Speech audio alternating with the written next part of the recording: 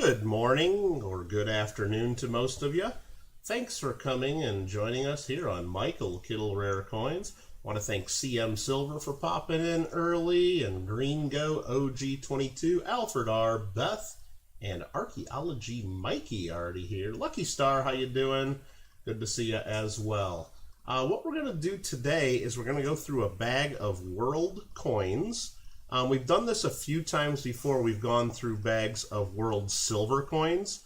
We go through, look each of them up online, figure out what they are, how much silver's in them, what they might be worth, and then if anybody wants them, we sell them right there. And usually we sell just about every coin because we start everything super cheap because that's what we do.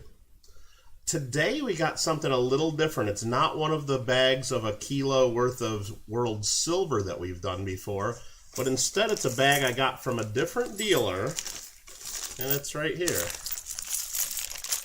It's got I weighed it out. It's a little about 3.5 pounds. It's 1.6 kilos of mixed world coins.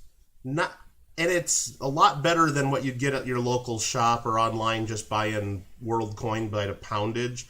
This does have quite a bit of silver in it. There's some silver. I wouldn't say it's mostly silver or anything. It's mostly not silver.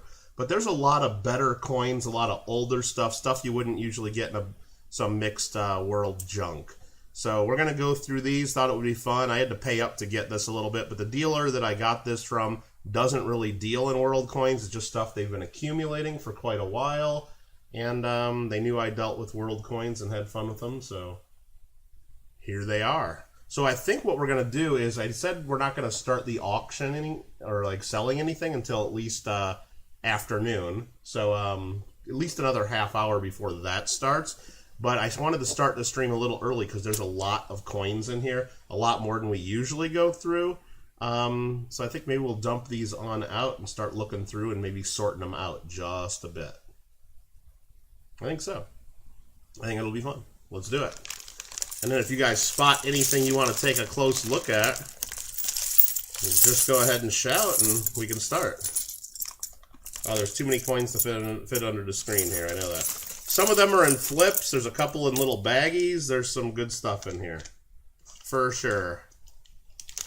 All right, what do we have here? Wow. Yeah, Mikey, I'm a little concerned about that too. Enough of that. Come on, man. Let's get on board here. Django's Mint, how you doing? David Carlisle, how you doing? Sparkle Flare, good to see you as well. Best to sort British colonies and not British colonies? Maybe.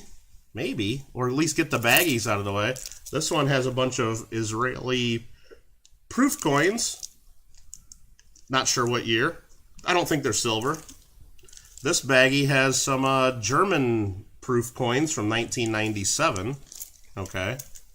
Here's a South African penny from 1898. Let's just grab a few things just to see what we got. Here's a 1 sen from Japan. Not sure how old that is, but it's pretty old.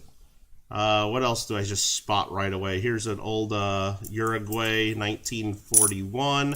Here's some old Chinese stuff that looks ancient. There's a modern 1,000 peso right here from 1989. Okay, well, that's not worth anything really. Here's a really big copper. What is this? This is 100 cash, Hunan.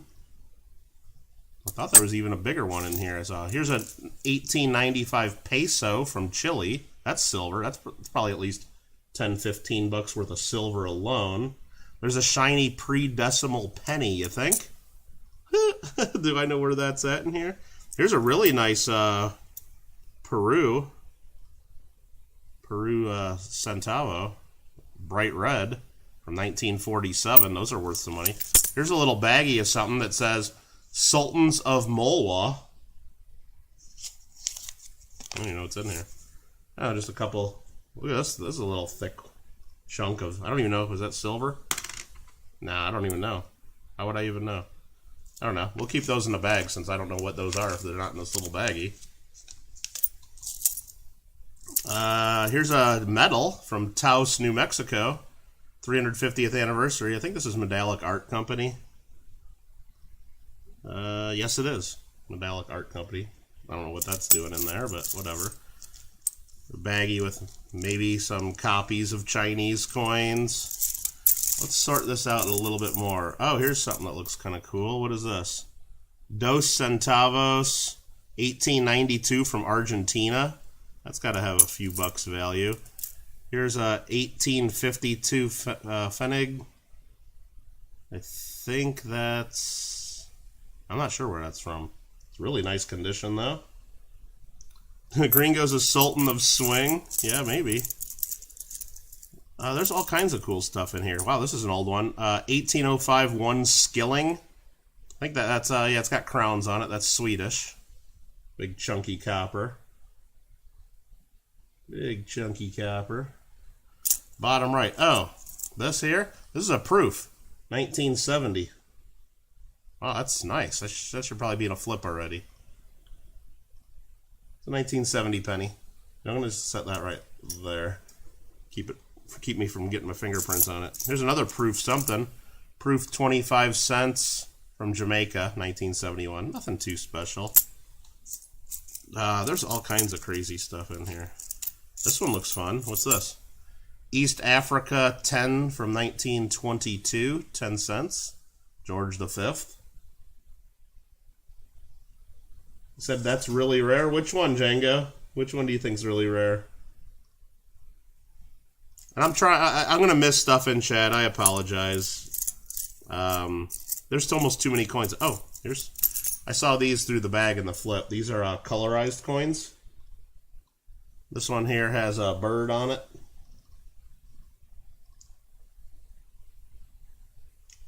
And this one here has a stingray.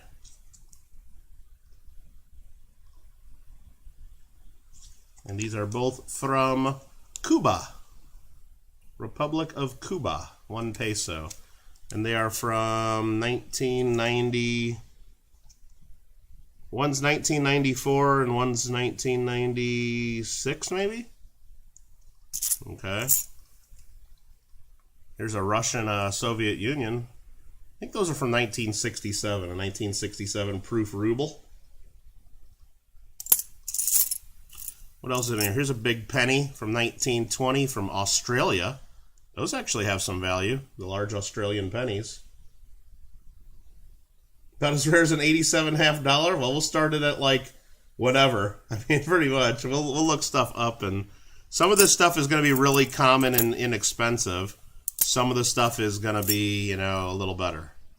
There's an 1891 British penny. Trying to see if there's anything else. These are really cool. I like these, the Mexican 20 centavos with the pyramid on them. Those are fun. I might be grabbing and looking at the same coins over and over because I'm not really digging too deep in here. I don't want to mess up any of the coins either too much. There's some kind of medal, the 19th President of the United States, Rutherford B. Hayes. Okay. There's some older, that's an older Japanese coin. Here's something from 1877. Pius the Ninth. The medal of the Pope, I guess. Okay. Here's a really old silver, it looks like. I don't know what that is. Okay. This one is 1950 Mexican 5 centavos. So I think we're going to have to start sorting these by country at least to get a little bit of a feeling of what we got there. There's a 1922 lira from Italia. Those are nice. Huh, it's almost too much. It's almost too much. I probably should have broke this bag into two. I definitely should have. I'm definitely going off the... Oh, here's a real big coin. Look at this one. Whoa. This is 200 cash. I believe these are Hunan province. Is that what these are from? And then this was 100 cash right there. Yeah, at the top of this one it says Hunan. 100 cash. Now they're almost the same size. One's a little bit bigger, you can see. But this one's about twice as thick. The 200 cash. Not sure when those are from. I think they're from around the year 1900, 1920-ish. Somewhere in that range. Not 100% sure. Party Pickles here. What? Is it time to party? I think it's time to party. How you doing, Ulrich? Hector? I'm missing a bunch of people in chat because I've just been looking at coins. Because again, I really don't know what's in here. I had a little bit of an idea because I've been looking through the bag a little bit to kind of see what's in here, but until you actually start dumping them out and looking at them, then yeah. You see, Django keeps saying the proof penny is extremely rare. All right, well, we'll have a chance to get them. We'll have a chance to get it if you want. Everything's going to be auctioned. We're going to start it at something. Here's a 1894 Canadian cent.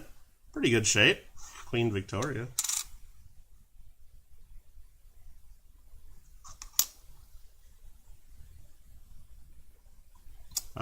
Geez, there's a little, with the double-headed eagle here. Where's this from? Is this, from Finland, I think? The 1917. That's pretty cool. There's a little Queen Elizabeth 5 cent from Strait Settlements. No, that's, Malaya and British Borneo. Or Borneo. Sorry, Borneo. Trying to read that. There's some French coins from the 40s and 50s. God, there's too many coins here. I don't even know how to sort this. Here's something in a flip. What's this? Oh, this is a Olympics coin. Olympics bicycler. Cyclist is what I think they would be calling them. It's a cyclist. And this is from the year 1992. It's 10 kip. 10 kip from Laos, the Lao People's Democratic Republic. Yeah, it looks real democratic and stuff like that with the hammer and sickle and the star, I'm sure. 10 kip. And then there is 1991, okay, 1992 Olympics. Pretty cool piece. I don't know if this, I don't think this is silver. Doesn't feel heavy enough. Let's see if we can find some really old stuff. I know there's some really old stuff. Here's something really old. How old is this? 1777. Something Groshen. Okay, I'll have to figure out what that is. There's another, there's a half skilling from 1803. That's pretty cool. Sweden. This is too many coins. I think I bit off more than we could chew by doing all this at once. I should have broken this into a couple. But we'll try to get it. We'll try to get a little bit through here. Hey, here's a U.S. cent from 2011. Well, that doesn't belong in there. Yeah, well, I mean, I'm kind of glad we see something like that because that means it hasn't really been gone through. If we see a 2000, what is it, 17 or 2011 U.S. cent. There's some coins from the 1860s. Here's a 1833 quarter real from Mexico. Pretty rough shape, but I don't see those too often. What's up, Bill? Ran so far away. Costa Rica, how you doing? Where's the 2001 coin I was talking about? I don't know, Mikey. I saw one in here, and I was just kind of flipping through to see what was in here. It was probably one of these Mexican, this 1989. It was something modern. I don't know, Mikey. We'll get to it, maybe. I don't know all these. Here's French Polynesia, Tahiti, Mikey. French Polynesia, I believe that includes Tahiti, right there. 1976, 100 francs. All right, where do we go from here? What's this one in the flip? This says Geneva, 2 centimes, no dated. It's an essay, uniface. I can't read the guy's writing too much. So I guess the guy believed whoever had this at some point and wrote that thinks this is a pattern coin. Uniface pattern coin. I don't even know what that's made of. It almost looks gold, but it's not gold. It looks like it used to be a cuff link or a button. I don't know if it's really a trial like piece. I don't know what that is. No idea. No idea. Okay. But I'll keep it in this little baggie because maybe whoever attributed this at one point was correct. Hope they were, because if it's a pattern coin, then that would be worth something. All right, Tahiti is a magical place. It could be. It could be. You got to have a plan. You got to have a plan. All right, let's. I mean, I'm gonna even try to sort this somehow, don't I? Where do you even start when you get a pile of coins like this? Where do you even start? Well, here's some proof coins. Let's just set these down here. We already looked at those. This is South America. Hold on. Here, let's clear a space. How about that? Clear a little bit of a space. Okay, there we go. Okay, these are Asian. This is South America. Let's try to get going. This is Europe. That's Denmark. That's pretty cool. 1948 2 kroner. There's another proof coin. There's something from the Vatican. That's cool. Let's just start sorting some of these Asian coins to the side. There's a lot of them in here, actually. There's Canada. We'll put the Canada coins way up here. How about that? We'll start sorting this. There's more Asian coins. Middle East. That's a British penny. We'll put Britain's up here. How about that? Just trying to spot. There's Russia. France. We'll put France and Britain next to each other because there's probably a lot of those. There's a Korean coin, 50. Republic of Korea 50 from the year 4292. They probably use a different year than us. And we'll put Germany up here. There might be some of those. There's French, Mexico. There's Europe. Mexico. I'm already mixing up my piles here. Here's some kind of old silver coin that's pretty much smooth on the other side. Maybe do continent. Yeah, I'm trying to start. You've been playing a lot of House Flipper? Really, Sparkle Flare? I think this is Polish. Stanislaus? Is that Polish? And it's pretty much smooth on the other side. Well, you can see the top of a crown. I believe that's silver.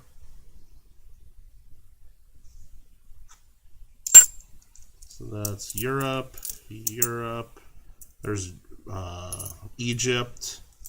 This is an old, no idea what it is. This is actually a token. I think this might be a Civil War store card, maybe?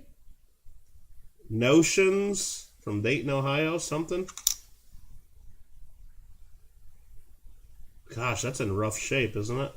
We'll even figure out what that is. It says Dayton, Ohio. Something Notions, and then if we zoom in, we would be able to see something Street. We might be able to look that up and figure out what that was. I don't know. Maybe. Possibly.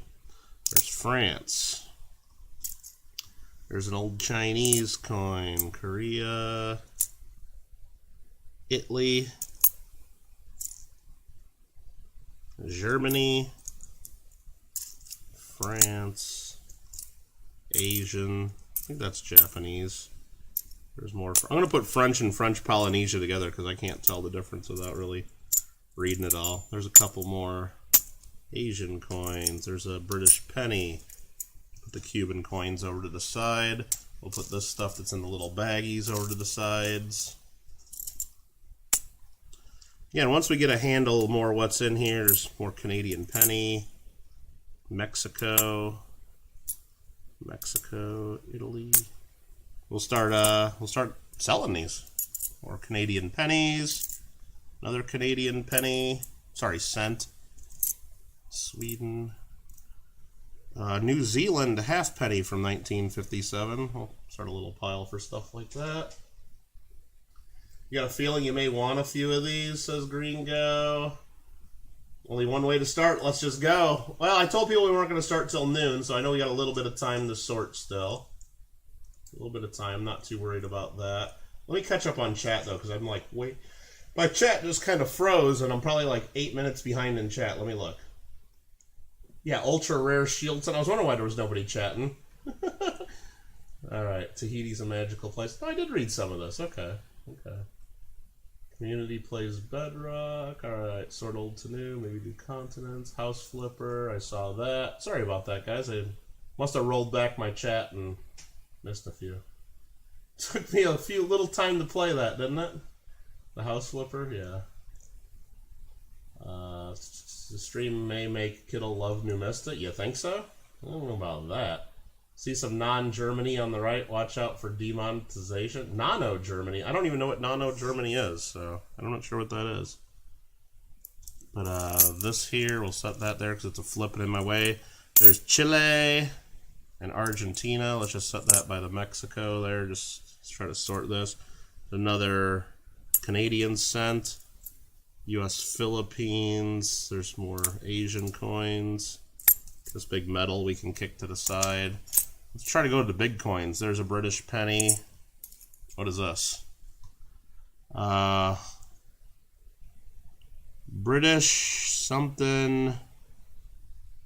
British North Borneo. 1 cent. 1887 or something like that. Okay. There's that. What are these countries? These are two of them that almost look the same. Italy. Okay. Italy. There's some couple Macau.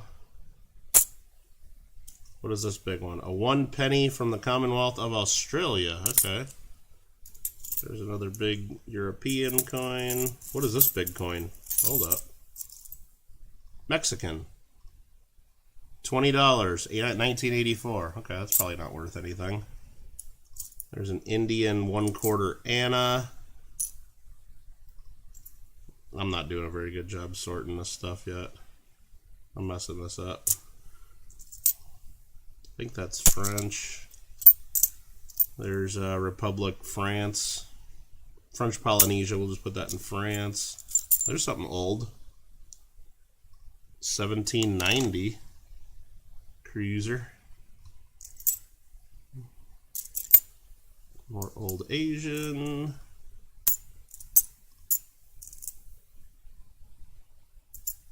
Bank of Korea.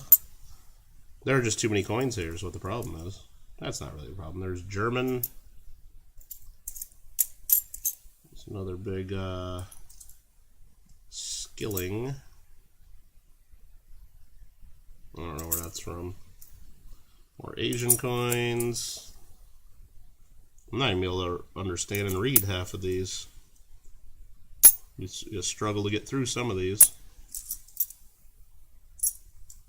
But that's alright, we'll figure it out. Or we won't, you know, one of the two.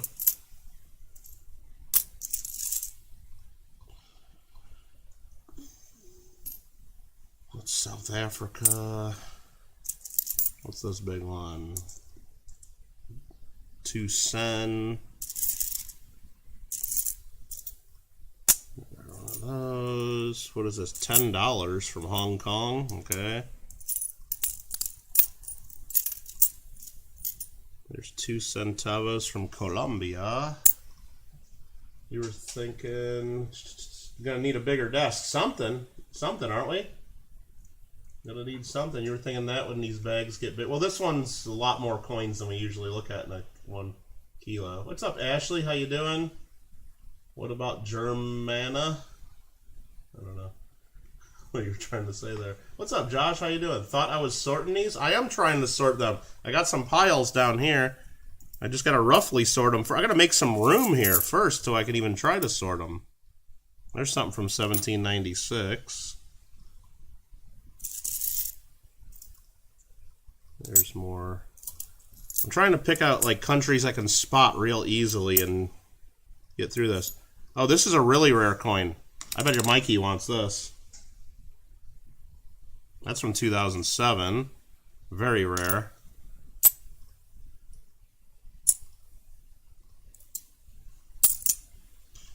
Never know what you're going to get in these, do you? Never know. I just knocked over this whole pile of Asian coins I've been sorting. That's okay. That's okay. Where a kid can be a kid, huh?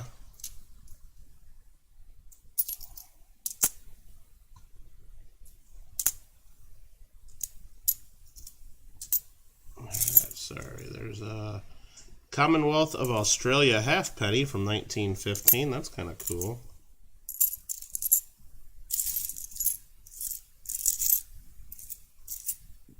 There's some kind of old Michigan Benton Harbor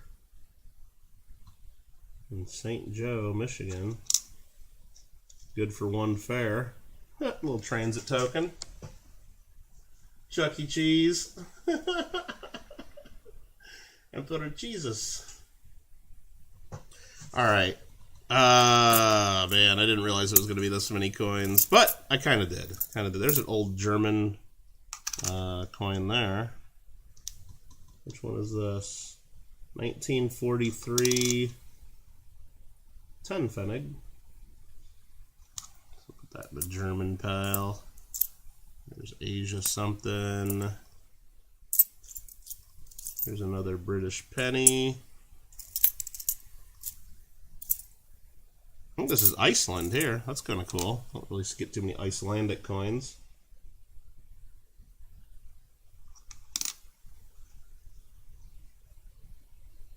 I think that's Iceland. Maybe not. I don't know all my coins. We gotta look some stuff up sometimes. That's Hong Kong. There's another Mexican. Ooh, that's a real nice 20 centavos. Another Canadian.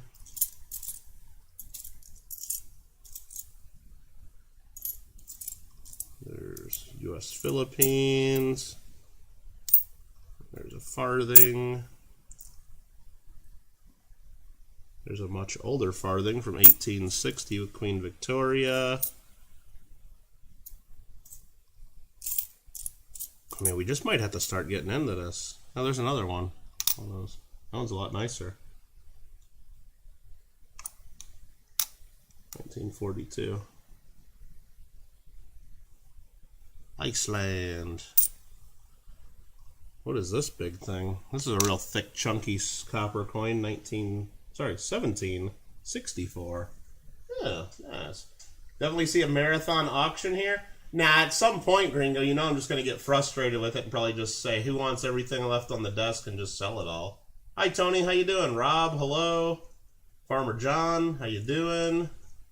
Steven Biz, what's up? Sorry if I'm not saying hi to everybody. Just trying to sort some coins a little bit. At least get some desk space so we can. What's this? 1 shilling, 1964 from Malawi. That's a proof. We'll set that over there with some proofs.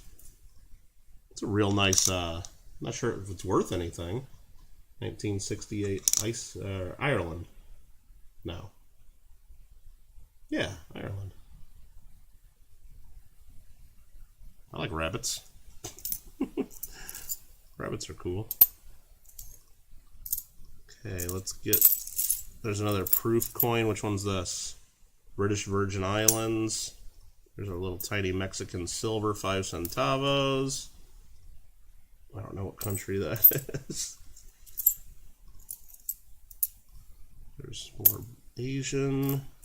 There's another German.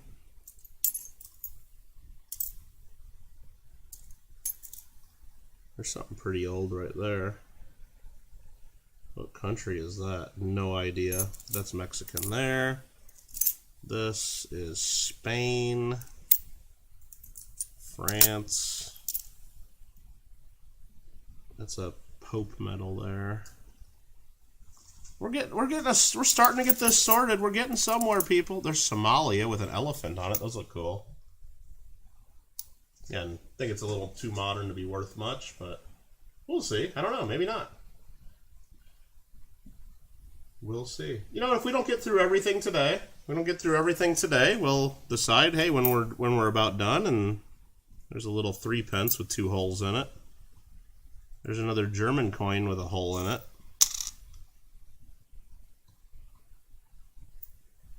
Let's put that there, that there. This one goes over here. There's a lot of little tiny coins in here. Some of these little ones are worth the most, though. There's a little Australian threepence. There's a German 10. So what's this one? It's got a triangle cut in it. 19, what year is that? 43. 10. Pretty rough shape. Someone must have canceled it or something. That is 2 cents. It looks like it's a German eagle. Does anybody know what country this is from offhand? Is that Germany? It's got nice red color to it. Real shiny. 1914. I don't know if what country that is offhand. Be helpful if they put their damn country name on it, wouldn't it? That Somali coin is the captain of the ship. Woo! The Somali coin does have a bit of a premium. Let me see what year it is. Wow, this is really pretty. I didn't even look at this yet. Hold on, let's get that other one out of there. Look at that. That's got some color to it. It doesn't even show really. 1950. I didn't realize it was that old. It's actually got some like purple and red color. Real nice toning. It's not going to show on there really much, but that's a nice shape. Where'd that go? That goes right there. Just seeing if I see anything real obvious that I can sort into the piles that we already have made. I mean, there's a bunch of random like European coins in here mostly, and some old stuff like this. I don't know what pile to put that in yet. Like a 3 Heller from 1850. What was that? Prussia? I don't know. 120 Einenthalers, though. I know that's what that is. In case you want to transfer it from Hellers to Einenthalers. I don't know what I'm talking about. I just don't know what I'm talking about. What is this? 5 cents from... I don't know where that's from. Belgium. An old Belgian 5 cent.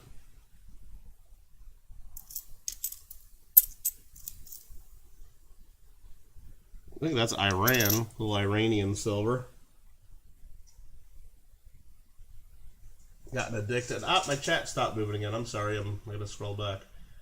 Oh, I didn't miss too much. Gotten addicted to foreign coins lately. Bought a decent amount of grab bags. Very nice, very nice. Oh, it might be Austria, huh? Netherlands, you think? Yeah, somewhere up in that range. Somewhere in that area. Middle of Europe. Me want, says Mikey. What do you want? Which one do you want? I don't know, Bill. I don't know if that was Prussia or not. Definitely not Netherlands. We have lions, not eagles. Last one looked like Netherlands. Okay, well, we'll have to get back to it and figure it out. Netherlands, huh?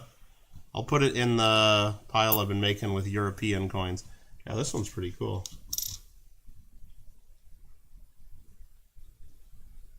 I think it goes this way. Or it goes this way. No, I think it goes this way. It looks old. It looks old. The shiny old tone one you saw? The old Somalian elephant one? Okay. Mikey's got dibs. No one else gets that one, right? No, that's not how it works here. Alright, let's just look. I'm going to look through this one more time. That's French.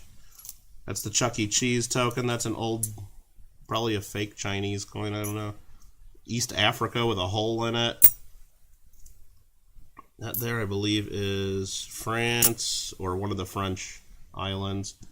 Chuck E. Cheese, I just might send that to Mikey just as a joke. It would be funny. That one is African of some sort. This is Newfoundland. We'll put that with Canada. A Newfoundland cent. That one there has a swastika on it, so that's German. Old Chinese, New Caledonia, West Africa. I'm going to go through and try to do a somewhat halfway decent look through the rest of what we got here. Just, that's old. And then we'll start going through these and looking them up and maybe selling a few. There's German. That's African. We got a pile going for those. There's another German. That's pretty cool. I don't see these too often. Cabo Verde. From Portugal. 1930? That seems pretty cool. Don't really see that often. There's a sixpence from British West Africa. Germany.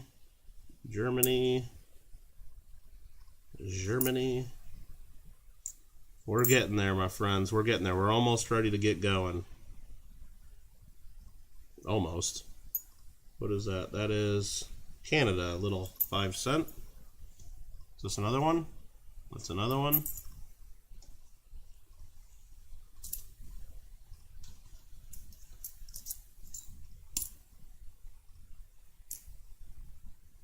There's a sixpence. I think that's just British.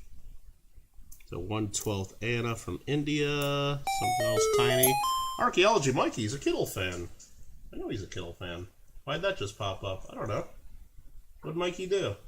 Oh, there he goes. Mikey's going to the Italian restaurant in 3 hours for a birthday dinner. You're turning 21 on Monday. Well, happy early birthday to Archaeology Mikey. 007. Mikey is going to get a big old cocktail, I'm sure, when he turns 21. Probably. The 3 Heller is German, you say. Okay, Rob. Yeah, probably one of the German states coins. Yeah. Thanks, Rob. All right. It wears nice. Yeah, I think it's pretty cool looking. Happy birthday to Mikey. And if you guys also want to help celebrate Mikey's birthday, make sure you guys all get in our monthly free coin giveaway.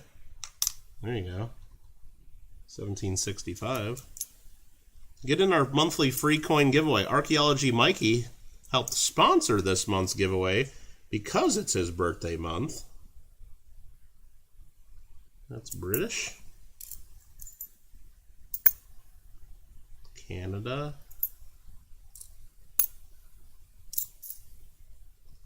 Germany. Oh, I just toppled over our Germany pile.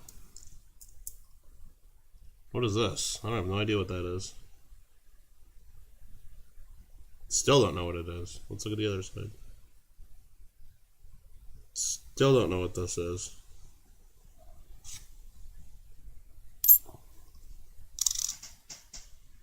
Anybody know what that is? 1924.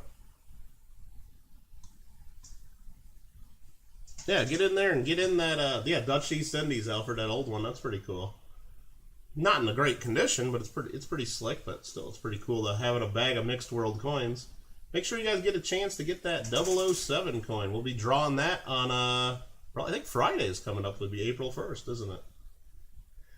Less than a week to go. Less than a week to go. Then we'll show the other side. I don't know what this is. I'm not familiar with it.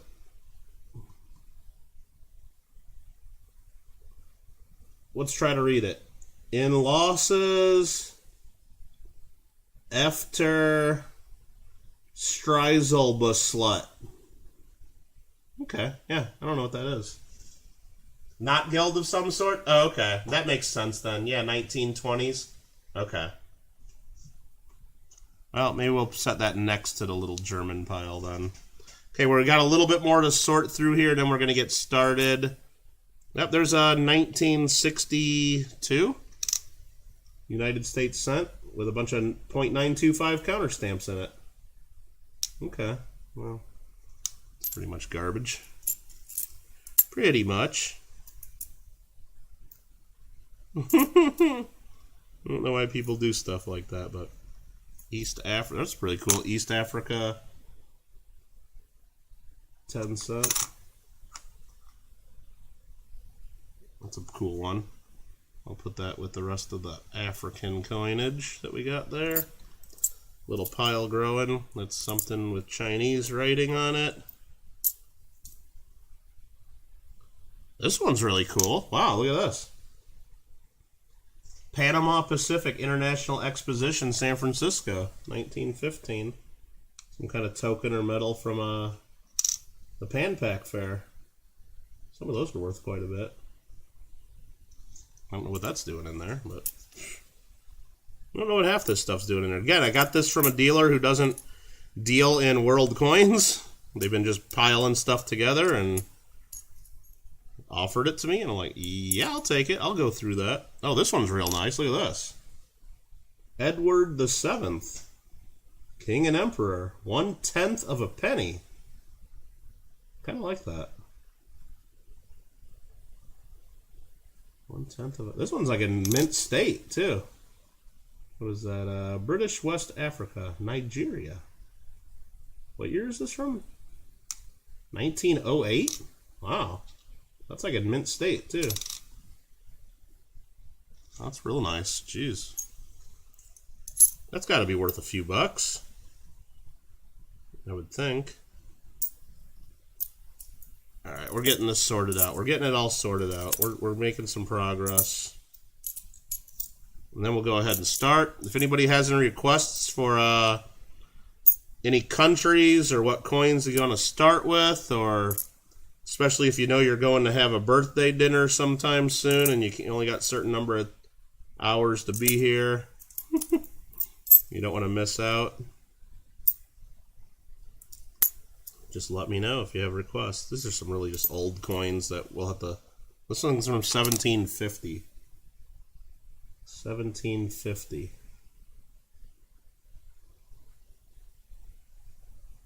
Am I going to be able to identify that at all? Leo Ducks. It says there. Make out some of the words on it. Maybe it goes... I don't know. We'll have to figure that one out. Nice one. That was a pretty cool one. Squiggle coins first? No, not a chance, Alfred. I'm probably not going to do those at all, because I can't read any of that. I don't even know what country that is. That's going to frustrate the hell out of me. Is that what you're trying to get me to do? Zero chance. Unless I have someone here that can read everything that's on them. Here's a 10... Is that from Czechoslovakia or... No, Polska. Polska, that's really cool looking. That's some kind of commemorative? 1964, 1364 to 1964.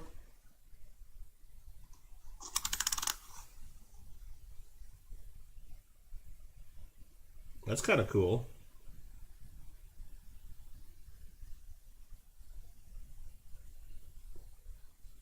You want to start out with that shiny toned one, huh? Could have guessed, huh? Probably could have guessed. I don't know. I'm mixing these up. Okay, there's another German one. At least we're getting some of these filtered out here, like that I have for certain countries. This one's pretty cool. Old 1935 two Annas from India. And there's another one right there. Two of them. Okay. There's Africa. That there, don't know what that is. That there is France, I believe.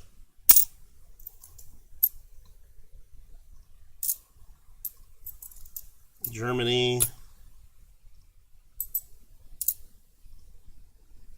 What country is this? España, okay. There's Austria, India,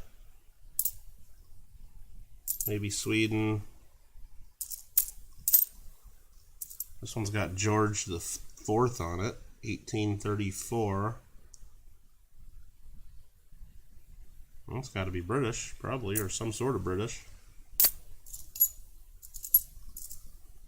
There's Japanese. Honduras, so we got some South American stuff there.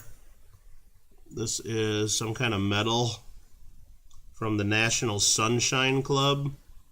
What the hell's the National Sunshine Club? Does anybody know? Mobile Press.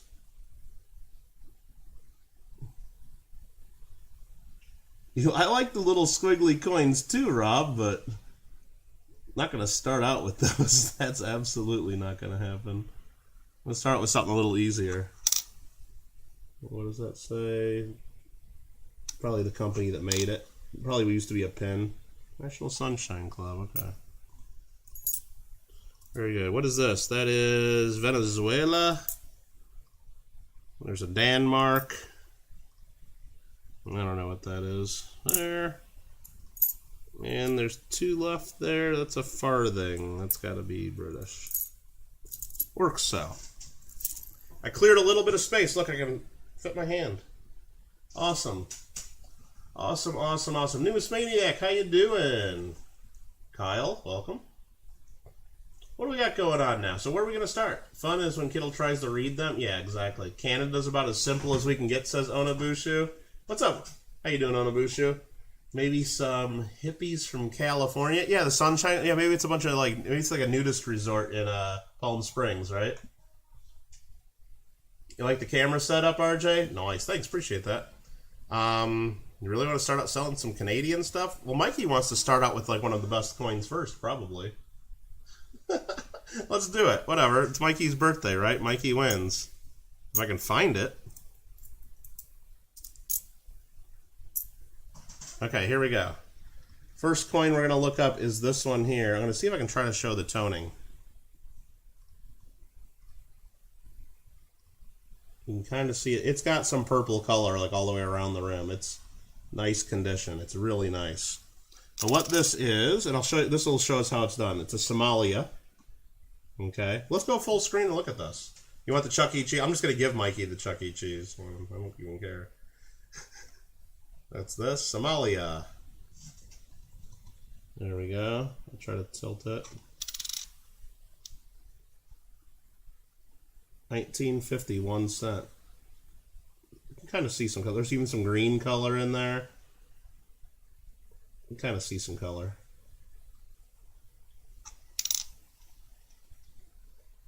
Pretty nice condition. 1950 Somalia. So now what I do is I open up another window and I'm going to search 1950. Oops, I'm going to try to do this if I can type. Somalia. 1 centissimo. I'm going to go to the NGC Coin World Coin Price Guide, which, if you guys don't know what that is, I'll put a link in there for you just so you can see it. I'm going to go to the Google document that we're using, 1950 Somalia.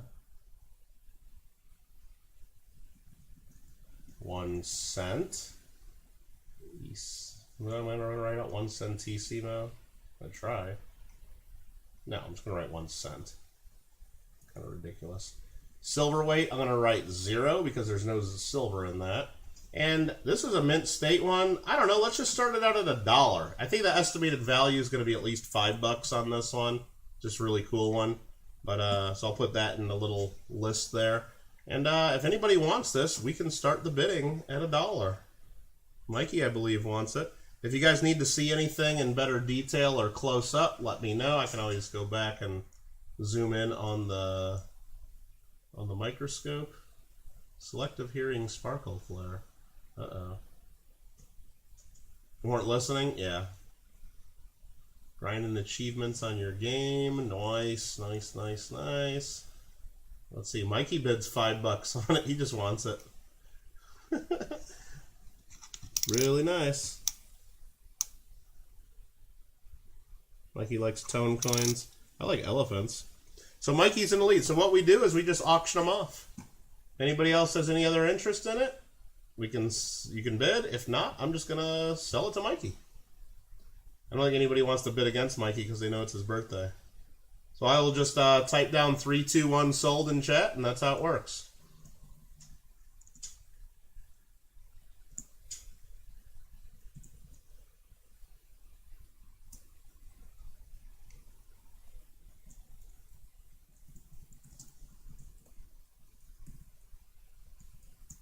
And Mikey gets it for $5.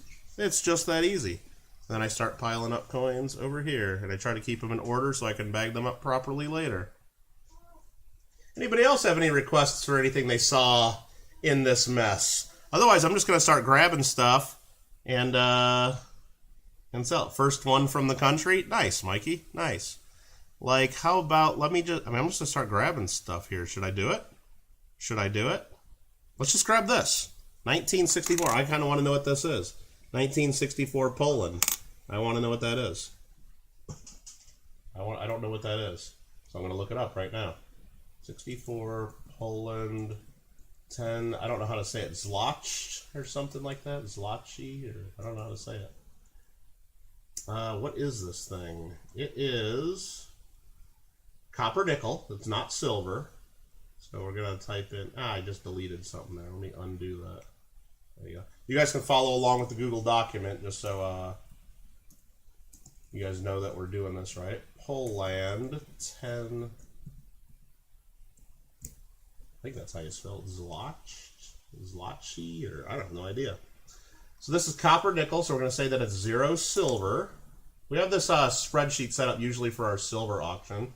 And here's the information. I won't copy and paste this every time in there, but just so you guys have the information. This is the 600th anniversary commemorative of Jagiello University. Okay, that's what it is. 2.6 million minted, and they're worth a few bucks. So I don't know. So I think it's worth at least $3, but you guys can start bidding anywhere you want if anybody wants this. I think it's pretty cool. Again, if you want me to show it under the microscope, I probably can. Probably should have been doing that from the start. It's probably a high XF to AU coin, probably. Zloty is how you spell that for English Scrabble, really. Yeah, there it is. Something University 1364 to 1964. It's got a pretty sweet eagle. It's got a little scratch on it. Yeah, and you can start bidding wherever you want. $1, whatever, if anybody wants this. If not, then I won't sell it.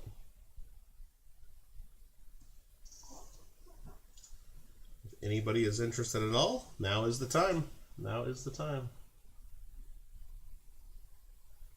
It's intentionally not silver. It's been true for the past kilos at least. No, there's most of this one is not silver. There's some silver coins in here, but mostly it's not silver. Gringo would buy that for $1. He's like, I'll buy that for $1. Polska, yep.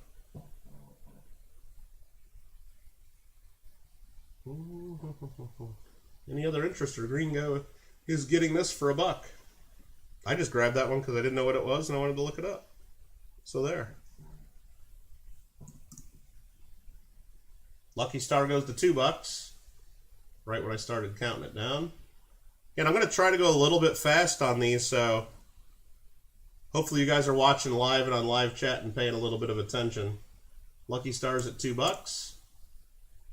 It's a big coin. No, that's not me bidding, Lucky Star. That was me starting a countdown. That's not me bidding. So I'm going to remove that. You're leading at 2. You're leading at 2. So now I'm doing the countdown.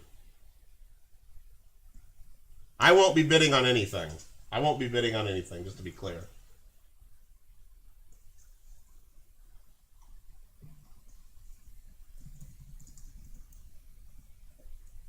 So Lucky Star gets it for $2. $2. Any other interest? Or am I going to the Grove, Oklahoma coin show? Not a chance, Rob Wenzel. Not a chance. It's I'm in Southern California. There's no chance I'm going to Grove, Oklahoma for a small coin show. If I was within driving distance, like a half a day's drive or something, I would go. But yeah, 0 chance I'm going to spend over $1,000 to get to Grove. But hope you guys have fun. 1970 pre-decimal proof. Okay, let's do that one. Where's that at? It was in the British pile here. There it is.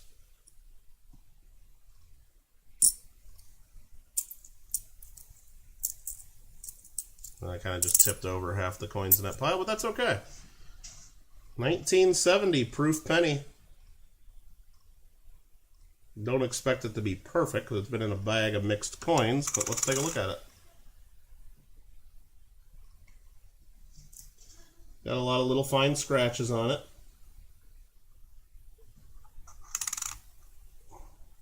So that looks pretty good though.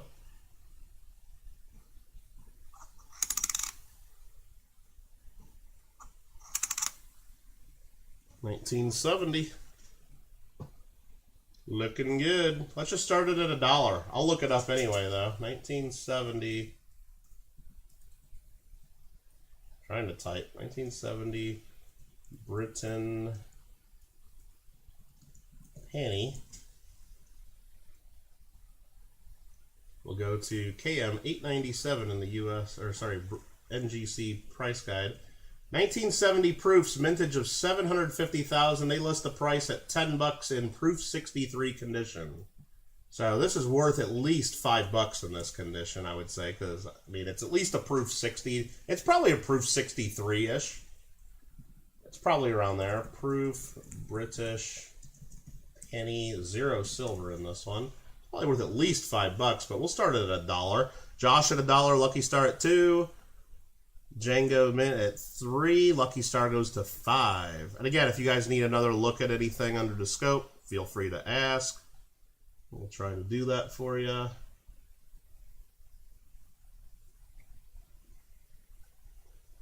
You can go to Grove and stay in a van down by the river. Yeah, exactly. That's what I would have to do, because there's like one hotel in Grove. There's like one hotel or something like that, I hear. Grove is in the middle of nowhere. Have you ever looked at a map? Horrible place for a big meetup, but I understand why it's there, because there's a couple channels that are local to there that are promoting the hell out of it, but good for them. I'm not going to Grove, I'll tell you that. Try again says Glendale. Yep, Glendale Coin Club. Absolutely. Going to be back to regular meetings very quickly here. Do I invoice Lucky Star? At the end of all this, I will, which might not happen today. We might not end this till tomorrow, or I don't know. All right, what do we got going on here? I'm trying to catch up on chat. Doesn't many European have circulating commemoratives about medieval? Yeah, there's a lot of cool coins, a lot of stuff. Well, that's one of the reasons we do this stream. There's streams of world coins like this. Not only so I can sell this stuff, but mostly so we can look it up and maybe you learn something new and maybe you find something you like. All right, what do we got going there? Lucky Star was at 5. Django's goes to $6. Yeah, we can figure it out. We can figure it out. I'll and you might have to guide me on the shipping and what's the color was a little weird there, a little too shiny pretty. Django's mint at $6. Right there on the river. Yeah. No, if we were trying to do a YouTube quote coin community, the best of the best meetup, Grove, Oklahoma is like the worst place in the country to do that. Honestly, if we're trying to get more people and everybody involved, you would do it in Chicago. They have a major international airport. I don't know if you guys heard of Chicago. It's centrally located. Yeah, look, I'm not trying to say go there. I'm not anywhere near Chicago, but I can get a cheap flight to Chicago. There's thousands of hotels in Chicago in the metro area. Anyone can get to Chicago pretty cheap. And in August, they got the ANA World's Fair of Money, one of the biggest coin shows in the world. That would be a good place to do a YouTube meetup. Alternatively, how about the Long Beach show? 3 times a year in Southern California. Always cheap to get flights to LA. Who doesn't like coming to LA? Especially we could do it in February when it's cold for half the country. Wouldn't you guys like to come to LA instead of Grove, Oklahoma? Long Beach Coin Show, biggest show on the West Coast. That would be a good place to do a YouTube best of the best community meetup, right? Grove, Oklahoma.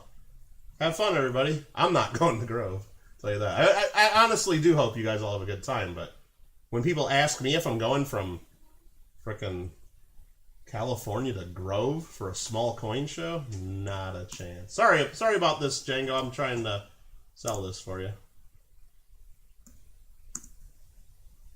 They got me on a little bit of a rant there. Not Lower Alabama, not that LA, or not Louisiana. But David, in honesty, if there was a coin show in New Orleans would be a great place. Everybody would love to go to New Orleans. And especially if there was a decent coin show attached to it, sure. How about let's pick some place that has an airport to meet up? How about a place that has an airport? Grove don't have no airport. So even if I were to fly, I'd have to go to Dallas or something, and then drive for several hours. It's just ridiculous to even think that I would do that. Sorry, who won this? I'm trying to do this. They got me on a rant. I'm sorry. Django's Mint. I'm sorry about that. We'll get back to work here. And I believe that was $6. And now, of course, what I do is I'll put all this in. I'll put these in a nice flip. You know what? I'm going to put this one just because it's a nicer proof. I'll put it in the flip right now, just so it doesn't get any more marks on it. There we go. But I do that for all the coins. I'll put everything in flips. Oh, I need a drink of water. What's next, everybody? Anybody got any requests? Otherwise, I'll start grabbing stuff.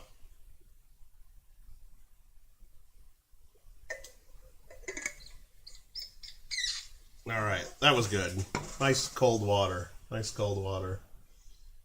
Let me get this Chuck E. Cheese token and set it next to Mikey's Somalia coin, because we're not really going to sell a Chuck E. Cheese token here. I'd fly into KC and drive south? Yeah, what, like 5 or 6 hours? I mean, if I lived 5 or 6 hours from Grove, I probably wouldn't drive there, let alone fly somewhere to drive 5 to 6 hours. I mean, that's a long way for a small coin show. It's not, I mean, it's a small coin show. All right, it might be a huge coin show for Grove. Just saying, but they all got to go. Lucky Star wants to look at some German coins? Okay, let's see what we got here.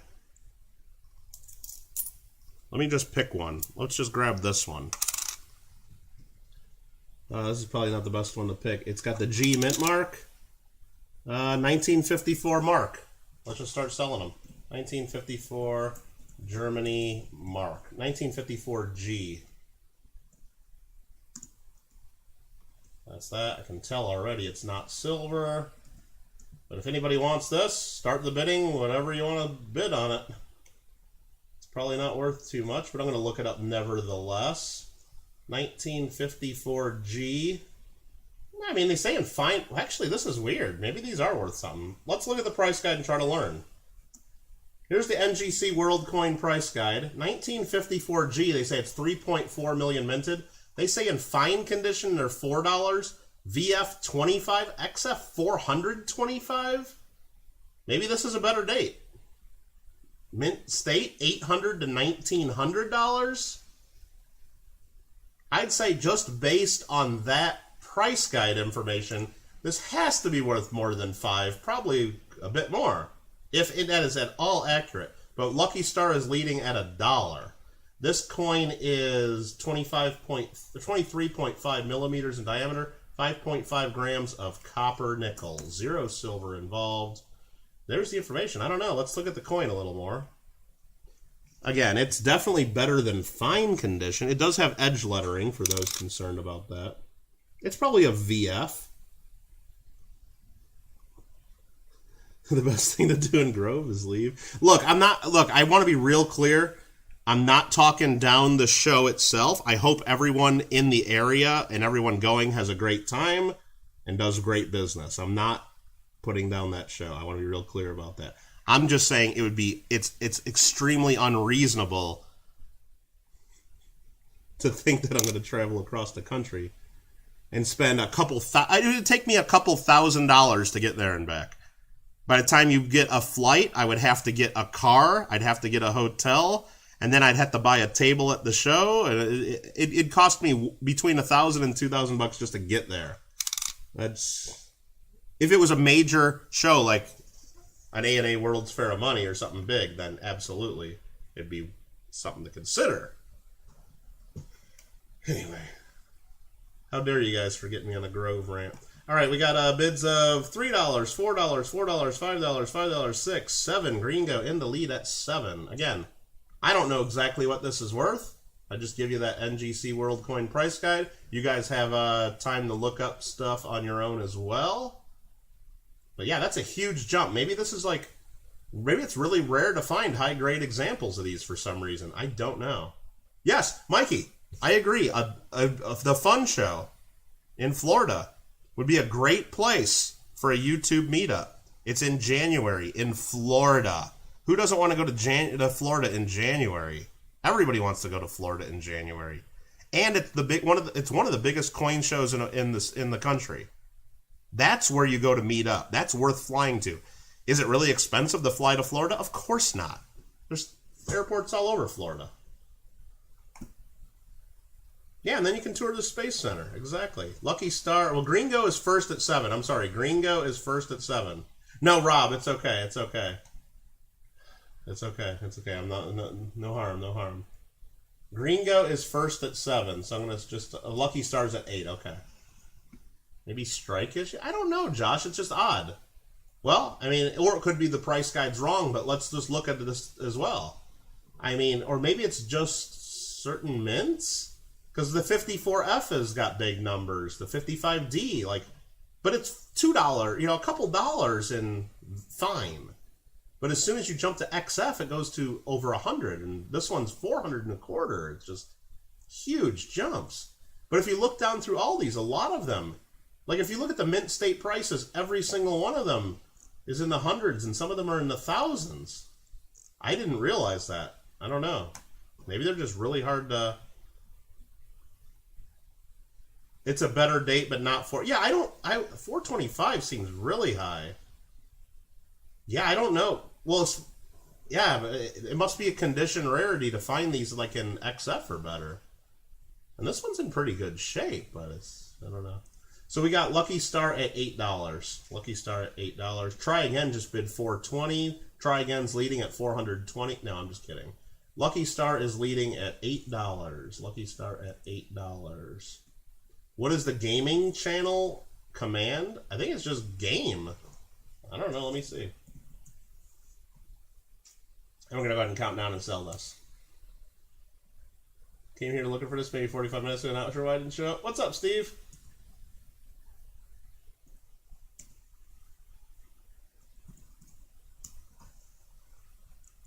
Alright, we are Lucky Star at $8 is the winner. West Germany from the 50s have premium. East Germany is the fruit. Really? Okay, well, cool. There's a couple more in here, too. Lucky Star at $8. It's just that easy, my friends. It's just that easy. Let's see if we got another West German in here now that we're looking through here. Here's one. Yeah, this one might be a little later, though. Yeah, both of these. Well, are these different? No, these are the same. Okay. Let's look at this one. This one's actually a nicer shape. This one's definitely an XF or an AU. I'd say it's at least XF. It's hard to grade some of these that have real flat relief. This one is a 1950D. 1950D. So let's add that to the next one in the list. Again, if you guys have other requests of countries or coins, let me know. Otherwise, I'm just going to keep grabbing coins and selling them. But if you see something, or if you saw something we looked at earlier that you want to see and see first, you can ask.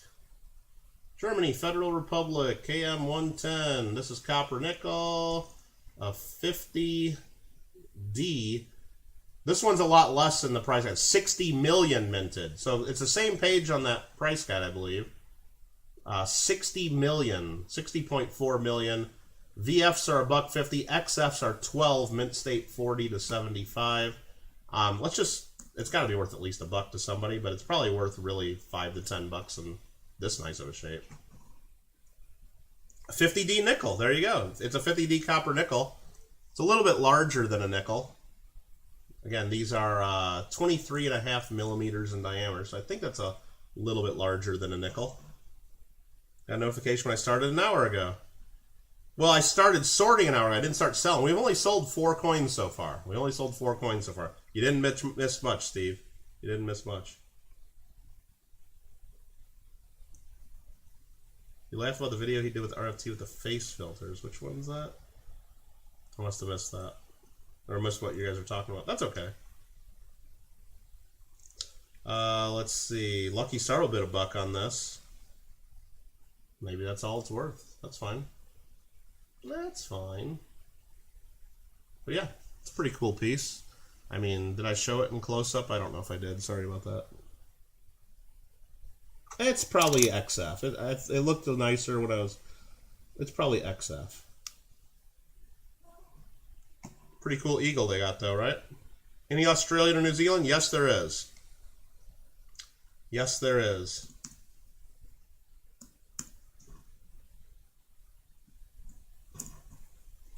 We do have a few. Some older pieces, too. Lucky Star gets that for only $1. Just $1. Thank you for the bids. And thanks everybody for being here and for watching. It's very great to see everybody. Let's just get this one since we're doing these. This is another one. This is a G G-Mint. This one's in a little rougher shape, a little more circulated. And it's a 1959G. 1959G. So let's put that on the spreadsheet.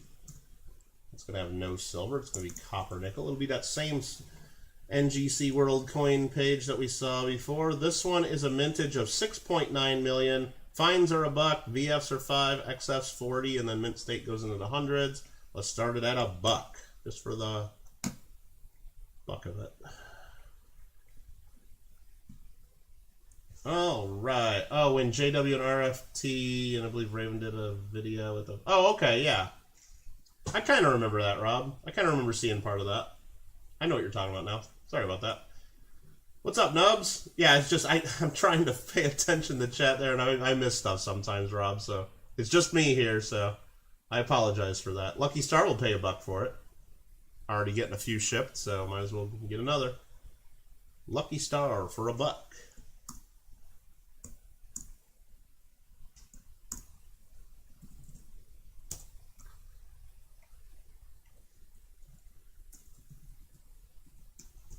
Sounds good. That one is yours. Any of these others? Well, there's one more here. Let's just do it, right? Let's just do it. I think there's one more of the German marks. All the rest of these are different denominations and or older or other stuff. Still a bunch of German coins there, but let's go ahead and do this one real quick. This one is F Mint 1954F. 1954F in circulated condition. I think this is one of the better ones on the list. We'll look in just a second. And I'm updating the spreadsheet first. Now I'm going to go look it up. 1954F is a mintage of 6 million. Fines are 250. VFs are 10. XFs are 200. Okay, it's not quite an XF. So let's start it at $1. See if Lucky Star gets another one for $1. In 1959, that bought a candy bar? Really? Yeah, I don't know. I don't know what a mark was worth then. No, this one is not Third Reich. There are some Third Reich coins in here. We did have a request for some Australia, New Zealand as well. We can do either ones. Either ones. You like the really old foreign coin? There are some really old ones in here. Bunch of them from the 1700s. A bunch of them in this pile still that I couldn't even figure out really what countries, because a lot of them aren't from countries. They're from like different like city-states and things like that. A bunch of them from the 1800s too. There's an 1850. There is another 1850. That's 1908. I thought that was older. That one's from 17 something. That's 1842 3 Pfennig from Munich, I think. There's a whole bunch of old stuff here. Some really old. This one's 1765.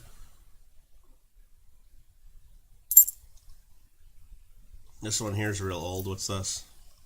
That's that 1750 that I don't know what it is. That's 1796, 1790. Yeah, cool stuff. All right, Lucky Star's getting this for $1, it looks like.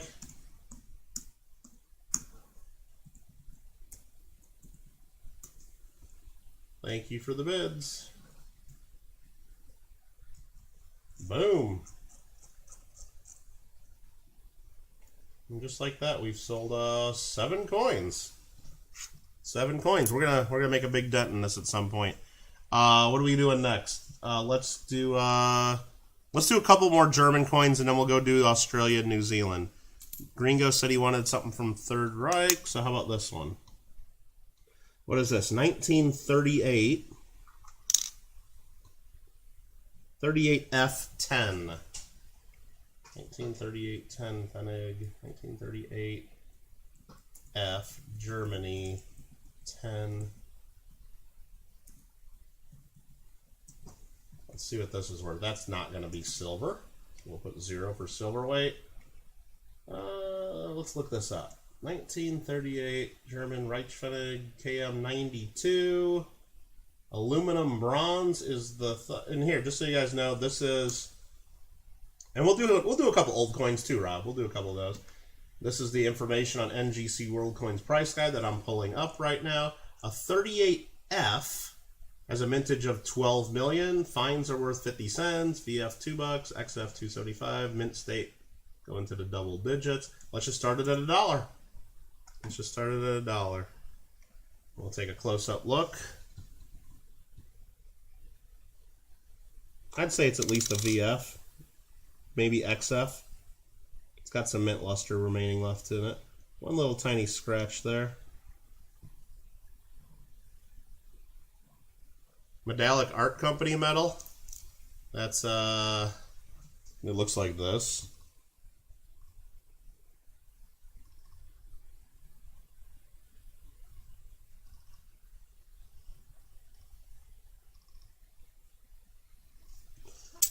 We got bids of $2, $3, $4, $5 from Gringo. $5 from Gringo in the lead. Again, if you want to follow along on the Google document, !doc, D-O-C, I encourage you to do so. Ulrich, I don't think we're going to get demonetized for that as long as you guys aren't typing stuff in the chat.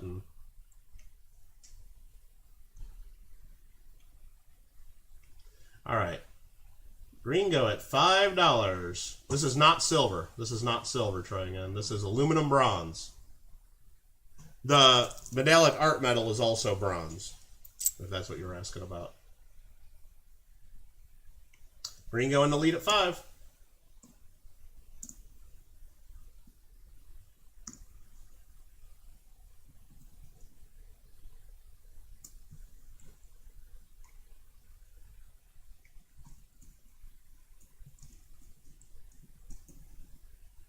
Thank you, sir. Thank you, sir. And that is yours. You want to do another one of those? Here's another one since we already got that page up. This one here is a 1937. Rob, you came in late there. You came in late. If you need me to show my screen, I can show you, but I know it was a little bit late. You might have made it on your screen, but on my I got to go by my screen. I got to go by my screen, so 1937J is that one there. 1937J. So let's put that in. 1937J. Let's look that one up in the same place we just looked. This one is a little bit lower mintage, I believe, with a mintage of 4.4 million. Worth about the same ballpark, though. Let's start it at $1. We'll start this one at $1. You got another chance to get one here, Rob. You got another chance to get one here. This, I believe, is the last of this type that I have. I have no others like this. And unless there's one in here that I missed. There's an Egypt coin. Let's pull that to the side. Mikey might like these. Mikey might like these. Mikey probably wants this. Is Mikey even watching right now? Look at that. It's a little coin with a sphinx on it. Do you got these, Mikey? Got two of them right there, I just saw. I think they're the same. Nope, they're different dates. Alright, let's see here. What do we got? I gotta look at my chat. I got so many windows to deal with on here. I'm sorry, guys. We got Lucky Star at 1, Gringo at 2. Oh, you wanted at 38 because that's when your grandpa was born. Sorry about that, Rob. I know I got a couple other coins. I don't know if I got any 38s. Let me look quickly. That's a 1935. That's a 49, 1913, 1914, 69, 43, 1930, 1876, 1912, 1943, 1950 or 1930, one of the two, and a 1900. So I don't think I have any of those. Django's bids are no good? Okay. No problem. No problem. We'll pull that one back up. Does anybody know who the underbidder was? Because I know on the 1970 proof British penny, was anybody else interested in that? Just let me know. Just let me know. Was anybody else interested? Was anybody else bidding on that? I want to be fair to whoever was bidding on it, because I don't think I can go back that far. The surviving population on these is probably much smaller. You're right. Try again. Gringo in the lead at $2, though. Only $2? Okay.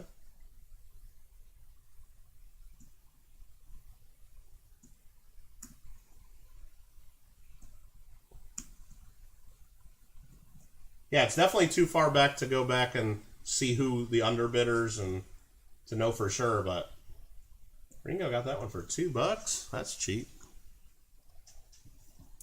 It's okay. Lucky Star says yes. Okay. Yes. As in, yes, you were interested in the 1970 proof penny. I mean, I kind of want to be fair to people that were already bidding on it back then, but you know what? Since we can't go back and verify, and I don't know what I'd want to charge for this because Django's Mint might have outbid, bid up the person. Let's just sell it. Let's just try selling it again real quick. We're going to open this at $1. Yeah, that was real cheap, Steve. You're too slow. So reopen 1970 proof at $1. So we're just going to go ahead and sell this. I think it was Josh and Lucky Star bidding. I don't even know if Josh is here, but let's just start it at $1. Let's just start it at $1. I know it's worth more, but I don't know what I wouldn't want to just say $4 or $3 or $5 without knowing what the bidding was. Gringo says $4. Josh says $5. And Lucky Star was like, damn it, it would have been cheaper if I would have just won it before, but yeah, sorry. I think this is the most fair way. Because we can't go back and look. I mean, we would be able to do it after the stream. But the way I look at it, too, is if, that we already had sold that, then the person said they can't do it, so it kind of goes back onto the market. I can't really just offer it right to the underbidder, especially not knowing exactly who that was. So Josh is leading at 5. Lucky Star, if you still want a chance at it, you can get it here.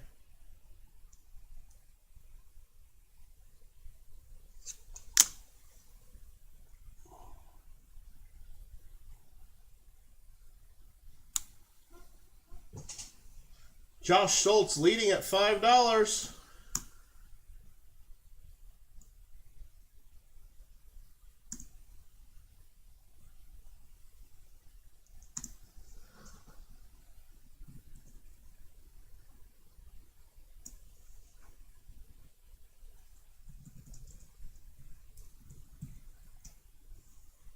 And it's going to go to Josh. Go ahead and put that back right there. What was next? We had request for something really old. I know there was a request for something really old, and then there was a request for some... thanks, Lucky Star. And there were some requests for New Zealand and Australia. Let me see if I got something really old here. Let's look up... this is a big, thick copper. 1790 cruiser. No idea where this is from. Let's go full screen on it and try to figure this out. Pretty worn down on this side. That's probably the king's name. Something, a HVBO Rex something. Okay. Cruiser 1790. Well, that's when I'm just going to go right to my Google searching. Search 1790. Fine. UTZER. It's got an S. Austria? Comes up with Austria. Austria? Well, good day, mate. Put another shrimp on the barbie. Let's see if this is the coin. Does this match up? 1790S. This is it. This is it. It's made of billon. B-I-L-L-O-N. That's what it's made of. Cool. Well, this source says it's made out of copper. So one source says billon and one says copper. Anyway, it's got zero... Well, if it's billon, it might have a little tiny bit of silver. But so it's 1790 Austria... UTZER. It's actually 1790S. We'll just say it has 0 silver. I don't think it has any silver. Let's start this at $1. Let's start it at $1. Here's the information from NGC's World Coin Price Guide if you want to look up a little bit more, if that helps you. Joseph II, and that doesn't show the mintage. It says in VGs they're only worth $1, but must be a pretty common coin because the guide doesn't have them at huge value, but it's still a nice chunky copper coin from 1790. Rob bids $1. Rob bids $1. Alric says that's Joseph II of Austria. Well, thank you. Thank you.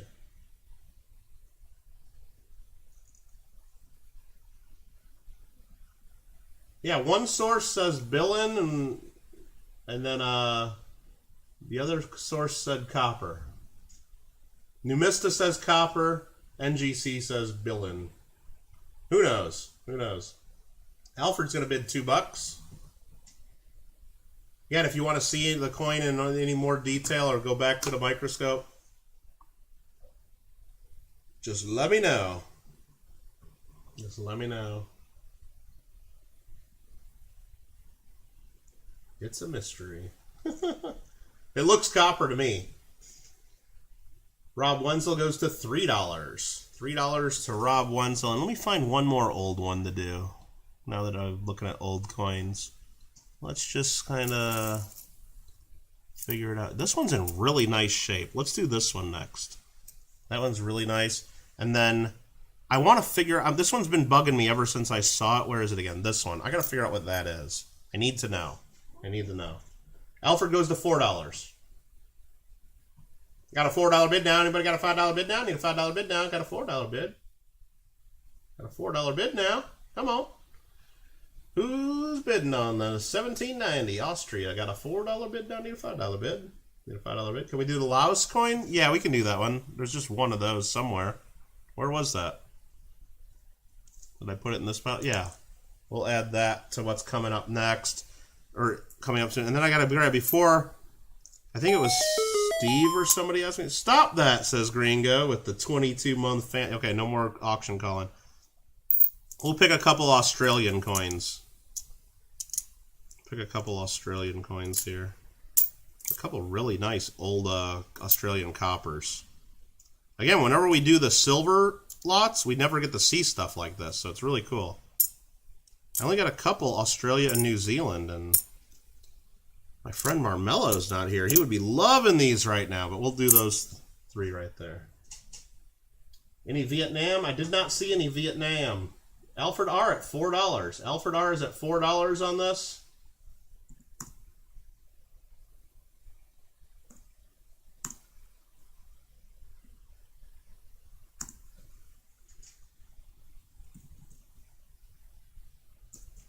No, we're not going to do dumb auction voice.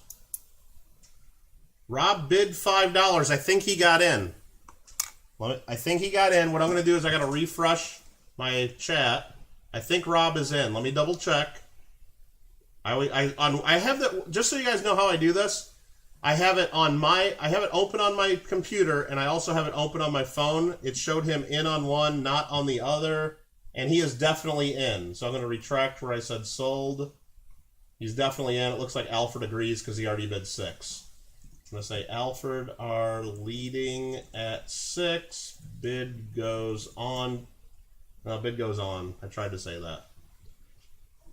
Rob, your bid did make it. Alfred is now leading at $6. Just again, one more warning, not just to Rob, but to everybody. Sometimes I count it down quick, a lot quicker than other channels I know.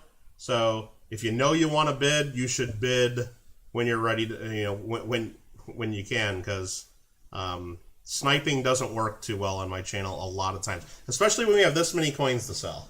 So Rob's at 7. But I mean, if you're thinking about it, I mean, I'm not going to tell you hurry up and bid or anything, but I'm just saying hurry up and bid, kind of. Without saying it. Hopefully you understand.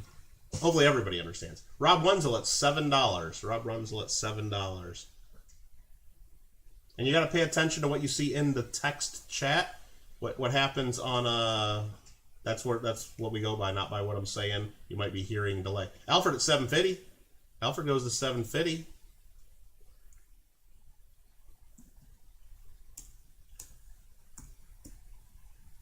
Alfred at $7.50. Hurry up and bid. Hurry up and bid. Because I can start counting it down and selling it at any time. At any time. Rob goes to $8. Right when I tried starting to count it down.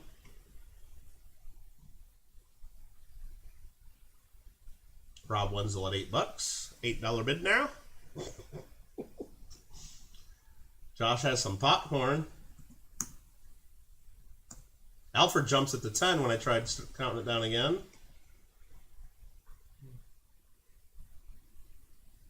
Alfred at $10. Is this the first coin to go up to $10 today? It is. Nice. You're trying to finish the Class 8 building on Minecraft right now? Nice. Nice. Rob's waving the white flag, so that means I could... Now, Rob, if you say you're out or you wave a white flag, it's not binding or anything. You could always come back in, but usually when people say that, I'll pretty much sell it pretty quick. Ringo OG22 with a 4.99 Hippo Fiston. Nice. Alfred R. $10. He took it. He hammered that one home. Thanks again, Gringo, for that. 4.99 Super Chat. Very generous. You did not have to do that. NC Prospectors, how you doing? I want to sell a couple more old ones. I want to sell this one because this one just looks really sweet. This one looks really sweet. There he is, Gringo. You rock. Dropping some barber quarters in the jar. All right, this one looks really sweet. 120 Einenthaler.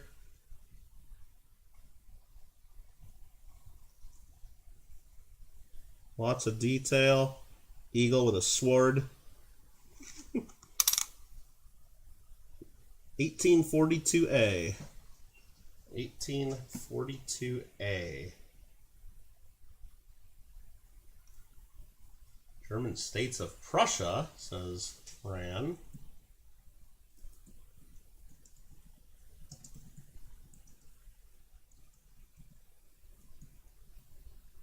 Let's take a look and see if we can find it. German States Prussia, it sure looks like that. Looks like KM 432 in the guide. Here's the information that I found on that pretty quickly. There you go, there's that. Gringo OG22 with a 4.99. He said he didn't have to do it, but he did. Woo! All right, 1842A. Let's put this in the list. 1842A. Russia. 3. An egg. It's copper. And it is, they list it here with in fine at $8, VF15, XF30. I would say at retail, like I'm just going to put estimated value at $10 at least.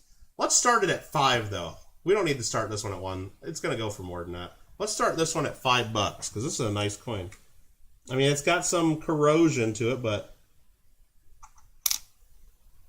it's got tons of detail. Tons of detail. I think I'd rather keep it than sell it for less than 5. I think it's just nice.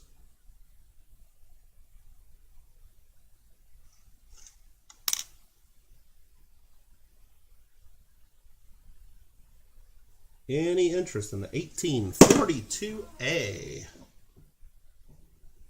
I just dropped something there. Any interest? Steve Woods goes to $5. Steve Woods, I see, is first at $5.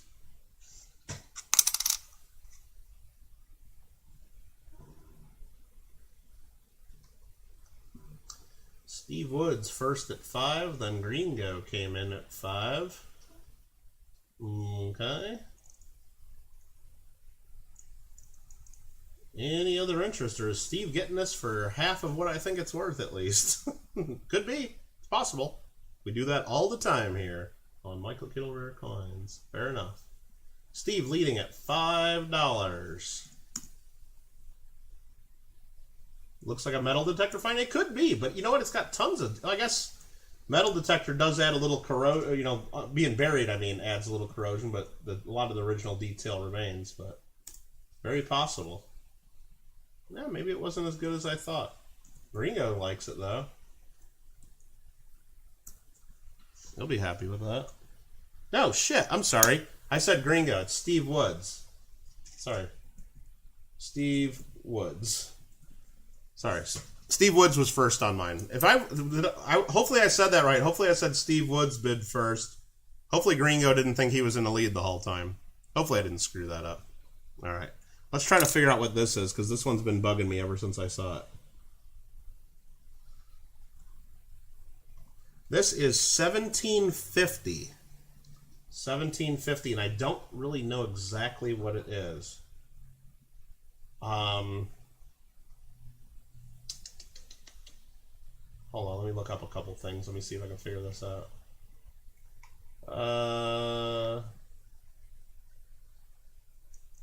Okay, I know what it is. It's Liard. Liege. Here you go. This is what it is. I know this one.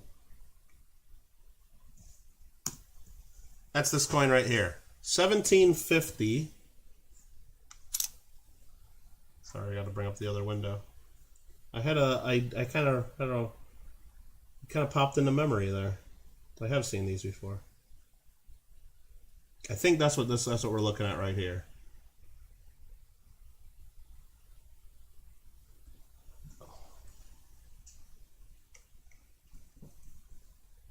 So 1750. And let's just start this at $1. What the heck? Let's just start it at $1. The ruler was John Theodore. So it's from Liege, and the denomination is Liard. If you guys disagree with me, Ran, that's fine. I mean, but I think that's what this is. It looks like it matches up. 1750, first year at type. They're only worth a few bucks in lower grades, but then they get higher, of course, like everything does. It's a pretty cool old coin. Steve Woods would bid $2 on it.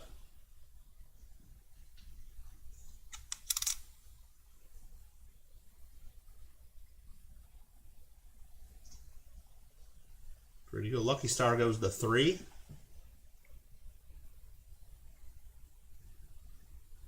Got a $3 bid now.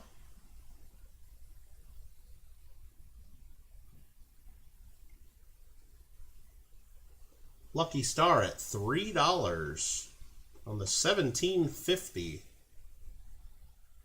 That's an old coin. 272 years old. Nice.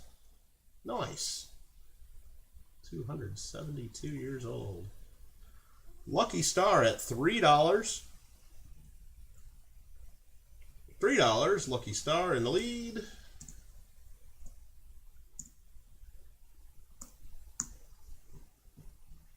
Alfred goes to 4.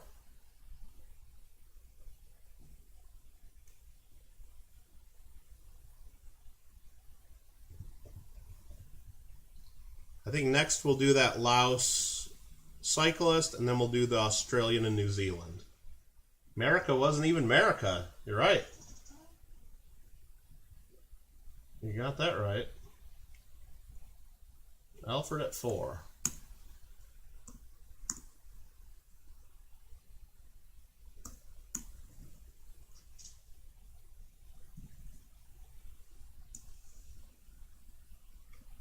Did Alfred get this one? I think he did.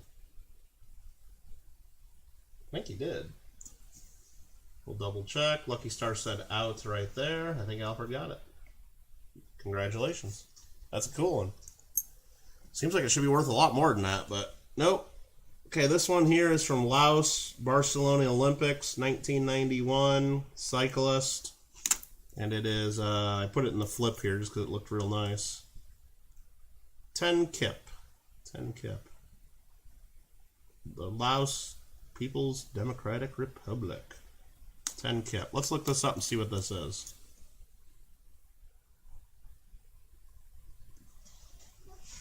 Alright, so this is going to be 1991 Laos Olympics 10 kip.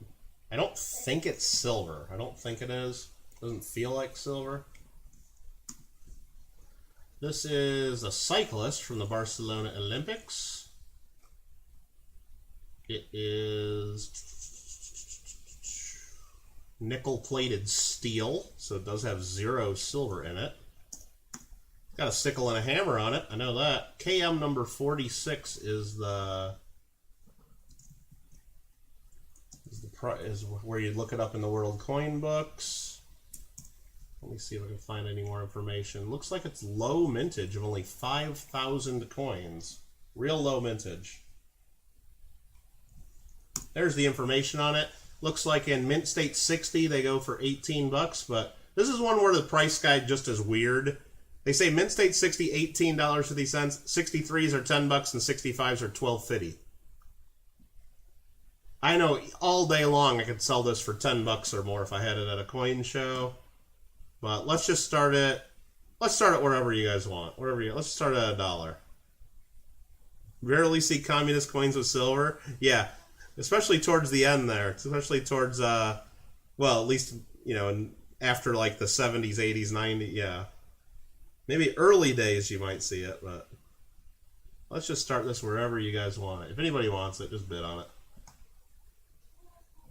But I think it's worth 10 bucks. I could sell it easily for 10 bucks or more. Josh Schultz says 1. Josh is leading at $1. Where's Mikey? He wanted this one. He was the one that asked about it. Let's go look at it closely. I mean, it looks real nice shape. There's a couple little hits and marks, but it's at least 65 or higher for the grade, if not even more.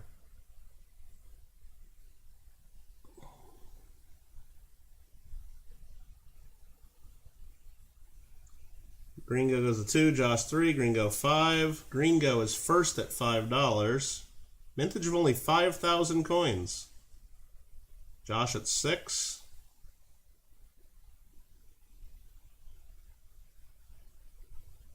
Is that a highway there? And then power lines and a little bit of farming equipment maybe, or construction equipment. Bunch of grain. You got all the Czech silver types, 120 different types. Holy smokes. And then there's the cyclist. He don't look like he's having that good of a day, does he? Looks like he's struggling. From the Barcelona, 1992. Remember that? I remember. Kinda. Okay. Josh is out. Gringo goes to 8. Olympic coins are always popular. Yes, they are. Gringo in the lead at $8.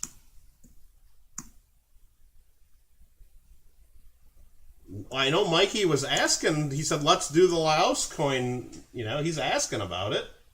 And then he doesn't even hear. So that goes to Gringo for $8. Come on, Mikey. He's probably like looking at a cheeseburger or something right now. That's what he's probably doing. Next up, let's do this New Zealand. Somebody was asking about New Zealand. It might have been Steve Woods. 1957 New Zealand halfpenny.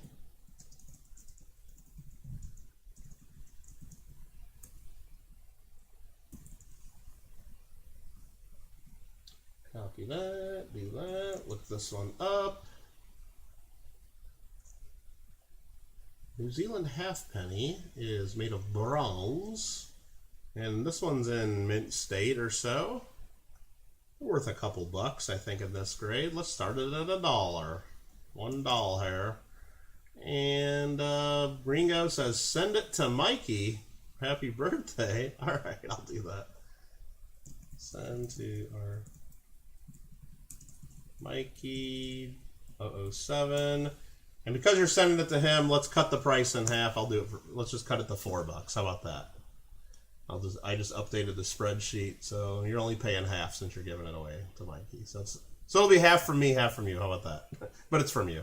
All right, New Zealand halfpenny starting at $1. Steve Woods bids $1. Let's show the rest of the coin here. Nice red color. Then my microscope changes color on us.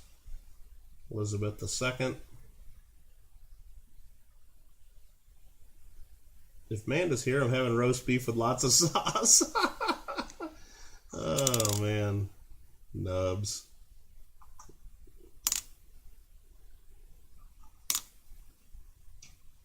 Zealand halfpenny, 1957. Steve Woods in the lead at $1. Congrats to Cheeseburger. Gets a coin, he's not even here.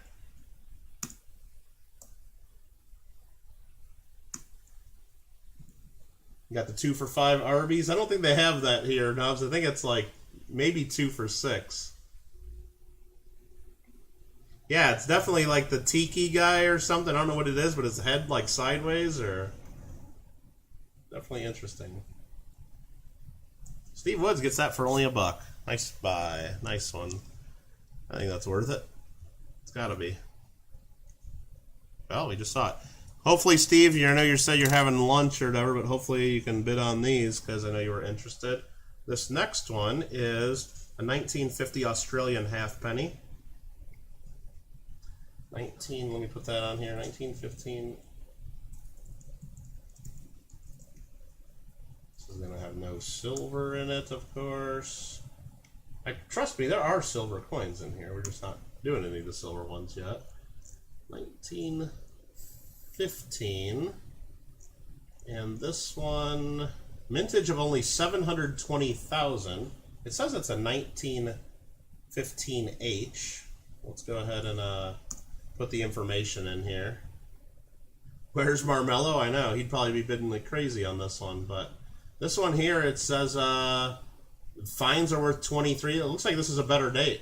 This is definitely a better date with a mintage of only 720. VF 65, XF 450. Well, I don't think it's an XF, unfortunately. There's the H mint mark right above the date. So 15H. Not common. It's in rough shape on the obverse too. Let's start it at only $5. I think it's worth quite a bit more than that, given the price guide information. Let me update that to 15H. Let's start it at $5. I think just given that fines are worth 23 VF 65, this should retail at 10 to 20 bucks easily. But in this condition, and it is a tough coin. Steve will bid 5. I want to start them out as low as we can for you guys. Now Gringo goes to 7.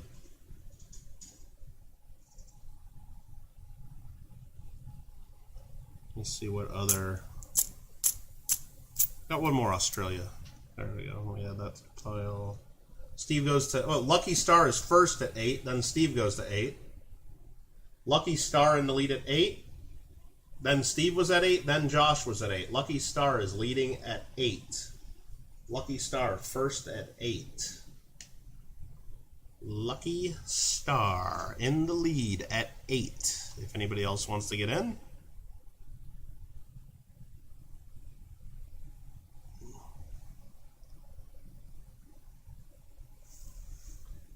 Ooh, Steve goes to 9. Niner. Steve at 9.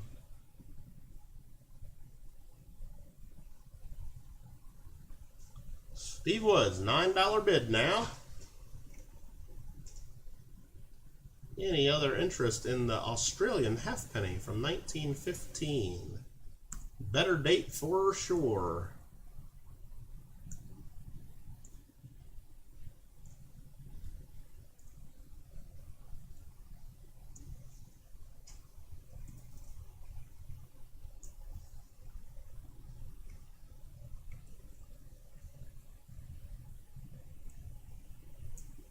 Silver Stacker, yeah, pretty much. I mean, that's pretty much. I mean, shoot, I just deleted Steve Woods' name. How did I do that? There we go. Steve Woods at 9. I mean, you got to be 18 to, like, do business, you know, and enter contracts. And, I mean, Silver Stacker, I mean, I never had that as an official rule, though. As long as you have your parents' permission and your parents are going to be the one making payment, then I'm okay with it. And as long as you're not spending like tons and tons of money and then tell me later that you're not going to buy anything. But so if you do see something you want, we'll try it. As long as you got your parents' permission and they're going to be the ones paying. So hopefully that makes sense. This next one is a 1920 Australia penny. 1920 Australia penny.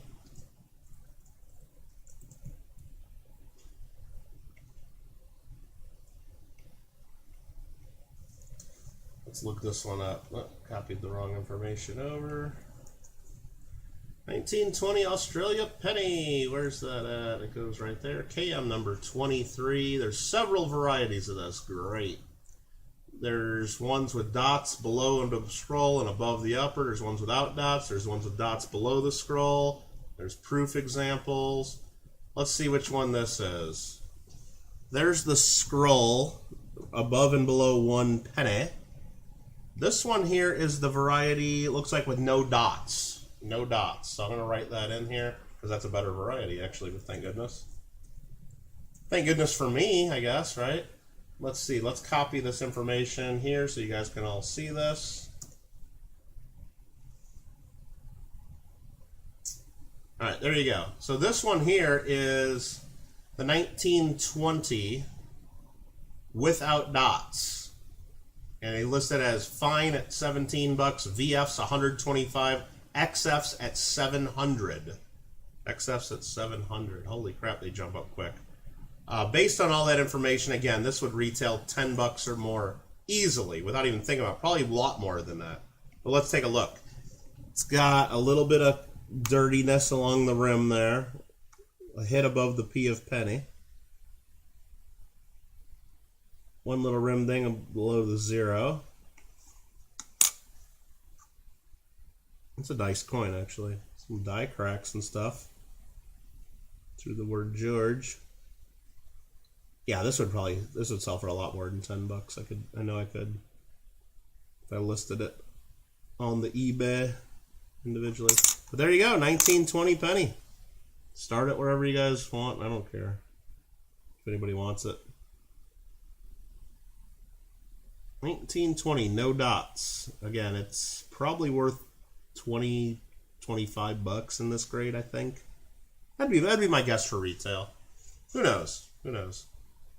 You know, a handful of Australian pennies, half pennies for free. Not the rare ones. Okay. Gringo will start it at 6. Steve Woods was thinking 5. They were thinking in the same ballpark. But Gringo will lead at 6 then. Josh goes to 7. Man, if only this was mint state, it'd be worth $4,550 according to the price guide. That's crazy. Josh Schultz leading at 7. Gringo goes to 9. Steve is a little bit behind on the bid there with 7, but Gringo is at 9. Josh goes to 10.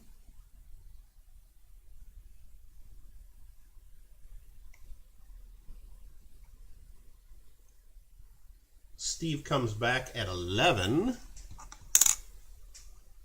Big old penny. And just so you guys get another look at it, here we can just show you what it looks like under this light. Pretty nice coin. Gringo at 13.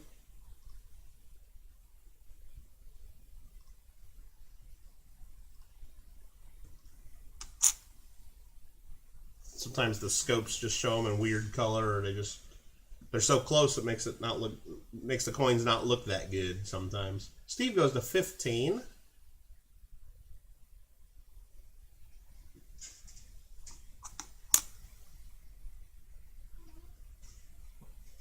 $15. Steve Woods in the lead. Steve Woods in the lead at 15.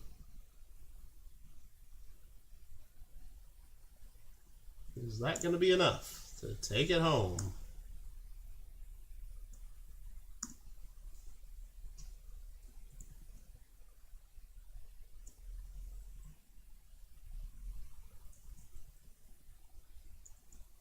I believe so.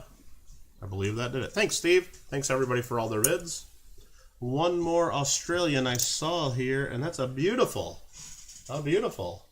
1961 Australia. What is this thing called? 3p. Threepence, they call it, right? Isn't that what they call it? 1961, Australia, 3p. These are 500 fine silver, 1.41 grams, so 0.0227 ounces of pure silver in this thing. Melting at about 58 cents. But this is a 1961 in mint state for sure. High mint state, it looks like.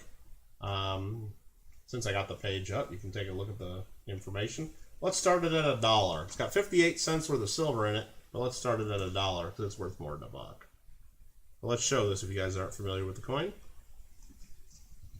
1961.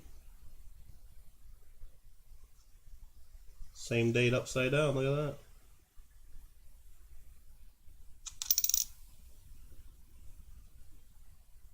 Definitely mint state. I don't know how high of a grade. It's got some hits and marks on it. Probably at least a 63-ish. Somewhere in that range, I would think. Josh would bid $1 on it.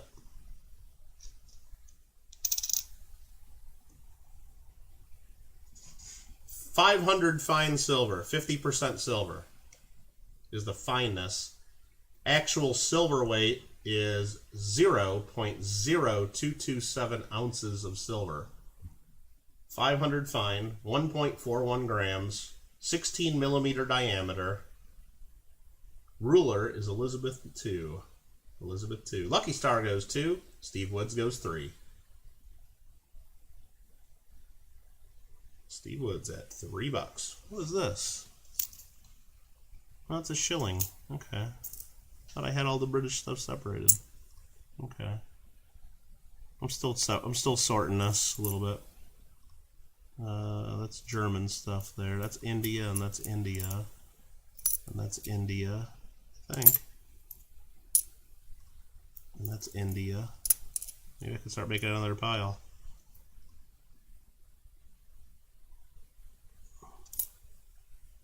That might be German, I don't know. That's Nicaragua. That goes in South American coins. We're getting here. We're getting somewhere here. There's Iran. What's this? That's Swiss.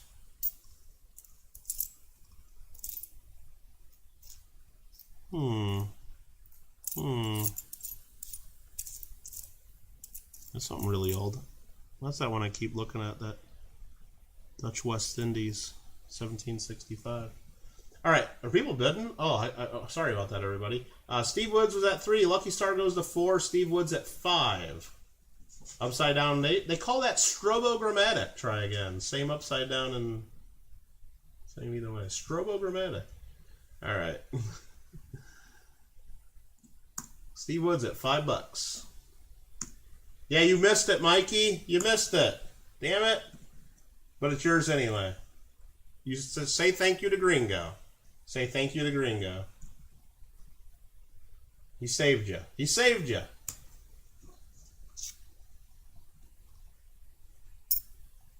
It's your birthday present from Gringo. Look at the big brain on Kittle. What are we selling next? I ran out of stuff to sell here. Nobody else requested anything. I mean, I kind of want to just figure out what this is and sell it, because I keep looking at it. CM Silver, how you doing? That last one was silver. That was our first silver coin that we sold today. Exclamation point DOC for the Google document. We'll show you what we've gone through and make sure everybody's on the right stuff. You were getting stuff at Target that you need. Well, didn't you need that Laos coin? Well, you're lucky you got it.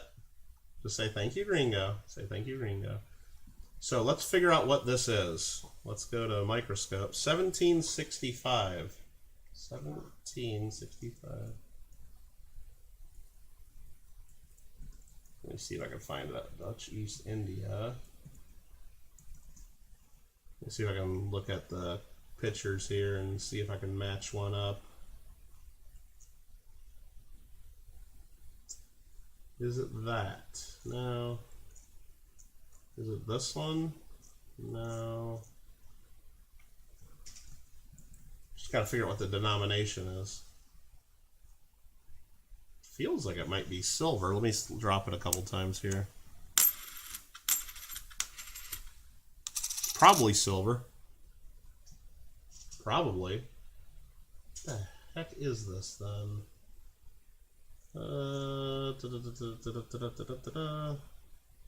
East India Company. Yeah, I thought they'd call it Dutch East India. Ducat, you think? What's up, NCF? Let's look. Dutch East India Ducat. No, ducats are gold, aren't they? That's what I'm looking at here. No, it can't be a ducat. Holy crap. Coins from Netherlands, East Indies. Let me look at some pictures here on Numista. Problem is the other side, which I'm not even showing you guys, is pretty worn down, but it might be, it's got the, okay, I'm thinking, could be the Do It from Holland. Holland Do It. No, what? What date is it again? 1765. Those only went to 1763. Okay. West Friesland? No, that's not it. 1765 it's got to be. Huh. Not matching up to anything here. Well, maybe it's that one. Is it a half Do It? No. Can't be.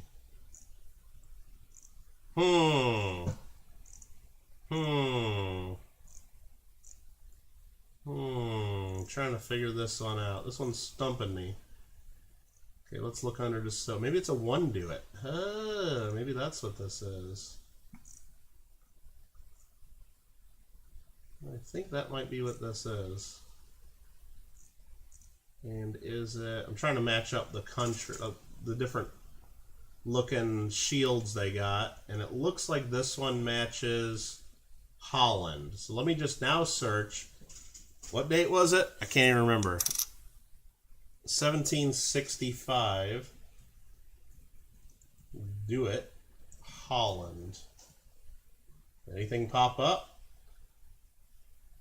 Oh, shoot. Let me go to images. Let me look at pictures. I want to look at pictures. It doesn't have an image search for this? No, that's not what it is. KM70, you think? Alright, let me look at it.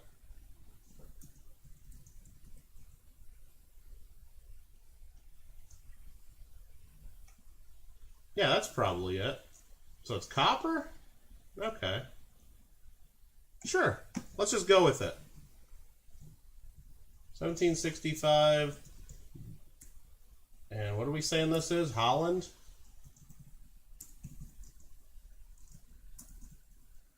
Man, it sure sounded like silver when I dropped it, but maybe it's not. It's okay. Here's the information that Gringo thinks it might be. Paul is wanting me to look at Numista. How dare you? How dare you want me to look at Numista? Could be. Could be. It's hard to tell because it's so worn, though. But yeah, it might be. It could be copper. It's so thin, it's going to sound good. Let's just sell it. Let's start it at $1. Anybody want this? Anybody want it for $1? If more people want it for $1. We got there. We found it. Thanks for all your help, everybody. Hey, Tor, how you doing? Anyway, good to see you, NCF. All right. Woot Mikey. Woot Mikey. Mikey wins. Mikey gets stuff even though he's not here. The kid'll just need... I looked at Numista to confirm what I saw on NGC. Yes, I looked at it. I'm not mad at it. Gringo would bid $1. Tor would bid $1. Steve would bid $1. Steve would bid $2. Lucky Star would bid $2. Josh would bid $2. Gringo would bid $2. Steve Woods leading at $2. Steve was the first at $2. Steve Woods first at $2. Steve Woods in the lead at $2. Just $2. Just $2.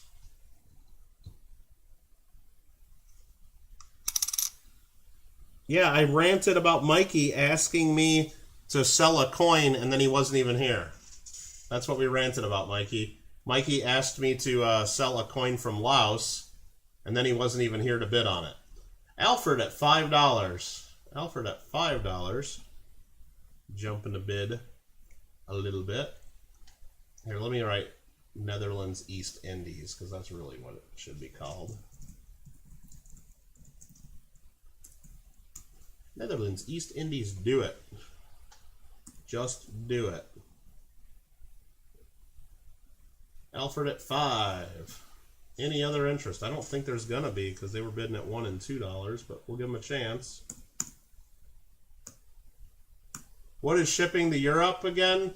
Tor, whatever it costs me, pretty much. For example, if you won just this coin, I could fold it in a piece of paper. You know, I'd put it in like a little flip or something, or a cardboard 2x2. I'd fold it in a piece of paper, and I could stick it in an envelope and just mail it to you for like $2, just as a letter.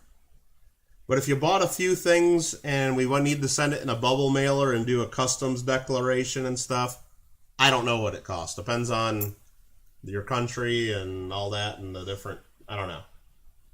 The Numista pricing is ridiculous. Not even close to anything. It doesn't even make any sense. You guys want to look up what the Numista pricing was on that? Where's Paula's link here?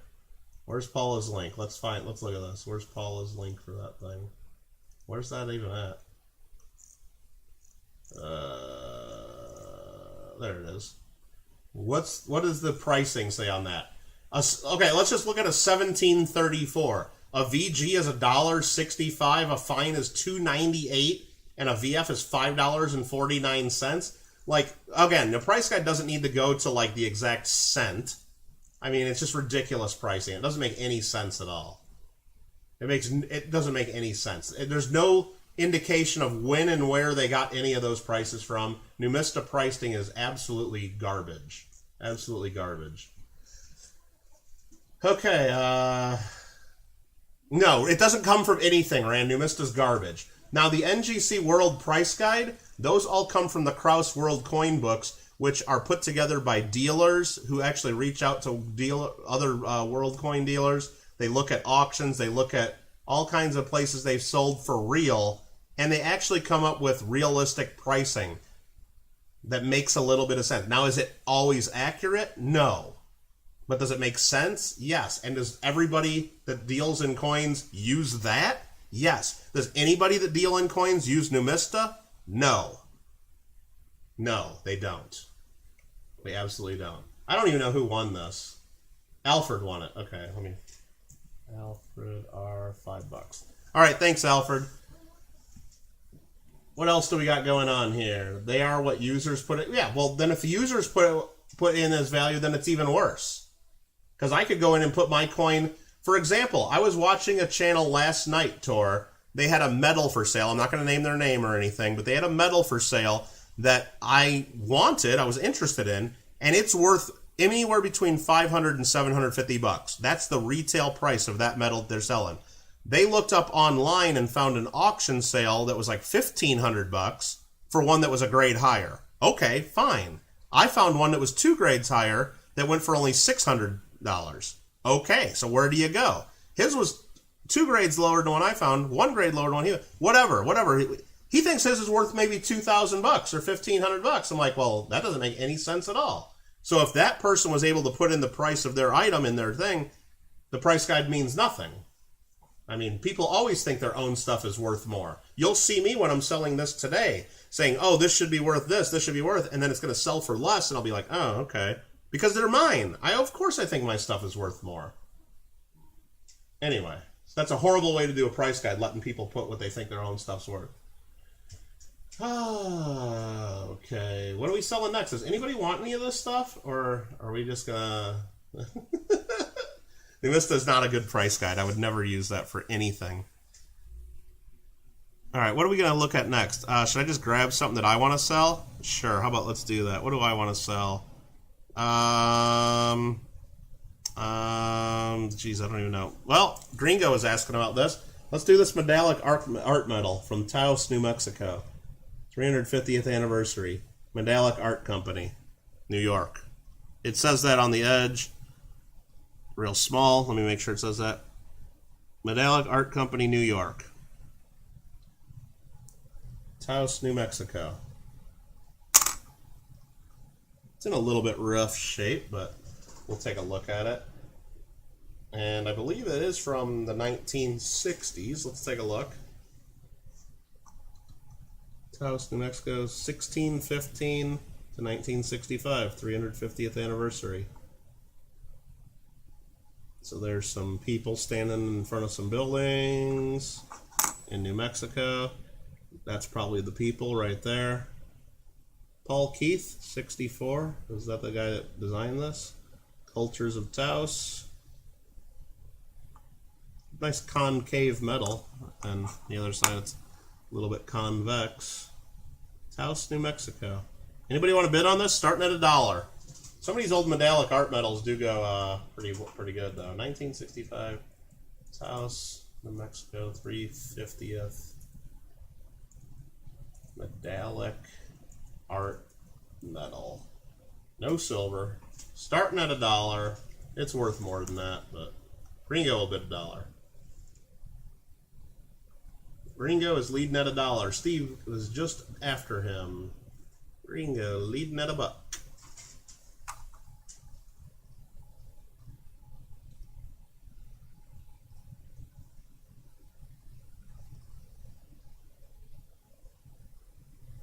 Steve goes to 2. Gringo goes to 3. Josh was at 2. Steve 2. Steve was first at 2. Gringo is now at 3.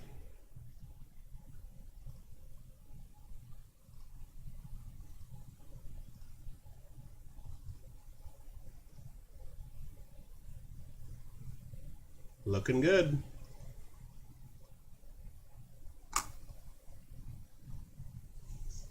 Josh goes to $4. Josh goes to $4. And while you guys are thinking about that, let's just go to eBay and see if there's any of these for sale and see what they really go for. 1965 Taos, Mexico, medallic art. There's one on eBay right now for $12. He has 2 available, and that one looks horrible. That one's really bad shape. But that's just what someone's asking. Again, that's not a great price guide. Here's one for $15. Here's one. Yeah, there's just 2 of them that I can find. We'll look at sold items. What do they sell for? Here's one that's sold for $12. Yeah, they're worth around there at least. 10, 12 bucks, 15 bucks in average condition. But so far it's at $4. $4. $4 to Josh Schultz. Gonna get a steal of a deal, maybe?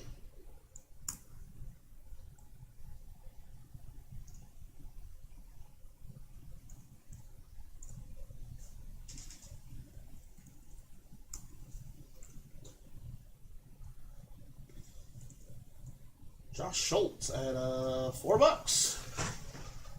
Nice for you. Not so nice for Kittle, but that's okay. Amazing, my chair survived the gaming marathon. It's a nice chair and everything. It's a good chair, but it's just a noisy chair, is all. I do need to get a new one though. This one's starting to get beat up enough. I need to get one of them fancy gaming chairs that everybody has. I don't know. Somebody else mentioned some other country they wanted to look at a minute ago. Any Canadian? Yeah, there's a bunch of Canadian here actually. Let me just it's almost all 1 cent. There's 1, 2, 3, 4, 5, 6, 7, 8 Canadian large cents. A Newfoundland 1944 cent. That's cool. And then a couple silver 5 cent. So there's the smaller Canadians right there. I just lost one. Oh, there's 2 right there. There's the smaller Canadians. And then there's a pile of large cents right there. Let's sell the Newfoundland. You asked for Canada, but I give you Newfoundland. 1944 C. Newfoundland cent. That is going to be KM number 19A. Nope, that's the 5 cent.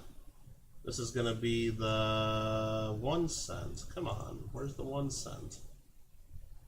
What the heck's the KM number here? Not being able to find it. It's giving me, it keeps, everything I'm searching is bringing up the 5 cent coin. Why is it doing that? Why is it doing that to me?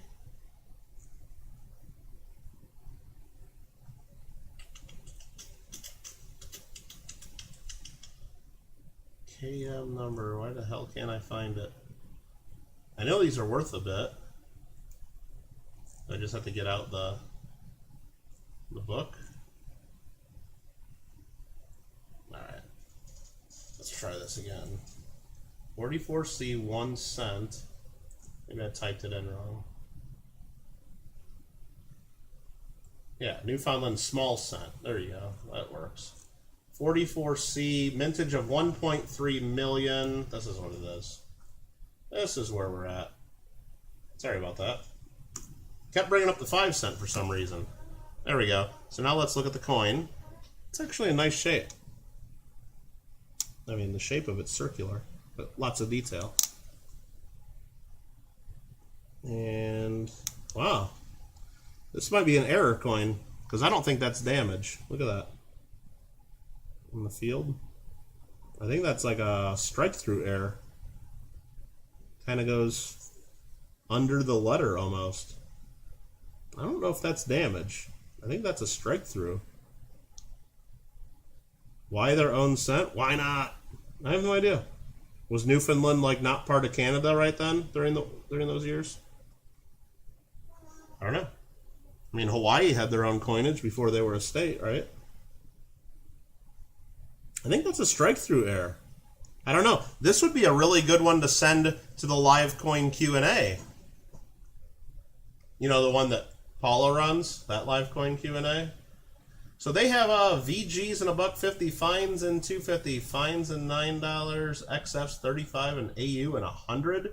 This one's probably VF to XF. That's what I would guess on this one. Probably higher VF. Yeah, I don't think that's damage, but the live coin Q&A people would probably know for sure. It's a nice coin. I'd say about a VF 35-ish or so. I think it's worth at least $10. Anybody want to bid on it? You guys can bid wherever you want. Any interest? Any interest? Nobody wants the Newfoundland? It could be an error coin. I'm going to put in parentheses, error question mark. I think it might be a strike-through. It doesn't look like damage to me. Atlantic colonies were different for a while, huh? Interesting. Interesting. Greendale will bid $1 on it. Steve Woods will bid $5 on it. Steve Woods leading at $5. Let me grab my Canada book that's kind of on the shelf over here. Let me flip to Newfoundland. The province of Newfoundland.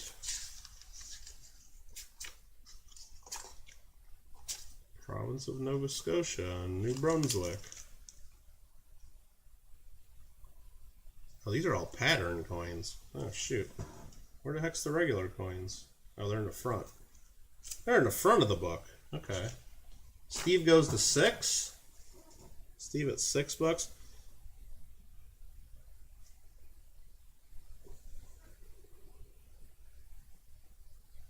Yeah, cool.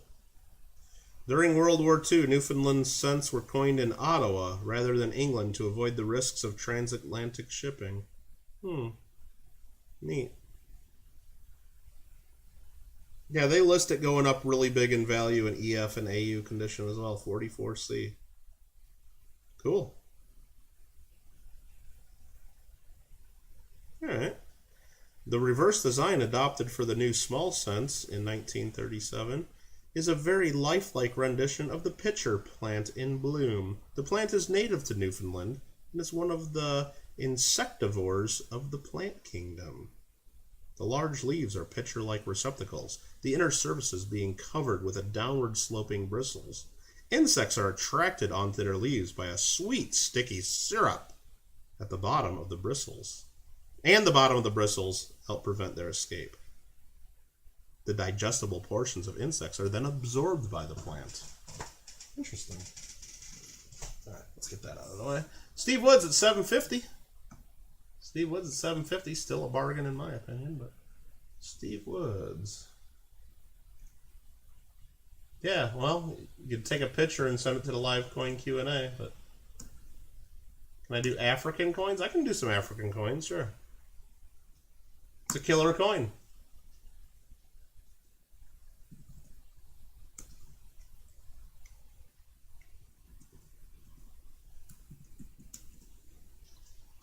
Nice.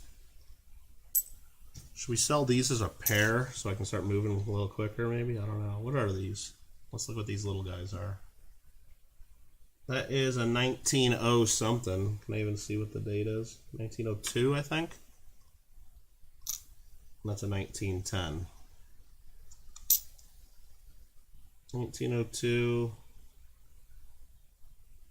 and a 1910.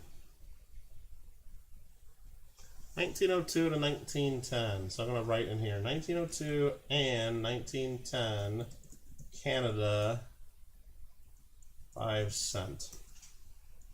Let's search for these and get the information on them. In this window here, I'm going to do that.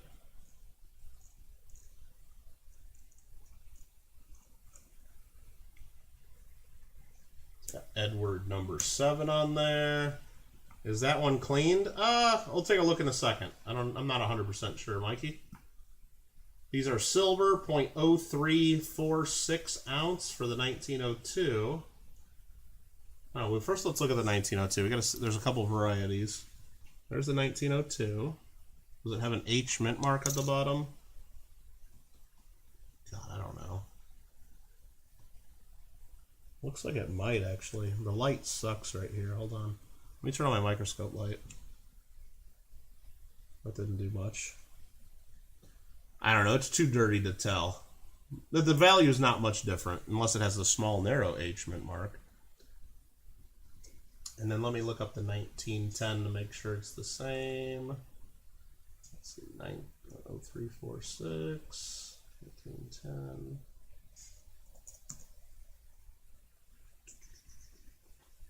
Same finest, 0.0346, 0.0346, and we'll do that times 2. We're doing 2 of them, just so we know how much silver you're getting. So $1.77 worth of silver for the 2 coins. The 1910 is a vintage of 3.8 million. No mint mark with round leaves is a better variety. I don't think that's cleaned, Mikey. It doesn't look clean to me. So is that the one with no mint mark and round leaves, or does it have pointed leaves? I don't know which leaves we're talking about, but they all look like they have points on them to me, so I'm going to guess it's the common variety. I guess it's the common variety. And then this one's just really worn down. But you get both of them for 1 bid. Both of them for 1 bid. And we're starting at, we'll just start them at $2. I don't know, because it's about $2 for the silver. Hopefully that makes sense. Hopefully that makes sense. Hopefully we learned something there. It's pre-beaver nickels, yep. And these aren't nickels, they're silvers. They're silvers. 2 for the price of 2. I don't know. Nubs would bid $3 though, he says.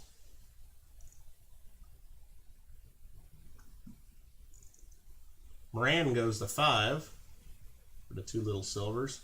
Yeah, that 1910's in pretty nice shape. That one's probably worth, I don't know, $5-10 by itself, without a doubt.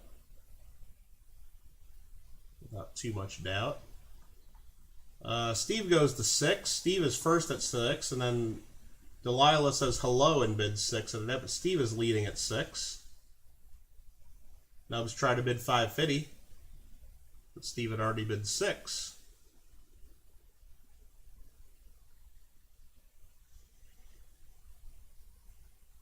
Rand goes to $7.50. $7.50 from Rand, so far away. Nubs goes to 8.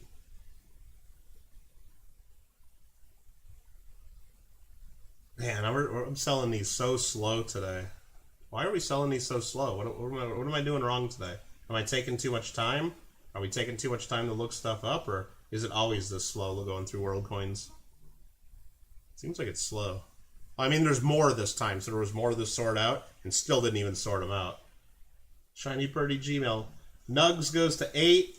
Steve Woods, second at 8. Steve Woods goes to 9. Shiny Purdy. It is Shiny Purdy. Steve Woods at $9.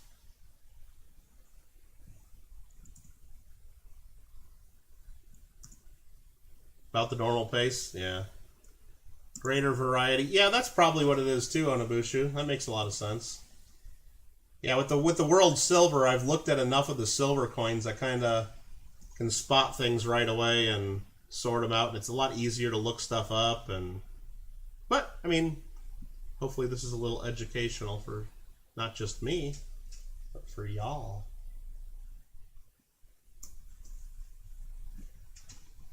Steve Woods, $9 for a pair of coins there. Should we go through some cents? Here, let me sort them by date. I kind of want to just sell them all together, but I hope that, but then I would be afraid there'd be like one really good date in there, and then I would get upset about that.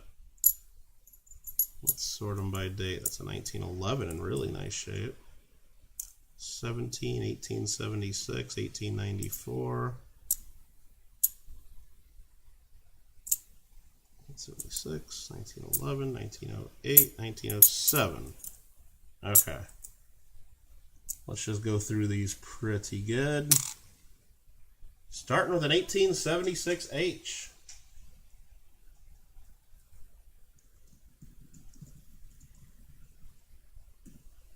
$18.76 Canada large cent. You guys can start bidding on these like right meow if you want. If anybody wants any of these, but we can show them first. You don't have to. Don't let me rush you or anything. Don't let me rush you guys. 1876 mintage of only 4 million coins, and yeah. So let's take a look at it.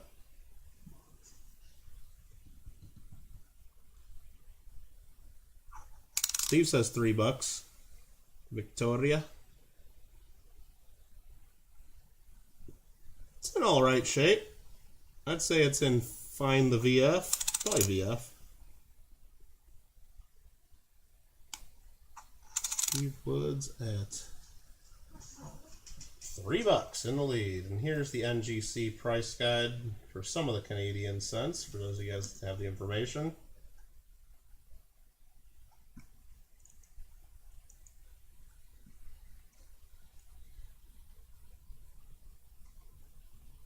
$18.76.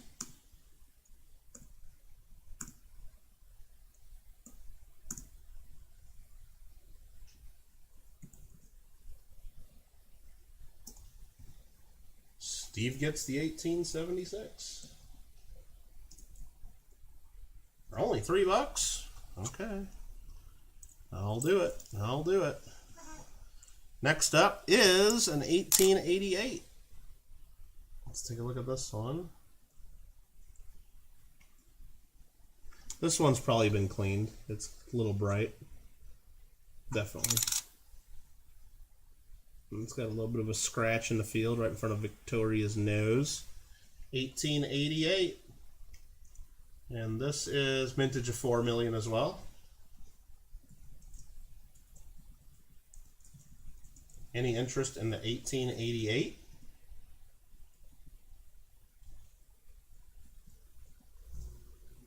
Any interest in the 1888?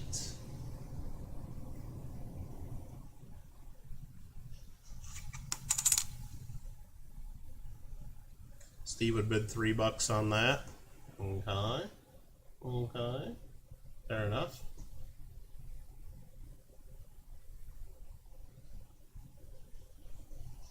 I've got a couple bids of $1 there trying to get it.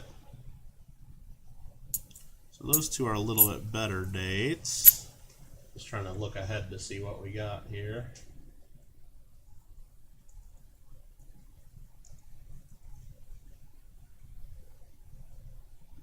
Got Steve at $3. Steve at $3. That 1907 got the H mint mark? It sure as heck does. That's a little bit better of a date.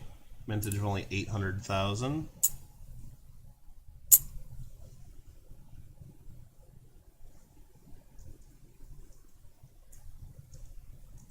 Steve Woods at $3. I'm going to take this one, I think.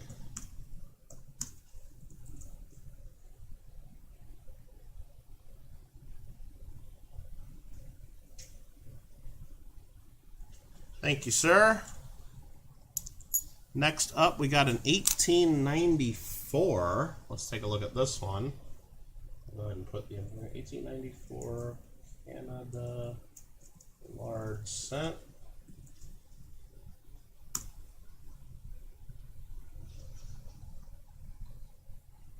This one's in good shape.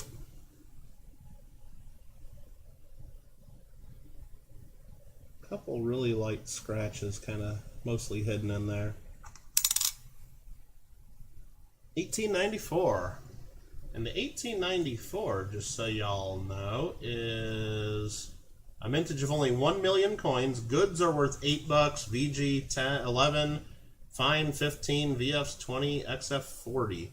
This one's in the fine condition range, fine to VF on that kind of line. So it's worth at least, according to the NGC price guide, 15 to 20 bucks in that range. I'm just going to list it at $5 estimated. But Steve Woods is going to start it out at $2 for us. Steve Woods starting it out at $2. Steve Woods at $2. $2. Josh goes to 3. Josh at $3.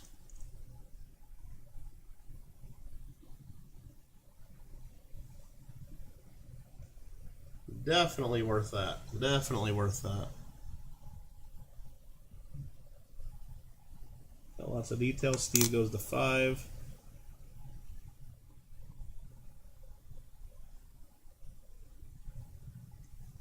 $18.94 is what we got there.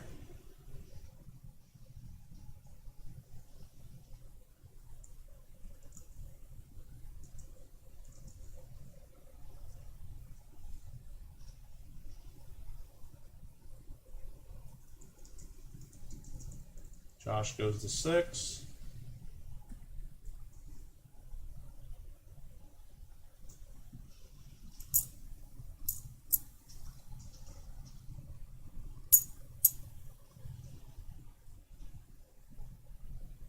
Josh at $6.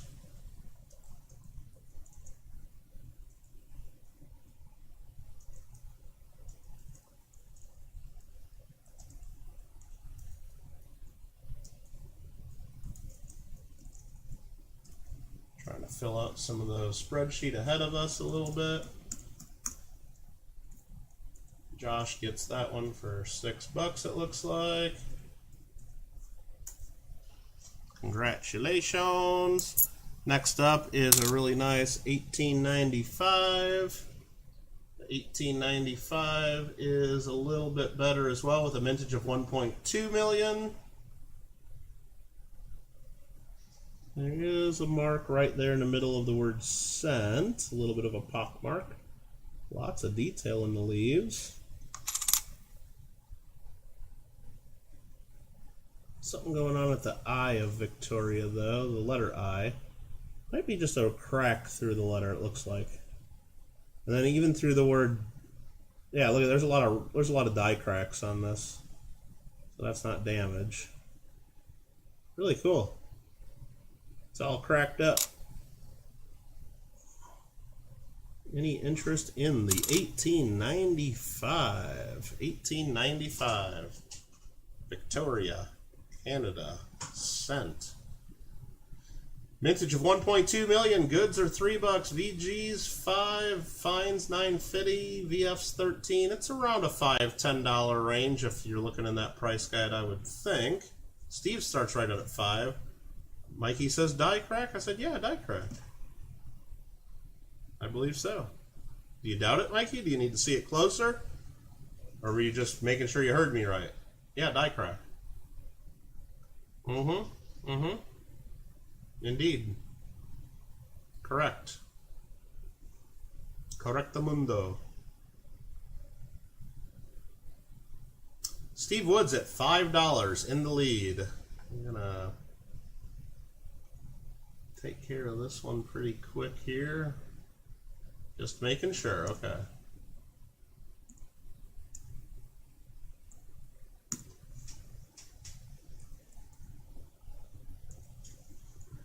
Sold if that holds up. Let's see. Steve Woods. $5.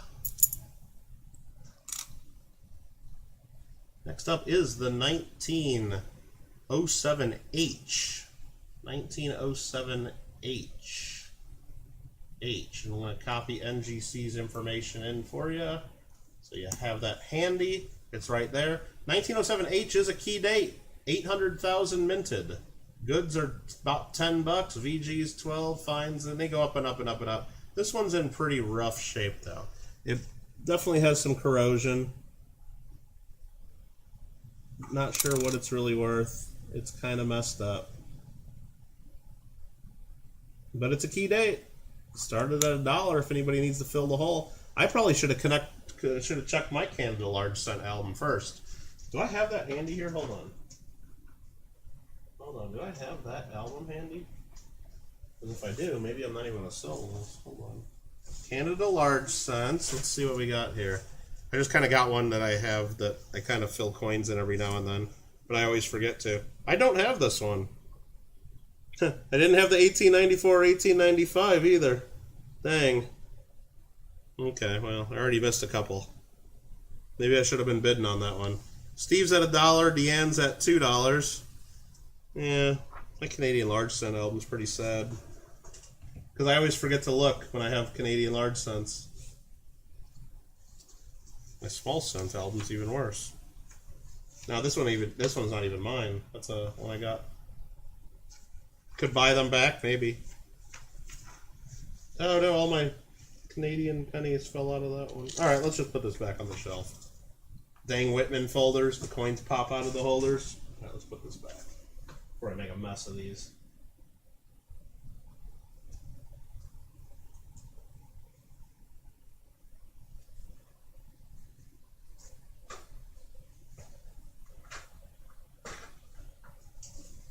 Josh Schultz goes to $3. They're behind the Hollywood Horde?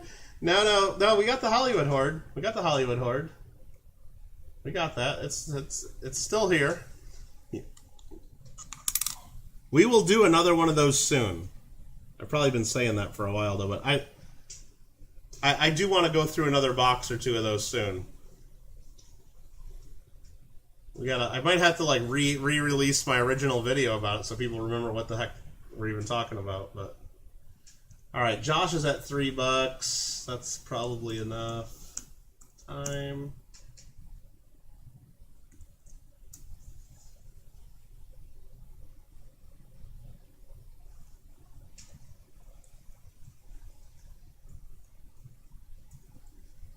I can't type.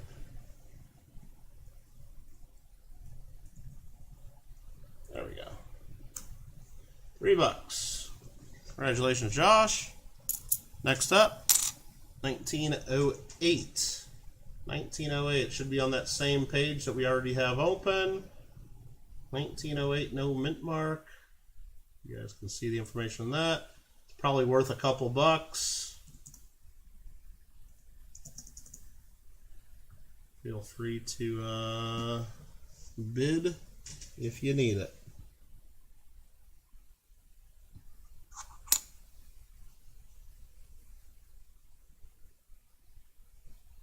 Probably when Rob does a metal detector video. Hey, maybe we should start a poll on Discord. What's going to happen first? Rob does a metal detector video, Big Mill does a stream, or I do a Hollywood Horde box. I know I'm going to win that one. I'm going to win that one. I'll do a Hollywood Horde box. I absolutely will. Alfred is in Canada. Alfred's in Canada. Steve Woods would bid $3 on the 1908. Steve Woods at $3. Canada, eh? He says Canada, eh?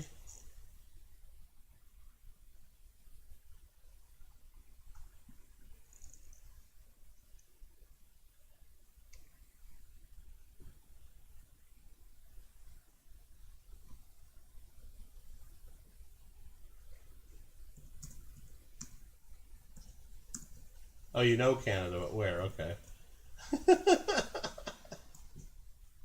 You vote for Miller to do a stream? Yeah, right. Yeah, right. Thank you, Steve. 2 more Canadian large cents, and then we'll be done with this. This one, I believe, is a 1-year type coin, the 1911. Let me pull up that info for y'all. That's this right here. They don't go for tons of money. Eunice, you got in. Actually, you know what? You did get. I think you might have got in. It's been real close. On one device. Hold on. Let me refresh. Let me make sure. On one device you got in. On the other you didn't. I got to refresh my chat. Yeah, you did. You made it just in. Dang. You made it just in. I mean, good. Not mad. It's just I didn't even see you bid on the one device. Nubs confirms in. Let me show. I can share my screen just so you can see that. Share screen. Right there, I just refreshed. I'm on live chat 321. Then I typed sold, so we can remove that. And then I'll type bid goes on at $4. Steve's now saying out. Very good. Thank you for that.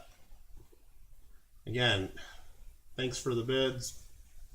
You got in. All right.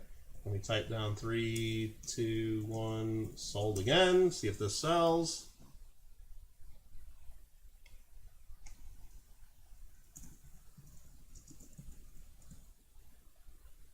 Thank you very much for the bids. $4 now. 1911 is what we are selling, though. Now we're going to start 1911. Sorry about that, everybody. I was trying to go a little too quick, I guess. And we had a sniper. So this here is the information on the 1911.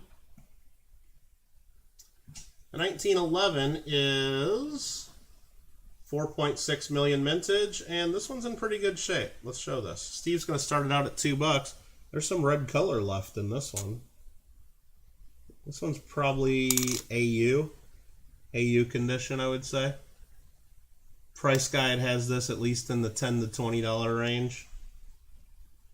Yeah, that's got some red color on it still.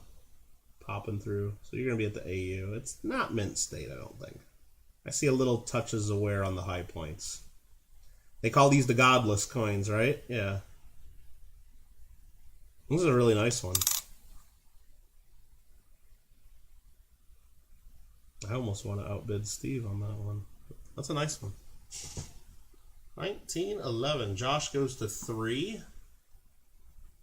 Gringo goes to 4.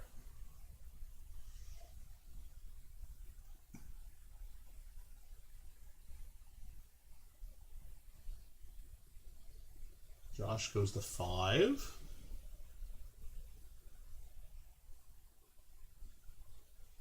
Yeah, Nubs, these well, in this, there was a couple coins in flips and some in, like this one's in a little, you can't see what I'm doing, hold on.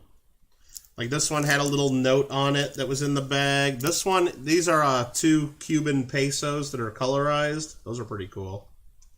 There's some just random proof coins I set to the side that we haven't sold. These are all German proofs from 1997. These are all Israeli proofs. I don't know what year it's from, but they're modern. But we kept those together instead of mixing them all in. But yeah, those have not been sold. No, I don't care about that. We don't have any increments, Delilah. I'm not going to get picky about that. You can bid 50 cents if you want. You can bid $4.69 if you want, really. I don't really care that much.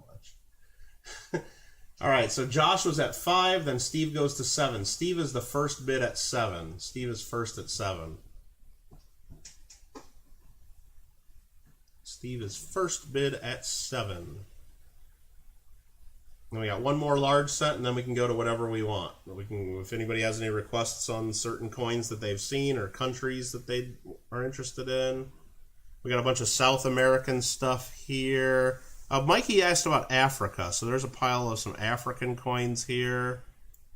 And some Middle East stuff. There's more German coins. No, there's mixed up stuff. That's Hong Kong. Put that over here. Anyway, we got Gringo at $8. Gringo at $8 on the 1911. All right. Here's another India coin. Started making a pile of India here, since I saw several. What's this? What country is that? Spain again. Yeah. Spain has some cool coins. What's this? Malaya and British Borneo. What's this? India. Okay. What's this? India. Okay. Alrighty. $8 it looks like. Anything China? I think there's a lot of China here on Abushu.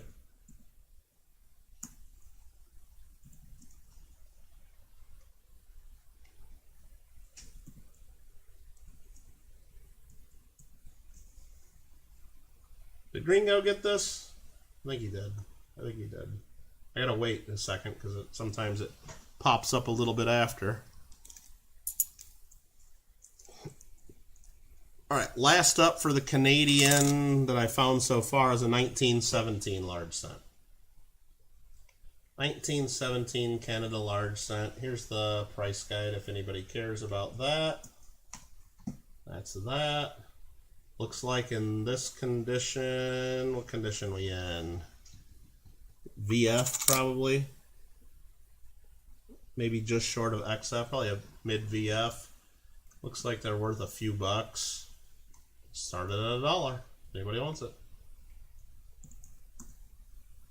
Steve says $3. Steve says $3, and that might be enough. We will see. We shall see.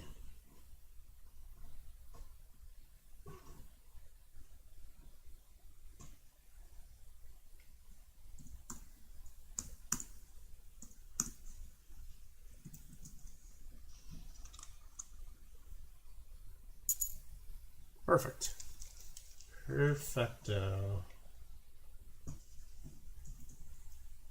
Steve Woods, $3. Nice. What did he want to see? I know Mikey wants one of those little Egyptian coins. I know he wants that. But let me sort out what we got from Africa. We got South Africa. We got the Kingdom of Jordan. Ooh. That's not Africa. We've got 3 Egyptian ones. There's another India. Let's put India there. There's East Africa. British West Africa.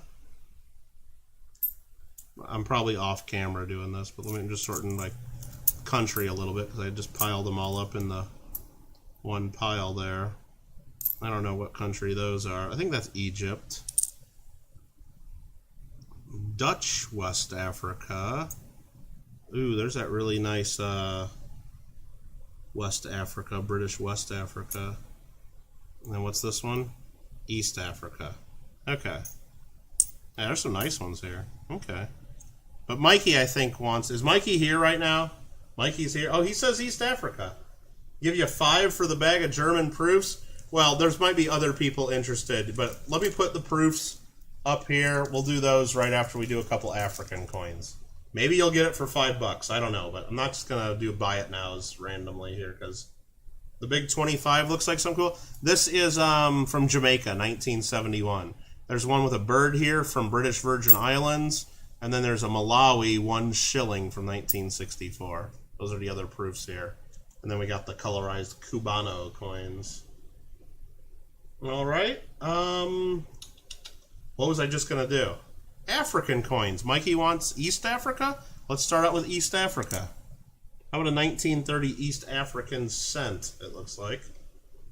1930 East Africa cent.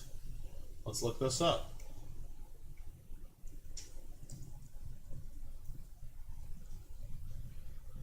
All right, East Africa cent, KM number 22. It's got a hole in it. Well, they're supposed to have holes in it, dummy. They're supposed to have holes in it.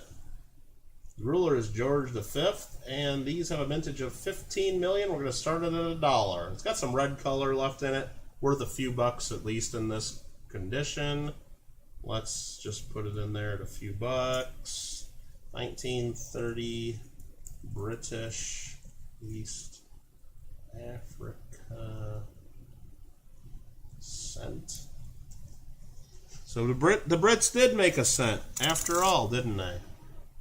The Brits did make a cent after all. Oops, sorry.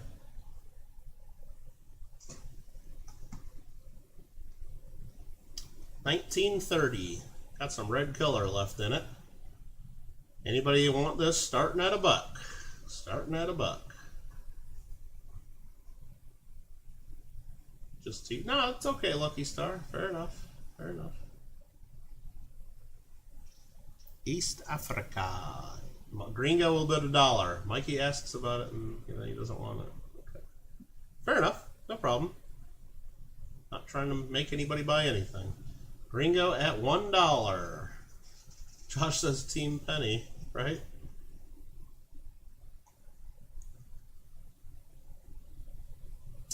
Steve says $1.50. Bid $1.50 on it.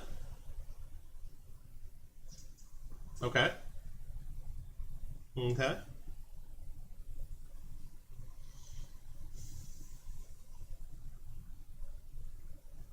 $1.50. Steve Woods in the lead. It's possible, Lucky Star. But usually what a hole in a coin is just to make the coin bigger without using more metal. Usually.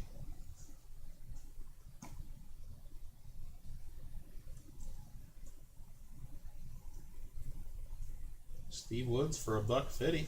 That's cheap.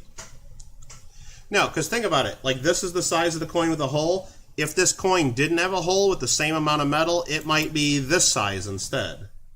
And, you know, like if you had a pocket full of like little tiny coins, it's a pain in the butt. And it's a pain in the butt to like make change with a bunch of little tiny coins. So people put holes in them sometimes. Bigger coin, less material. Here's a really cool one from British East Africa. 10 cents. This one's in nice shape. East Africa, 1922. 1922.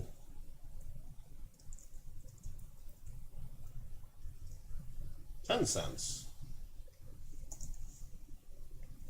Let's see what this thing might be worth. Let's look this up. British East Africa, 10 cents. KM 19. From 1920, mintage of 7 million. These things are worth about $10, I think, in this condition. Somewhere around there, I don't know. Whatever you guys want to start at that, though. If anybody wants it and willing to pay for it, maybe it's $5, $10. I don't know. Maybe more. It's a pretty cool piece. It's got a lot of detail. It's probably a high VF, maybe almost XF. Not much wear on it.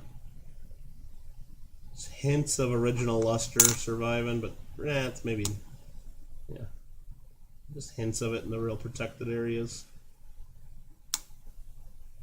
Gringo is first at 2, Steve's first at 3. 3/10 of a cent, says Jason. Nope, we got to bid $3 at least. Steve's at 3. Gringo goes to 5.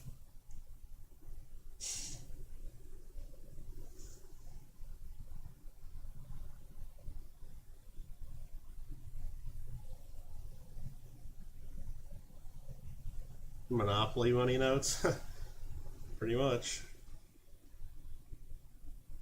Gringo at $5 on the 1922 10 cent from East Africa. It's got 22 in it. It's exactly 100 years old. Come on. That's why OG22's bidding on it. It's got a big 22 right on it.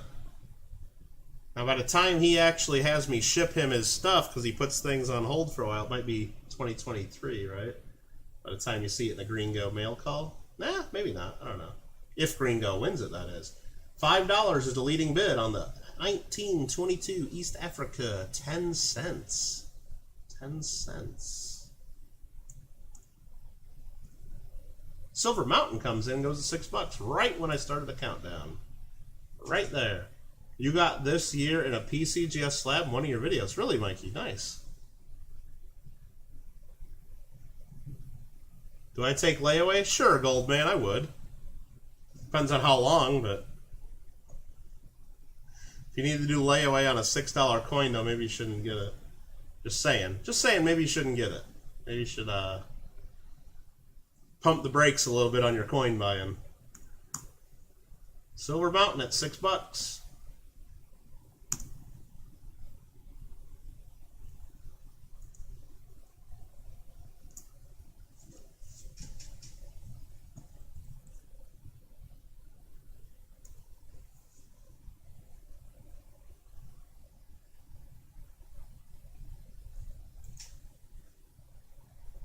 Jason Goldman, I think you were a little bit late there.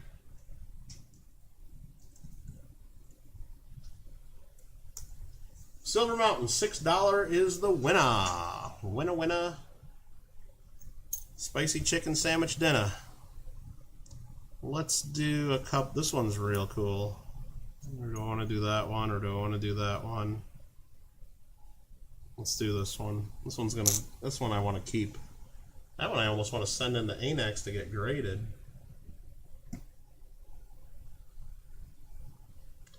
One-tenth of a penny. Edward the Seventh. This thing's in mint state. 1908, British West Africa.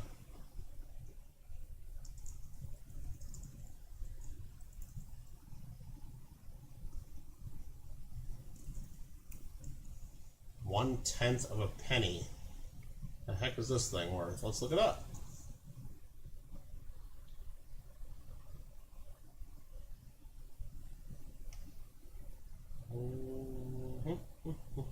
British West Africa. These are made of aluminum, and in mint state, they're worth 15 to 25 bucks all day long. Let's start it at $5. So it's already at 5, 6. You guys are bidding. That's cool.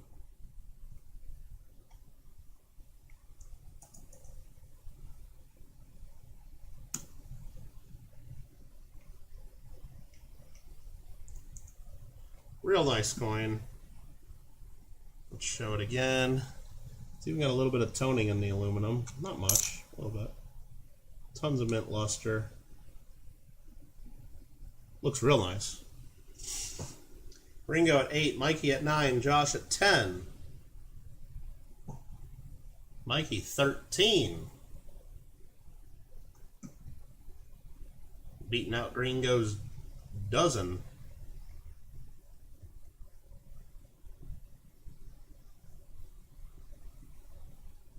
Lucky Star says, I'm out. Mikey at $13. Is it going to be a case of no one's going to outbid Mikey because it's his birthday?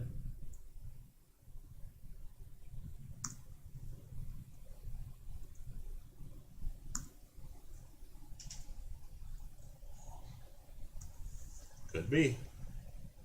Could be. Congrats, Mikey. That's a real nice one. How about this guy right here? No. Let's do this one first. I'll do that one next. I want to keep them kind of in order on this sheet so it's easier for me to figure out later. 1938 British West Africa 6 pence.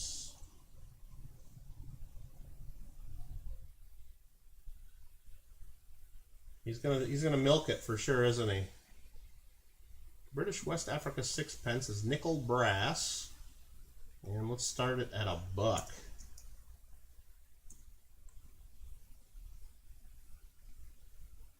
We'll show it to you guys first, of course, though, too. British West Africa 6 pence. Any interest in this?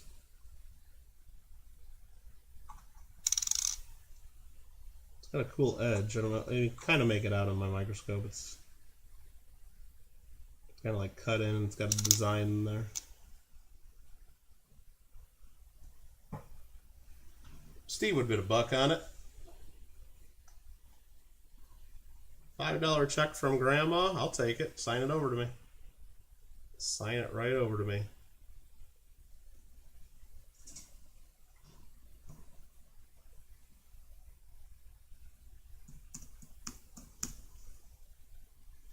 Lucky Star got in there with a $2 bid.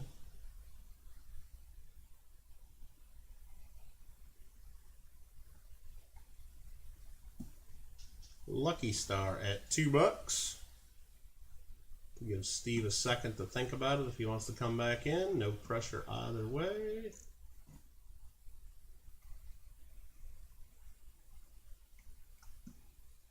Steve at $2.50. It's a good bid.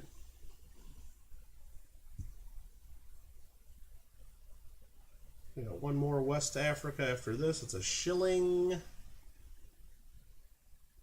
Steve at $2.50.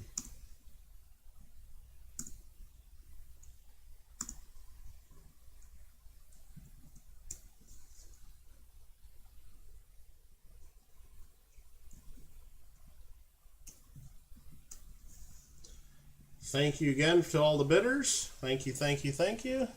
Man, $2 bills, right? Oops, I just knocked something over. Nah, whatever. Just coins. 1943, British West Africa. Shilling. And here is the other side. Pretty good shape.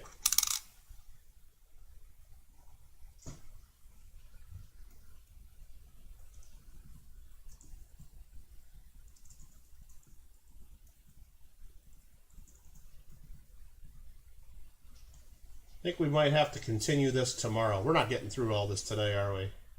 It just ain't gonna happen, is it? We're gonna go for a little bit more today. I'm not done yet. I'm just saying it doesn't even look like I'm putting a dent into the pile. We might have to do some more of this tomorrow. This is a common date, it looks like. Lots of them, but we got bids of $5. Still a pretty cool piece. Can I send the coin to Anex and you'd like to see what it would grade? I mean, I could, Mikey. I don't know if it's worth sending it to Anex, but I could do that one and I could do it for that toned other one you bought too if you want. I don't know. I mean, whatever you want. Just let me know. I mean, it costs a few bucks to send them to Anex, and it takes a while. And it does take a while. Steve Woods at $5. We might go ahead and sell that one.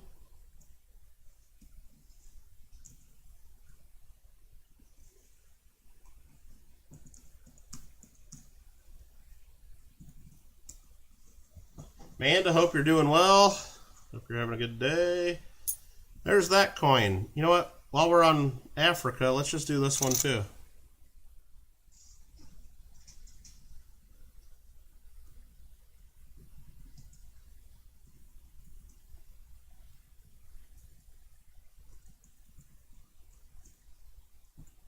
What is this coin? This is a 1913 5 Heller. I think it's hella cool. I think this one's hella cool. 13A is what it really is, isn't it? These are low mintage. What is this one? This one's only mintage of 1 million, isn't it? 1 million minted, 13A.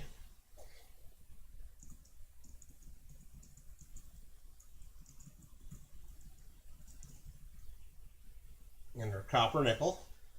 And this one, in this condition, it's worth at least $10 retail. I don't know. Probably worth more than that. Probably worth double that. It's pretty good shape. Let me pull up my mic. Oh, my microscope's already pulled up. There we go. It's got... it does have a little bit of a rim ding there. A little bit of cut on the rim. That hurts it a little bit.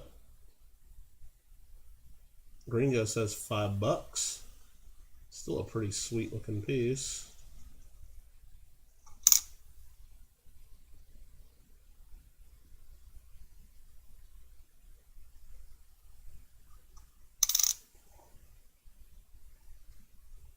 What are those 2 square silver coins? Can I show those? Square silver coins. Like this thing, that's 5 cents from the Netherlands Antilles from the year 1975. This one is India from 1957. It's India. And then this one here is Netherlands, just Netherlands from, I don't know what year. Doesn't say. Why wouldn't it say? It's probably just tiny on there somewhere. Is this even a coin? How can you not tell me what year you are? I have no idea. It doesn't have a year. What the hell? Okay, I don't know. It's from the Netherlands, though. Maybe there's a year. I gotta get that under a microscope if we gotta figure that out. Anyway, we're doing the Dutch East Africa, sorry, German East Africa. Gringo goes, Tor goes to 6, Gringo goes to 7. Extra metal around the hole? I'm not sure. I think it's the way they made it, Mikey. I think that's just the way they made it. It does kind of look like weld marks or something. Yeah, it's just a little extra metal squeezing out of the press, probably. Tor was at 8. Alfred 9. Alfred's first at 9. Gringo's 9 was late. Alfred goes to... Alfred, you're at 9. I'm going to delete your bid. Well, you know, I'm not going to delete your bid. I'll let you remove it if you want to stay at 9. But if you're trying to block Gringo from going to 10, you can keep your bid at 10. But you're leading at 9 if you want it. Oh, I need a Maui command that tells what time of Maui. Nah, not really. Maybe on the game channel we could do that. Right and left side. What are we talking about, Jason? I don't know. I don't know what you're talking about. Behind in chat. So Alfred's at $10. Or $9. Whatever he wants to be at. Probably $10. He's probably blocking Gringo.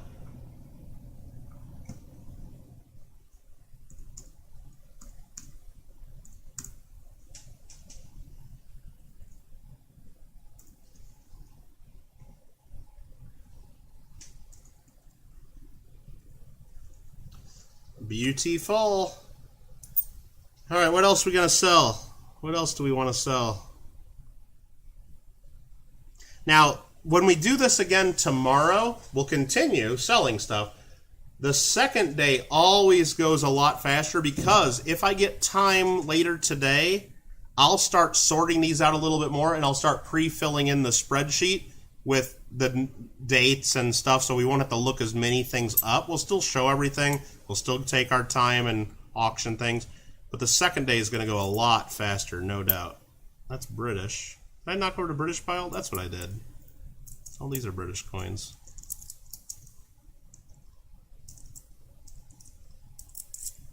I want to look at that little square coin because I want to figure what the hell this is. And then maybe we'll just sell it right now. Let's figure out what this is. What is this? Netherlands?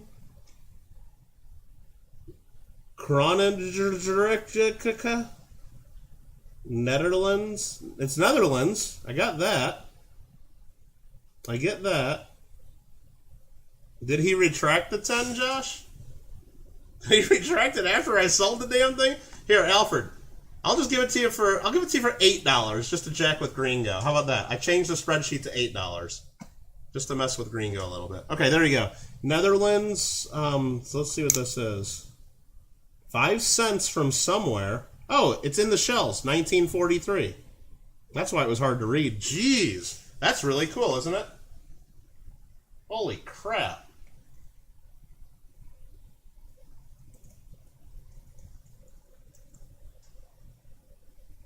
And this is probably Netherlands Antilles, right? Isn't that what they call it?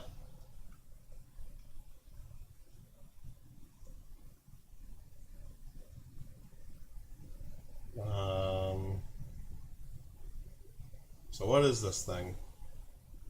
Suriname, you think? Suriname? How do we get Suriname out of this? Really? Numista says Curacao.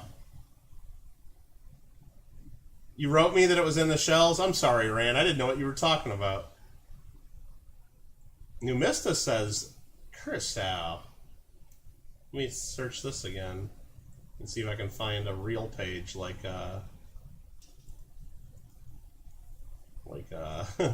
NGC coin price guide. Image not available, they say for them. Curacao and Suriname. Okay.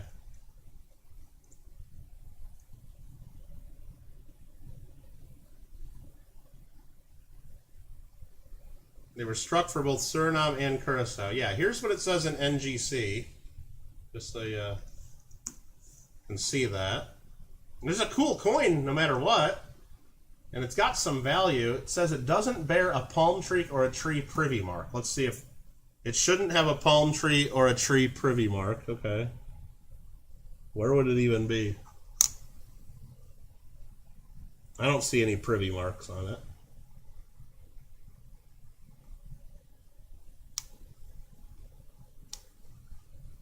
Pretty cool design, though. And I think this is either AU or Mint State. It's pretty nice. I don't know. Let's just type in 1943, 5 cents. We'll just call it Curacao. And we'll put Suriname in there, too. Anybody want it? You're a Googler? No, Delilah, that's what we're doing here. We're trying to figure out what this stuff is so we all learn a little bit. So if we ever see this again, we know more about coins. And then if anybody wants it, we'll sell it. So if anybody wants this, we'll start it at $1. I think it's worth at least $5. I mean, it's just a hella cool coin. Galen starts it out at 2 for us. Got a couple bids of 1, and then Lucky Star goes to 3. That's from 1943.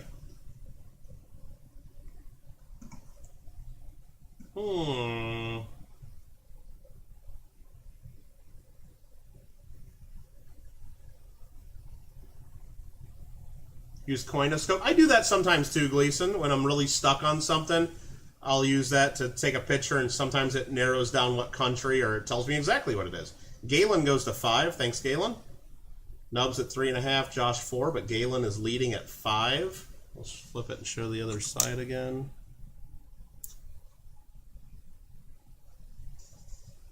Josh at 6, but Nubs was first at 6. What's it made of? Copper nickel, I believe. It was just copper nickel. That's what the things say here. Numista says nickel brass, which is copper, nickel, and zinc, with maybe, yeah, just a different proportions. It's copper nickel. Made from seashells. And it was struck at the United States Mint in Philadelphia. A lot of World War II issue coins were struck. So look at this, a U.S. Mint Philadelphia coin that's square or diamond shape, maybe. Yeah, the things from U.S. Mint Philadelphia are real popular. Definitely real popular.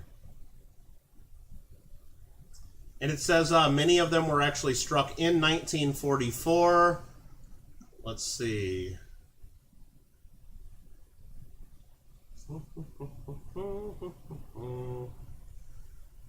Yeah, U.S. Mint struck. Really cool. Philadelphia. I figured it might be when I first saw it. Anyway, we got Josh Schultz leading at $6. That's a bargain. A bargain.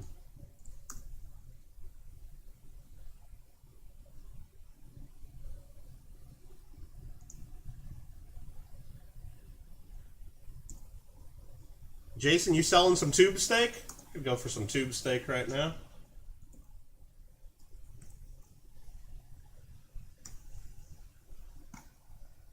When will the U.S. make square coins for us to use? Never. Okay, there's your answer. There's your answer. Oh, Nubs beat you the 6? Okay, then Nubs won. Okay.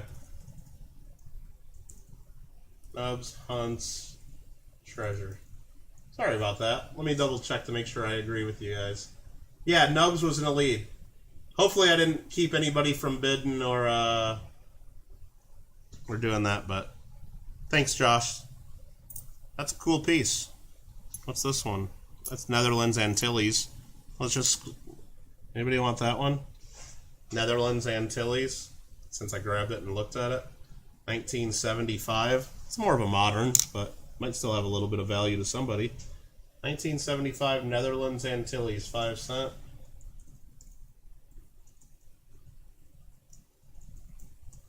I wouldn't say it's quite as cool as the last one, but I'd still say it's cool. Copper nickel, and they're really inexpensive, but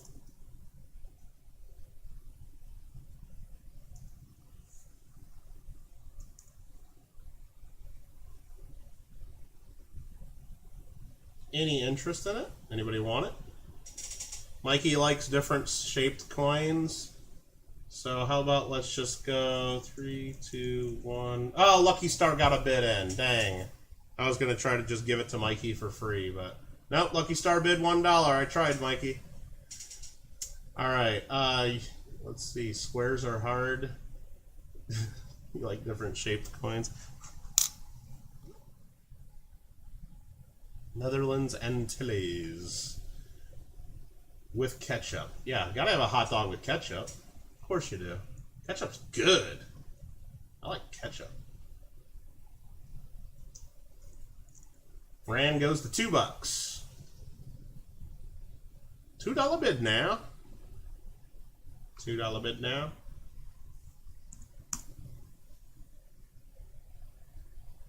It's got the rooster. Heck yeah. I see it there.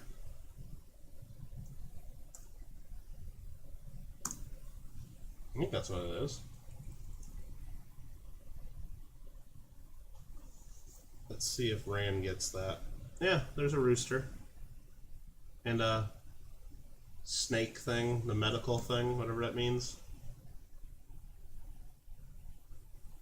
I don't know. Did Lucky Star get in there? I gotta refresh. Oh man, it's so frustrating that like YouTube just can't keep up. I'm not upset about people bidding, of course. But it just, one device you got in, the other you didn't. I gotta you made it in, Lucky Star. Your bid's good. You got in just before I said sold.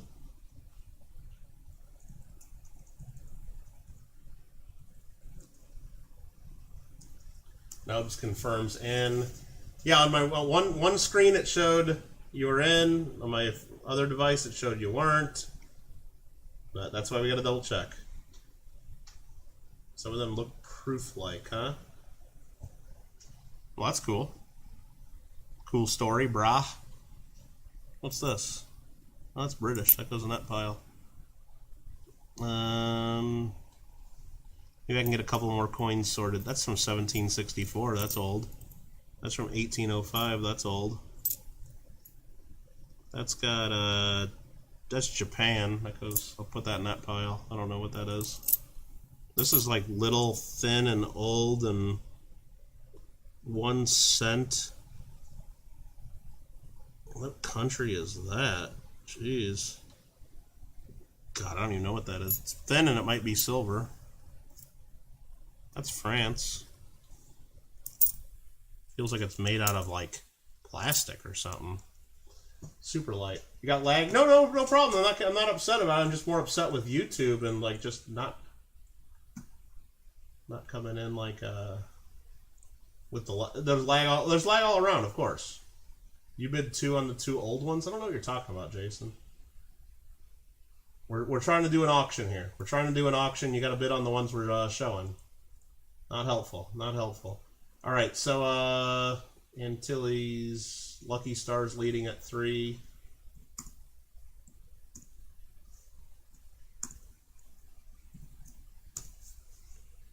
We'll see if that holds up for the winner, Lucky Star, $3. There are some Italian coins.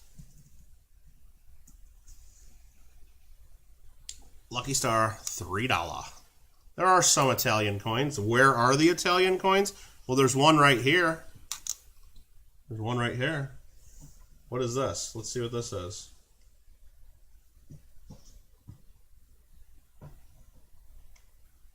Looks like a 1939 R 5 cent.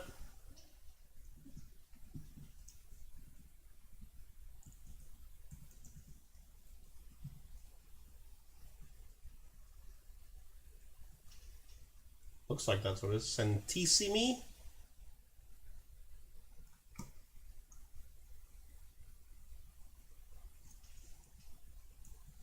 Yeah, Italy 5 cent. No silver in that one. There it is. Even got a little bit of red color left to it. Look at that. A little bit.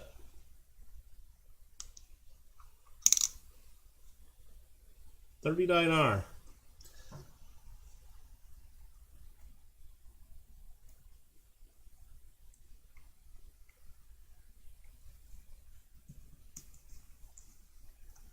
Interested, Mikey? Anybody interested? If not, we'll skip it.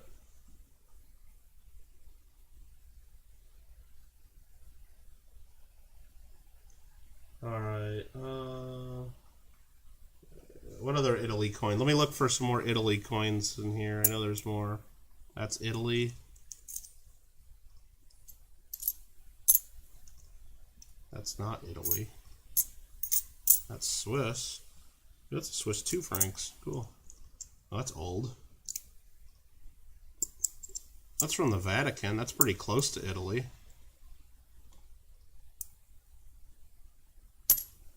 There's a 2 kroner. That's not Italy. I got a bunch of not Italy, Mikey, if you like not Italy. No, we got a couple more here. What do we got here? Anybody want this thing? No? Oh, Gringo bid $1. Mikey bid $2. Okay. Member the Italian Somaliland company I sent you, Alfred? Member? Alfred members. I'm sure Alfred members.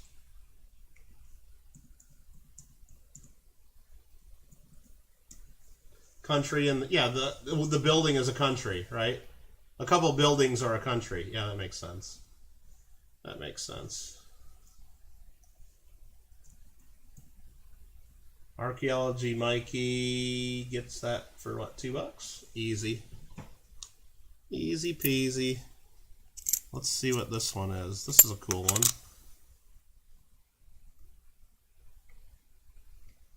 Italy, 1922. See that green go? 2-2. Italy. Bavono de la 1. That's a 1 lira. That's what that means. 1922 R, Italy, lira.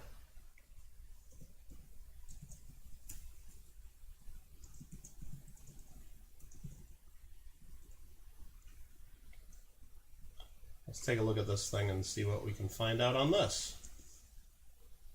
Alrighty, KM62. It's made of nickel, 8 grams, 27 millimeters. It's got a seated left female, and the 22R is the first year of issue.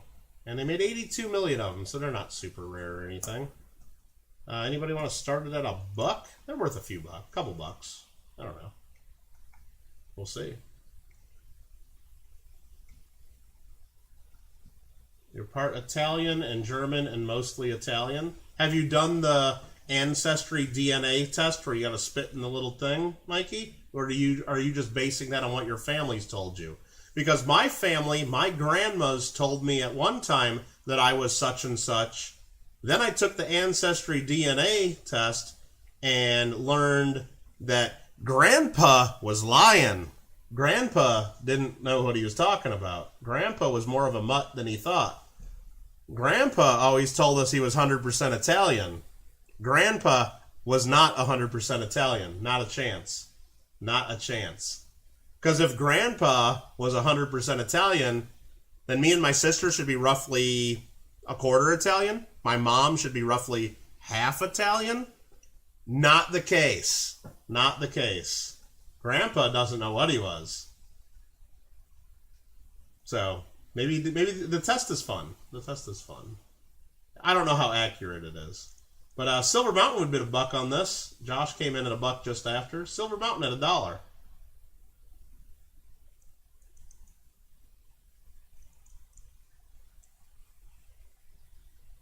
You haven't seen the Italian coin where the dude is hammering an anvil while new? Yeah, workplace accident, right? Your family traveled to Ellis, E-L-L-I-S, Ellis Island from Italy. Yeah, but that's just one part of your family, Mike. And who knows where they were from before that? Maybe they moved to Italy 20 years before that. I mean, the test goes that will tell you based on your DNA or something like that. So anyway, here's the Italian. Oh, she's got like a little angel on her wing. Is that what's going on there? Sweet.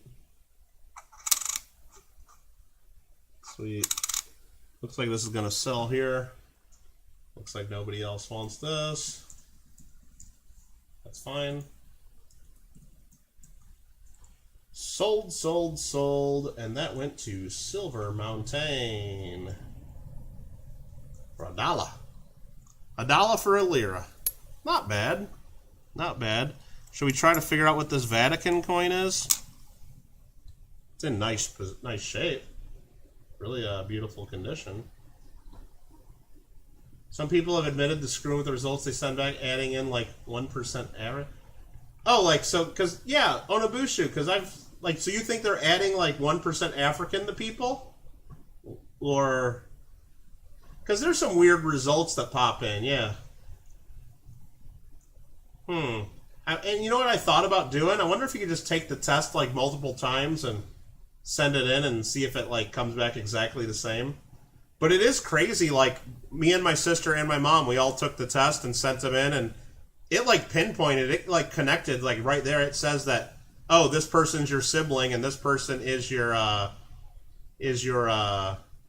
do you call it? Is either your mother, and then, like, my aunt had done it, this person's either your cousin, or, like, it knows based on how much DNA you share, like, whether you're related. And I get emails all the time now, like, oh, you got a new ancestry match. You got a new fourth cousin or a third cousin, and they just know that based on how much DNA you share. It's kind of wild. Yeah, we should take it from another company. That's right. Identical twins getting different. Yeah, that mean. Well, and then I've read about that Onabushu. They got like a whole thing on their website about like identical twins can have different DNA, which is like what? I'm like, okay. Well, I thought it was weird that, like, me and my sister, like, we don't have exactly the same. It's like, we definitely have the same parents. I don't think we're wrong about that. It's not different enough to where we doubt that we have the same parents, but shouldn't we be pretty much exactly alike? It's just, maybe our DNA is different, but our ancestry is exactly the same.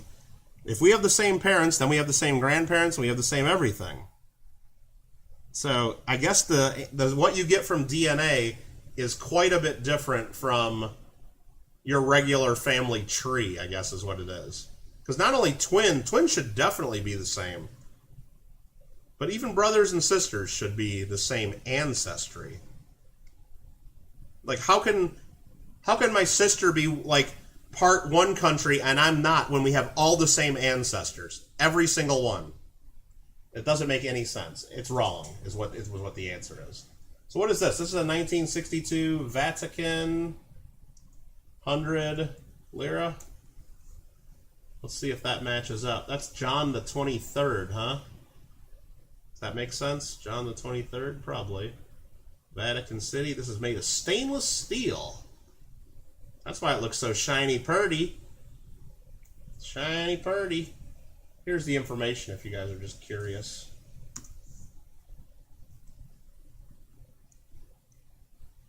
Yeah, it could be out of a mint set. All the mintages are the same here for each of the years. 783,000 were minted. And what did we say this was? Let's look again. 1962. Vaticano. And there he is. Number 23, year number 4 of his rule, 1962. So let's put that information in. Do you want this?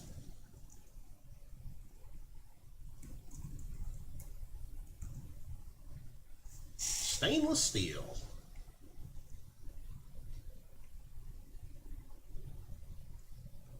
You blame the aliens, Jay Vernon. Well, it all comes back to aliens, right?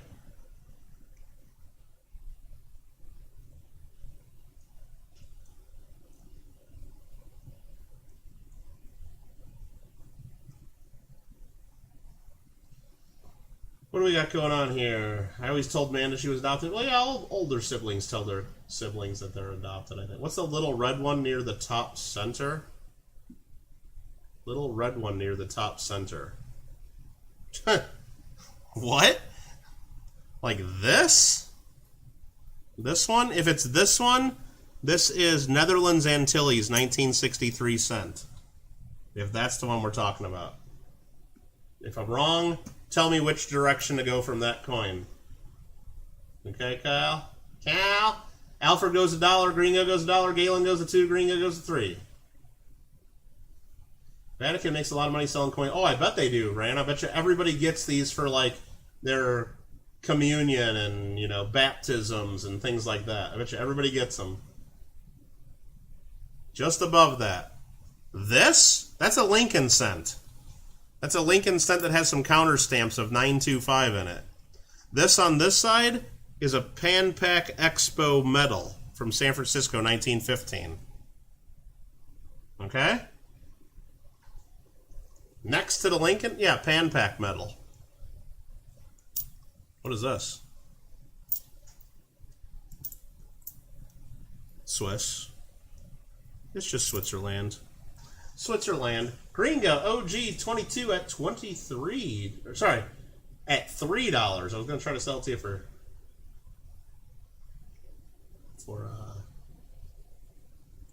23 bucks. Yeah, we did the Ancestry one because I think other people in our family had already done it. Gringo gets the big old Vatican coin. Now it's got my fingerprints on it. Nah, I'm careful. I try to be. Let's sell this because this is just kind of sitting there. It's a proof. Papers, please. Papers, please. This here is, let me just double check that. I think it's a 1967. I don't think the date's on it. 1967 Russia proof. That's what it is. Not silver, of course.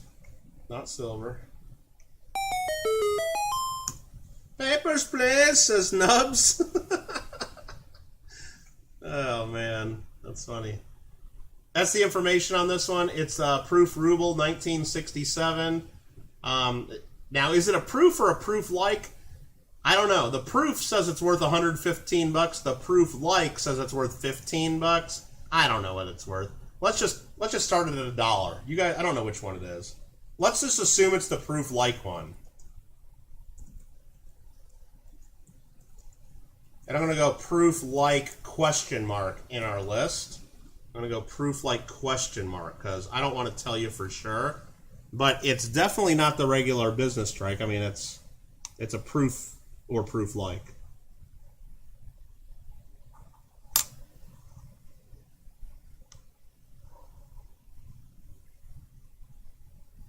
But I don't know. I don't know enough about these to know the difference between the proof and the proof like.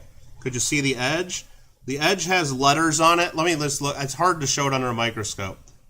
It is a lettered edge, and it says something 1917 to 1967. Yeah, that's probably where to get the date. And then it has a whole bunch of Russian letters. Yeah, I don't know if you really need to see it. It's like kind of slightly incused in there on the edge. I hope that tells you what you need to know what's there. Yeah, that's what it says on NGC. Lettered with date on the edge. 50th anniversary of revolution. It's got Lenin with his right arm raised. They always like to raise their arms, don't they? They love that. If you really need to see the edge, I can try Tor, but it's very, very hard. It's very, very hard to focus on that. It's a 50th anniversary. So we got bids all over the place. Nubs was at 10. Tor went to 11. Hey there, Les. How you doing? Nubs goes to 12. Josh goes to 13. Yeah, we can do that one. We can do that one, Kyle. Revolution, right? Yeah, that's one way to call it. Try would be nice. Okay, let's try this. So I need to figure out how to focus right to there. So let's zoom in. No, let's not mess with that. Let's just mess with the focus.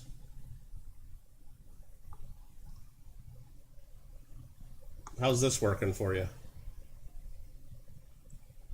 Ah, there's my finger. See, I got to keep moving it and balancing it. It's a real pain in the ass.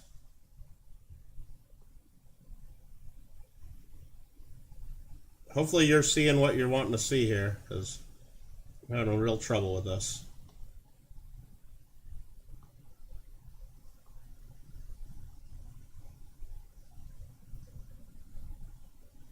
What does that say, October?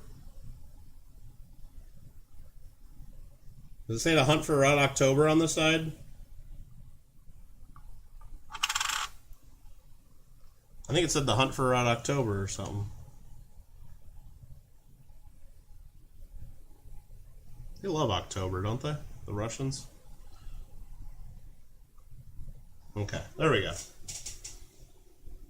1988 on the edge? There's definitely, let me look at it. Hold on. I don't think there's a 1988 on the edge. It says 1917. I don't know. There's something after that though. Let me look. So is there a restrike of this? Oh, okay. So maybe we got this wrong, and if so, we'll start the bidding over. Thank you for that. I just looked it up and found that this was a.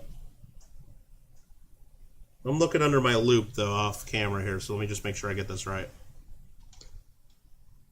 I gotta find out where the date is. I'm gonna rotate the whole thing. There is another date after 1917 than 1967. Let me just make sure. So it definitely says 1967. And then it says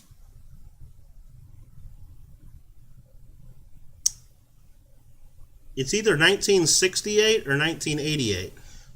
It's hard to say. It's like not fully struck up in that spot. So if you're saying it's a 1988 restrike, so let's put that in there.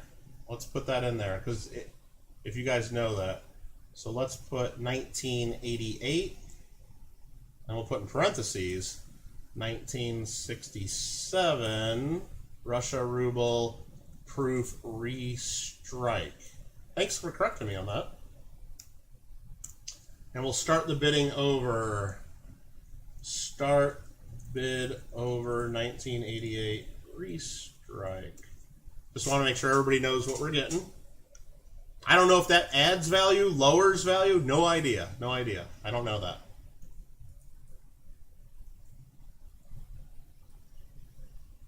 But thanks for being aware of that.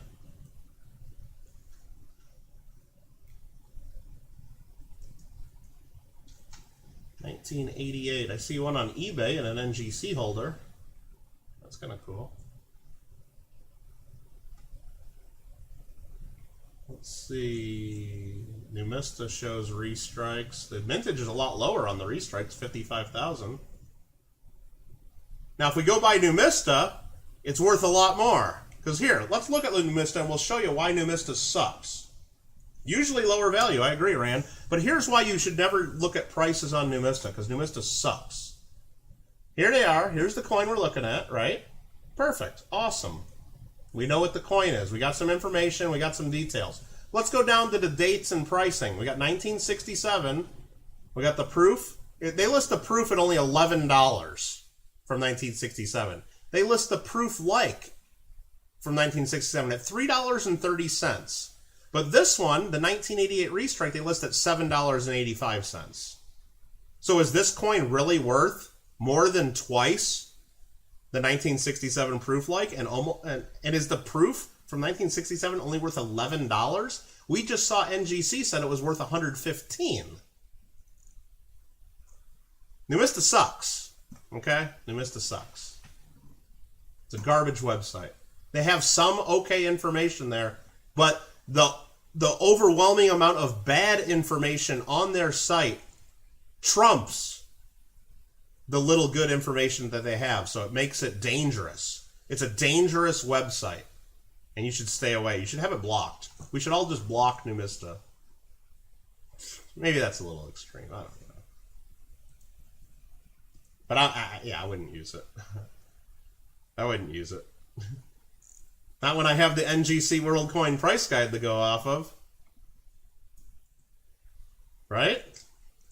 Right? Right? I think so. Anyway, we got bids. Tor goes up to $13. Holy crap. Yeah, 55,000 minted. I don't know what the value is of this. I don't know what the value is, but they're bidding at least $13 on it, so we're good with that. Let me make sure I didn't miss too much else in the chat. Let's see. We got there, lower. What's in the flip? You mean down here? A couple Cuban pesos that are colorized. One that has a bird on it, and one has a stingray on it. And they're awesome. That flip, or this little thing, it's a Geneva. Someone thinks it might be a pattern, 2 centimes, and I don't know. It looks like an old button to me. Not sure. Nubs goes to 14. Yeah, keeping track of your collection? Sure, Josh. That's all I would use it for, though. That's all I would use it for.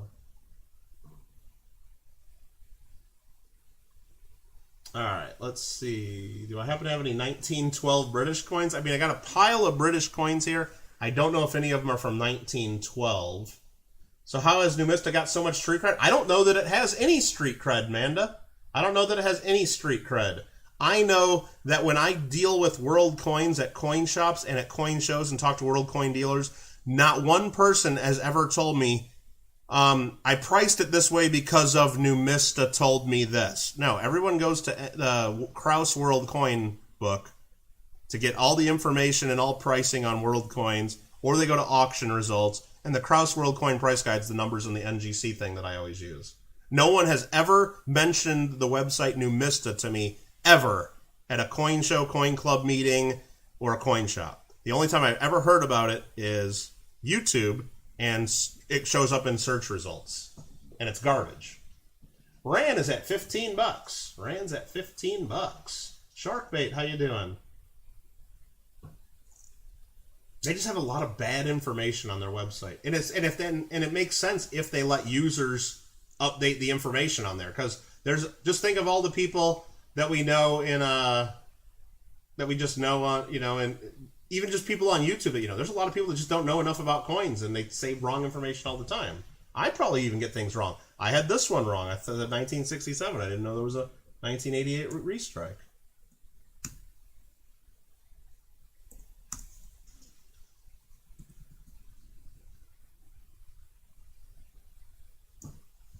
Three, two, one sold if no one else bid while I was doing that.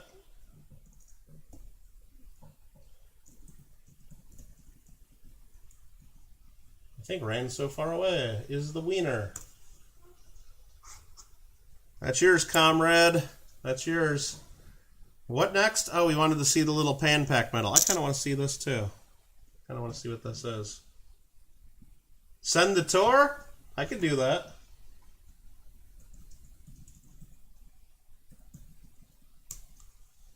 We can figure that out. Yep.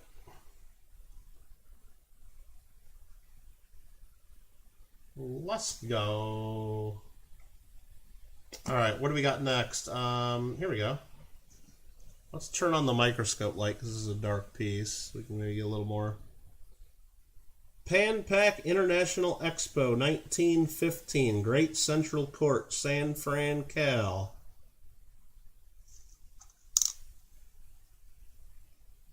Panama Pacific International Exposition 1915 Festival Hall, San Francisco, California. Cool.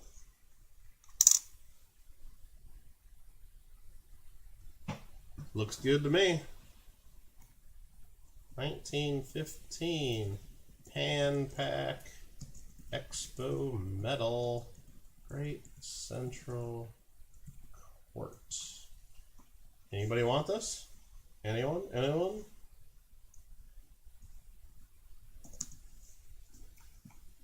Very generous of Bill.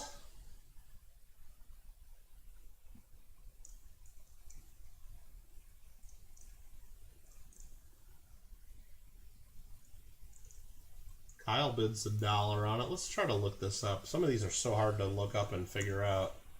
See if I can even find one. Well, I see a little tiny one that's made of brass there.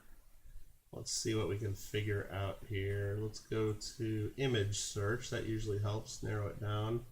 So many different metals and tokens from the Pan Pac Expo. Here's one from eBay Canada. It's similar. Let's just see what that goes for. $50 Canadian? Oh, that's 20% off. That's usually $62 Canadian. Whoa. Okay. Well, Canada. Canada. Steve Woods is at $2. Steve Woods is at $2.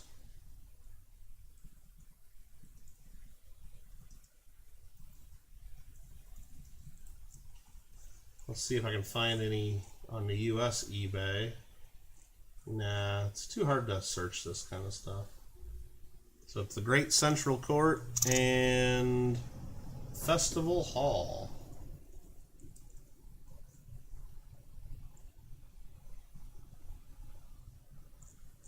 Very, very nice. Yeah, there's one here for $40 on sale on eBay. That's how I found one for $40. Is that a cent planchet? Probably not. Probably not. I mean, it's similar. I mean, I got a cent right here. Smaller to cent. 0.925 stamped all over this one.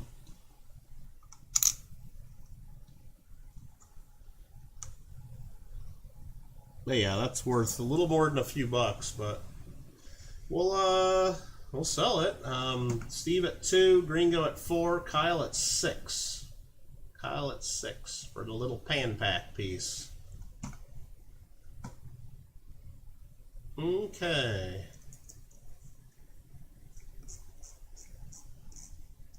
Kyle 6. Gringo goes to 8.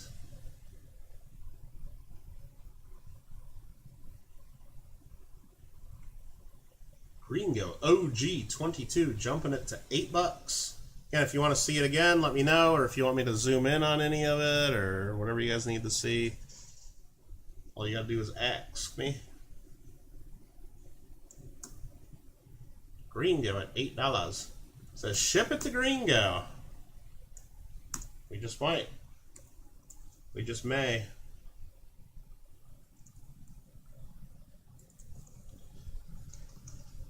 He bought it. What are we going to sell next? Let's sell these proofs, because I'm tired of looking at these bags. They're like glaring in my face here. So this is a bag of German proofs. I should take them out and look at them, maybe. There's 5, I think they're 1997 German proofs. So let's look at 1997 Germany proof coins, and I think there's 5 of them in there. So you guys can start the bidding at $1 on these if you like, but let's look at them. I'll dump these out. There is a 10 from the D-Mint. Real nice, 1997. There's a 2 from the D-Mint. A lot of them have little hits and marks. Some of them have a little bit of haze. There's a 50. So it looks like they're all 1997 D. That's a nice one. Plant them plants. There's There's a 5.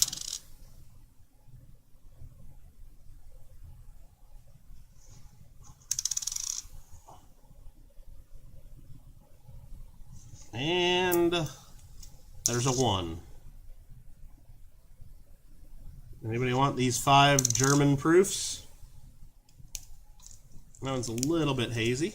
Not too bad, though.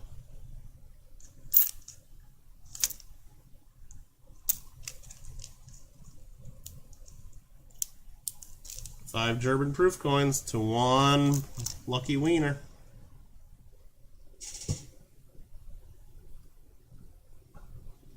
What's Kyle want? Nubs likes gold. What's the gold one with the dude with the beard? The gold one with the dude with the beard? Seriously? The gold one with the dude with the beard. What are you watching? Like on an 80-inch screen? You mean this right here? Well, I'm sure it's brass. And it's a token for the 19th president of the USA, Rutherford B. Hayes, 1877 to 1881. Got into office on a corrupt bargain, by the way. The election of 1876 was one of the most controversial and, yeah, not very good. It was a corrupt bargain. It was a bad deal. They call it a compromise, but it was corruption. I don't know what it says on the back, but it's a presidential medal token. Not sure who made it. Josh would bid $1 on all the proofs. Okay, $1 for 5 coins. Josh is in the lead. Galen, Josh got in first. If you want the proofs, you got to bid more than $1. You got to bid more than $1. D is Munich. Munich. So let's look and see what Numista says. In 1997, D, Germany, 50. Let's see if they even have it in here. Let's go to Numista. Well, I know NGC has them. And if I go to 1997D, just on the 50, they list a proof 45,000 minted. No, wrong year, sorry. 1997. Yeah, 45,000 minted. They say just the 50 Pfennig is worth $5. Only 45,000 minted. Eunice goes to $2. And that's just one coin I looked up. But I want to see what Numista says for the same thing. What does Numista say? So for the 50D, the 1997D, 1997D, 50, they don't say anything for value. They just say that the frequency is 0.12%, and it's a proof with a smooth edge. They don't say anything about pricing. But they have later ones at $1.70. Whatever that means. Like, anyway, they're worth a few bucks. These together, they're probably worth at least $10, $15 if you look them all up individually. But we got Eunice leading at $2. $2 for the 5 coins. $2 for the 5 coins. And I think that's the one I just looked up right there. Any other interest? Or we're selling it. Probably less than face value. Oh, I tried starting to sell. Alfred goes to $3. It makes it look like I bid $3, so I'm going to remove my starting that countdown. But let's try to remove that. Yeah, Alfred at 3. Alfred is first at $3.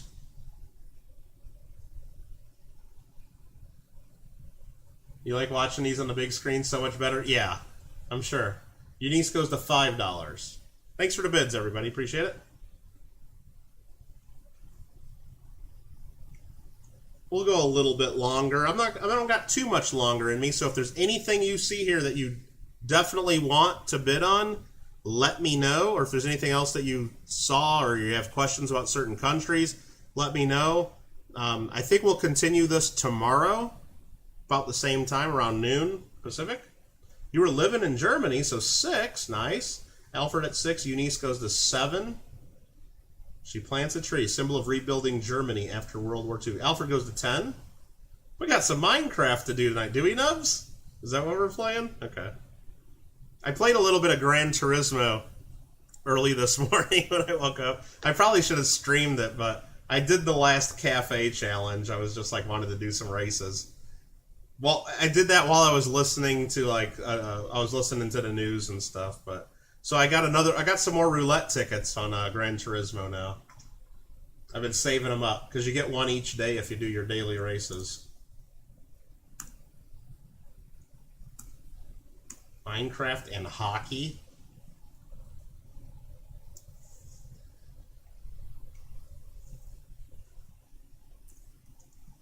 That goes to Alfred. Thanks, guys. Does anybody know how to like decipher Israeli coins? Because we got some Israeli proofs. Or should we just YOLO it and just sell them all anyway? Let's just sell them all anyway. Let's YOLO it. South America coins, any from Colombia. Let me look. I know we got a stack of South America. I don't know if we have Colombia. I don't know. So what we got here are some Israeli proofs. I know these are the new shekels, I'm pretty sure. And do they have years on them? If they have years on them, they're going to be in Hebrew, though, right? I'm sure they have years on them. Does anybody know how to read the years on these? So we know what year they are, at least. I'm sure they're that says new shekel. Because I know there's the old shekels and the new shekels. Anybody know what year that is?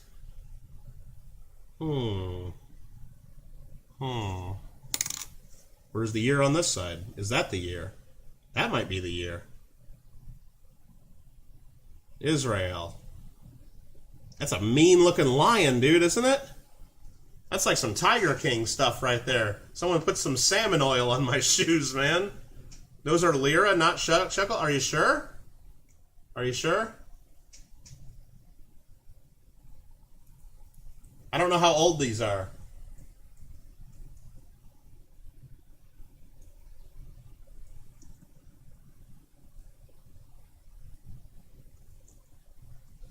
Well, they're like the new shekelum or whatever they are, aren't they? I'm pretty sure they are. Not sure. I don't know 100%. You're sure, huh? So these are old enough to be the lira, huh? So they're probably from the 70s or 80s then? It's kind of what they look like. See, I thought I know the, okay. No, I'm on live chat, Alfred. I'm on live chat. I'm on live chat. It's written as Israeli liras? Okay. Perception? What's the perception? Israeli dates? Oh, you want me to try to figure this out? Let's open this up in a new tab. Calendar in Hebrew. Well, the problem is I don't know where the date is on this thing. I don't know where the date. Which one's even the date? So first figure from the left. Okay, it looks like a 4. Is it? I don't know. And then there's that thing, 4-1. No, that's a 4. Or no, maybe it's 1. Not. Is that a 9? Is that a 9er? I think it ends in 9, if that's the date. Possibly 1980. Flip it? Oh, is that not the date? The date's on the other side? Okay. Hold on. I gotta bring up another thing now so we can look at that. Okay. Alright, so where's the date? Which one's the date on there?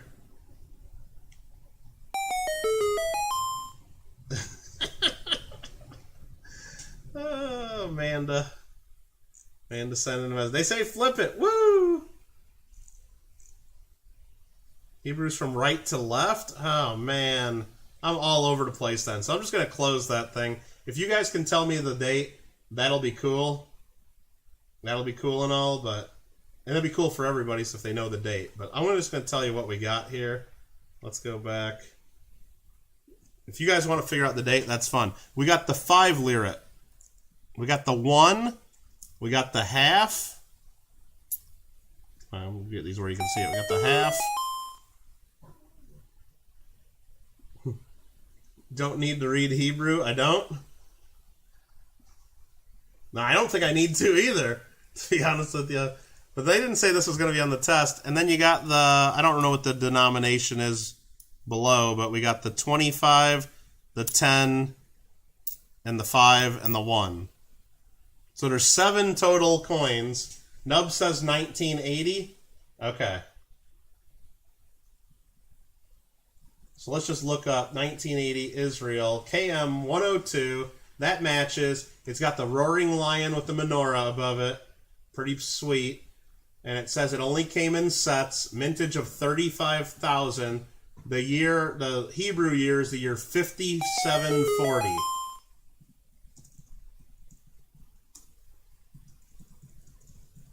Israel proof coins, and there's 7 of them. You guys can bid on these. They say this one here, just the proof 5 lira, is worth $3 and 60, $7 and 63. So it's worth at least a few bucks, just that one alone. Let's just I don't know. They got to be worth at least $1 a coin retail, so I'm going to list them at 7 as the retail number. Nubs is bidding $4 on all of them. 1980, that was a good year. 1980 was a good year. All right, so there again, I'll show all the coins now so we can look at these. This one again is the 5. Thanks for your help with that. Sweet roaring lion. Don't pet him. This one's got one of those on it. This is the 1. Josh goes the 5. Here's the half. It's got a menorah with some blocks underneath it, I guess. Here's the 25 cent or whatever it is. What was that, a harp? I don't know. Guitar.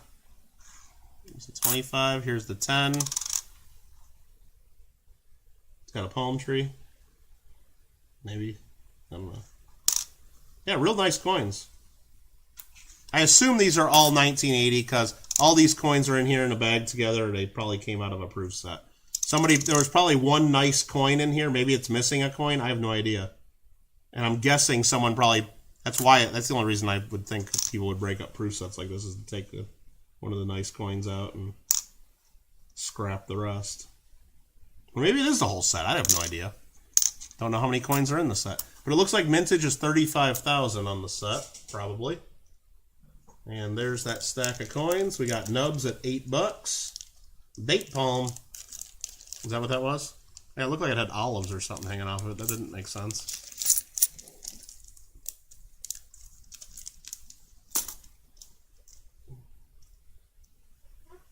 Israel. Eunice goes to $9 for the proofs. So it's the 25th anniversary of the Bank of Israel, struck for sets only. So let me look up, let me just look up the half to make sure the mintage is the same. For the half lira. I'm not going to look at Numista, I'll tell you that. Let me look up Israel real quick on NGC. Yep, 35,000. And that one, the half lira, they listed at $3. So, in that. And let's look up the 10 Agorot. Agora, it looks like, is Agorot is their denomination. Let's look up that one. And NGC says that is also... They don't list it here. They don't list the proof in here. Not in NGC. They mixed it all together with the others. I was just trying to see if the mintage was the same all across. It looks like there were 35,000 proof sets from what I can tell. Beautiful designs. David Lee Roth lights the menorah. Yep. Eunice at $3 or $9. Let's sell it. Let's sell this unless there's any other bids.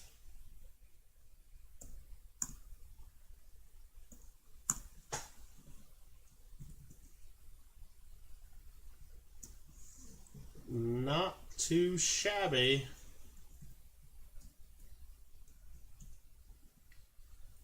$9 for 7 coins. Not going to cry about that. All right, time for a drink. What did we want to look at next? We want to look at South American coins. I know someone said that. More oldies? Yeah, we can do a few really old ones. Try to figure those out. South American. Let me just see what I got in this pile. And if anything jumps out and you want to... There's a Nicaragua 5 cent from the 1800s. There is a 1930s Venezuela 5 cent. Honduras from the 70s. That's probably worth not much. Uruguay 1941 5 cent. Colombia. Someone said Colombia, so let's do that one next. Peru 1947 cent in beautiful condition. A 1892 Argentinian 2 cent. And a Chile peso from 1895. That is definitely silver. Chile. Let's check out this. It's a Lazaretto. Republica of Colombia, 1921. 2 cents. 1921, Colombia. 2 centavos.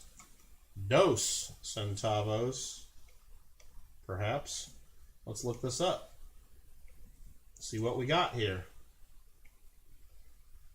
KM number L10.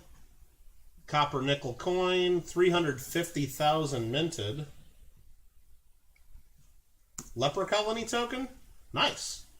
I did not know that. So it's a leper colony token. But that's what this is. Here's the other side. Any interest on this one? It's worth a few bucks, I think. A couple bucks. I don't know. We'll start it at $1. Eunice bids $1. Why did I type the letter I in the chat? I didn't mean to do that. Gringo goes to 2. You have heard leprechaun. I wouldn't say it's a leprechaun coin. The Rutherford B. You want to look at that? Yeah, well, let's look at that. Okay. I'll put that on deck. And then something old. I'm going to find something old here. Dad Learning Coins wants British coins. Okay, I can get some British coins. Let me look and see what I got on British. Dad Learning Coins, while they're bidding on this, let me see. Eunice goes to $3. I'll read off what British coins. We got a British penny, 1953, an 1891, a 1940, and an 1862. British pennies. We got a British shilling from 1953. We got a British, I don't know what that is. Farthing, I think. Farthing from the 1830s, a farthing from 1861, a farthing from 1860, and a farthing from 1951. We got a 6 pence from 1953, and we got 3 pences from, it looks like 1827 and 1890. Those are the British coins that I've pulled out of the mix so far. So if anything there jumps out at you, we can jump to it. If you say, nope, don't want any of that crap, then we won't go do it. Gringo at $4, Eunice goes to 5. Pre-1920. Okay. Okay. Fair enough. And let me find something else really old for Alfredo, because he asked. That's old. That one's pretty cool. Oh, there's another German coin. Did we do all the German coins already? Yeah, we probably did, didn't we? Oh well. Start another little pile of them there.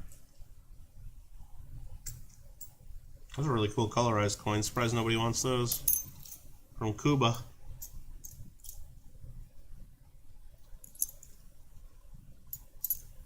So many coins left. Okay. Eunice goes to $7. The 1827, please. Okay, we'll start with we'll just go right through this pile. We'll go right through the pile of British, oldest, smallest to the newest, biggest. How about that? Let's go through that pile. Anything Norwegian, perhaps? Tor says. I think so. I think so. I know there's definitely a bunch of Sweden.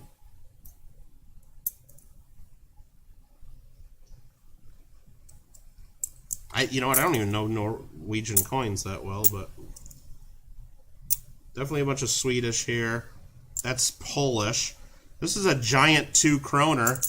That's Denmark, though. That's not Norway, is it? That's Denmark, it says. Norwegian. This is, there's a couple Iceland. I know that. You know what? I'm not seeing any Norwegian that I know that's Norwegian for sure. No. No. Absolutely not. Eunice is like, sell this to me, kiddo. Quit jacking around. Sodium, the Australians are gone. Exclamation point DOC to see what you missed. There was a couple old Australian coins. Those are gone. Sold, sold, sold. What did we just sell here to Eunice? The Columbia. For $7. Thank you, ma'am. Very, very nice coin. We'll start another row up here. That's starting to run off my table here. Let's jump to this one because it was asked first. We're kind of going in order. We got some stuff on deck here. This here is a Rutherford B. Hayes, 19th President of the United States. It's kind of worn. He serves his party best, who serves his country best. Okay. He was a Civil War general, congressman, defeated Tilden by 1 electoral vote. Yeah, because it was a big scam in Congress that gave it to him. That's kind of how that... But yeah, here's the Hayes medal. No idea how old this is. It looks old. My guess is from pre-World War II would be my guess. I don't know exactly how old it is, though. It's definitely not an inauguration medal. Definitely not. Because if it was an inauguration medal, it wouldn't have him only go until 1881. They wouldn't know that for sure. So it's not an inaugural medal. It's something that was after he was already president. But it's old. It's not one of the new ones you get like at a gas station, or it's an older one. Rutherford B. Hayes medal. We got bids of 4, 5, and 8.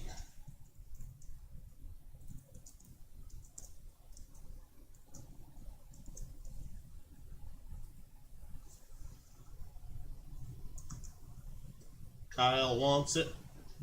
Kyle needs it. Kyle leading at $8. Pickle needs his docs. I can try to look this up. Let's see. Rutherford Hayes, This is how you find this stuff on Google. You type on something weird that's on the middle. He serves his party best. Let's do that. He serves his party best medal.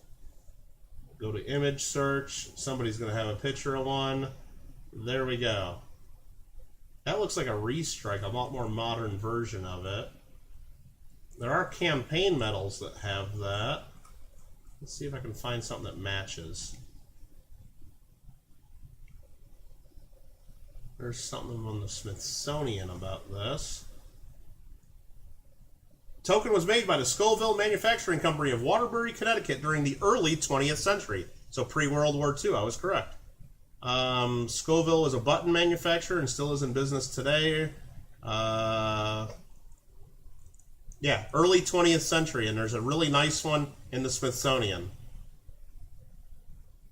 There's comments about it. Somebody found one of these in the cellar of a house on Washington Street in Groveland, Massachusetts. They lived there in 1954. He was 11 or 12 at the time, and it stayed in the cigar box for many decades. What a cute story.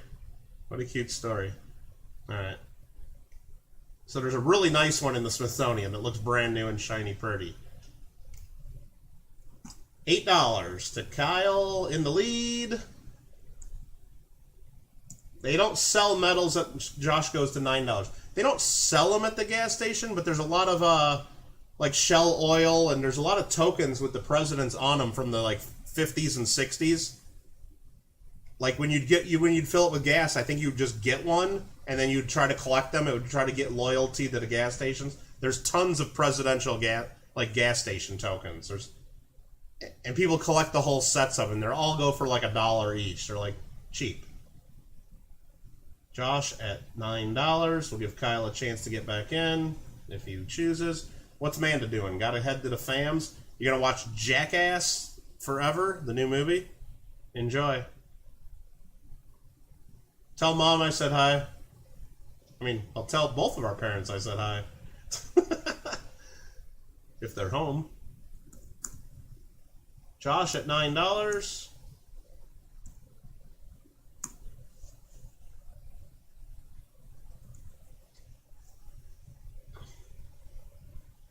Yeah, they should hand out like a token. They should hand out silver ones at least, or gold ones even. With how much? Mikey, that one sold. You missed it.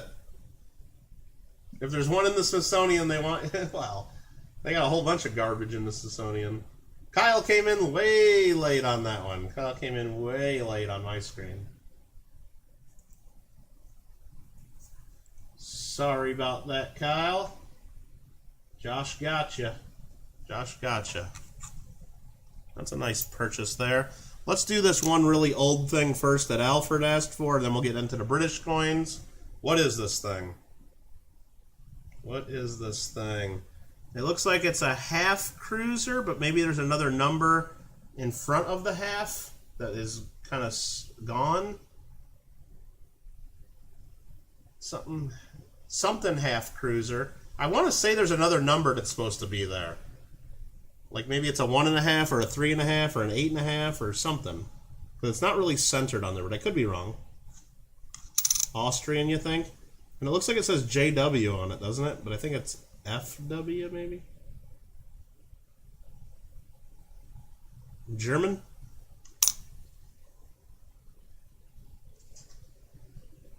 Used to give out silver dollars. Yeah, wouldn't that be great if they did that?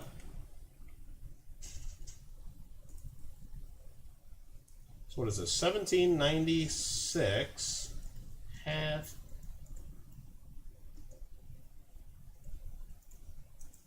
Let's see if we can find a picture of one of these. I think it's just a half cruiser. I'm wrong. There's no number in front of it. And it's Frederick Wilhelm II, Kingdom of Prussia. Not from Russia. It's from P-Russia. I think.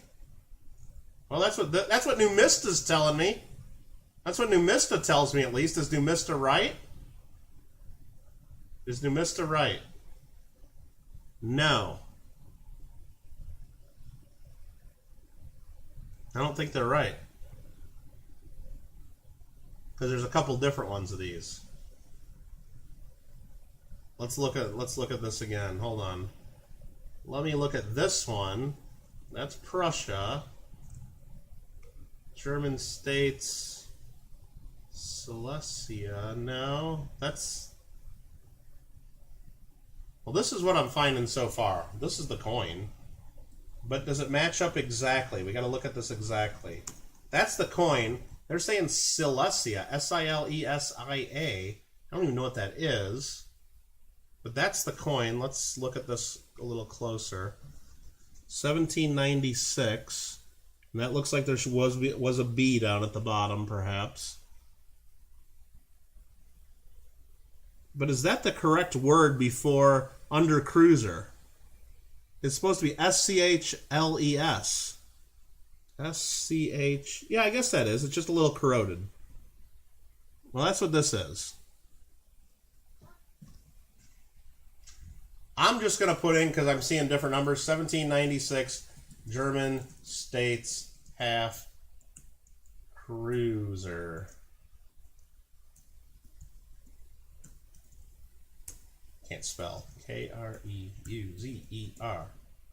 There we go. It's a copper coin, and it's probably worth at least $5-10 in that kind of range. In this condition, my guess. Whew. All right, that was a little bit of work there. Trying to figure that one out. Let me. Someone's back. They had a phone call. Lucky Star said that. Can I do Kingdom of Jordan? I do. There's one Jordan coin that'll come after some British coins, though, Mikey. Because we've had some requests for British. Prussia was part of Germany back in the day, right? Tags rarely work. Yeah, I didn't get the tag there, Mikey. I didn't get that, but I saw your comment. You have similar cat. Austrian back is different. Has a crest of the eagle. Okay. Josh says $1. Lucky Star says 2. Josh says 3. Alfred says 5. Okay. Now we're cruising for the cruiser. Half of a cruiser. We're halfway cruising. It'd be cooler if it said JW, wouldn't it? If that said JW and had a crown over it, I bet JW would buy all of these that he ever saw. But no, it says FW. For Fred Bill. Frederick Wilhelm, I believe is. He goes by it. Fred Bill. Alfred at $5 on the 1796 half cruiser. Kyle wants to do a duck raise. Jay Burns says 6 for the cruiser. Am I saying it wrong? I don't know. It looks like cruiser to me. Jay Burns at $6. The number 1 on the NGC page looks like something kids build in the Hive game. Uh-oh. Yeah? It does a little bit, doesn't it? It's a little stylized. A little bit. Alfred at 7. It's between Poland and Czechia, huh? Interesting. Yeah, a lot of these places are all in other countries, and we're not on the maps anymore, that's for sure. Let's take one more quick look, because there's still bidding going on.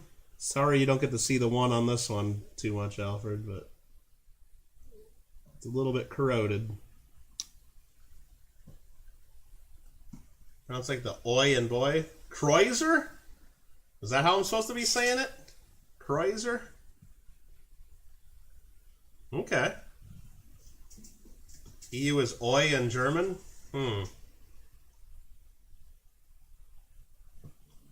Well, it's cruiser in American. But thanks for teaching me on that one. Kreuzer, huh? Wilhelm probably related to that one that got shot before World War I. Yeah. Might be the same family. K. Reuser. Alright, what do we got here? Hey, have you guys entered the free monthly coin giveaway? Always an amazing giveaway going on my channel. There's the link. Mikey, Archaeology Mikey, it's his birthday on Monday. He sponsored the giveaway. Make sure you get in for a chance at a 007 coin.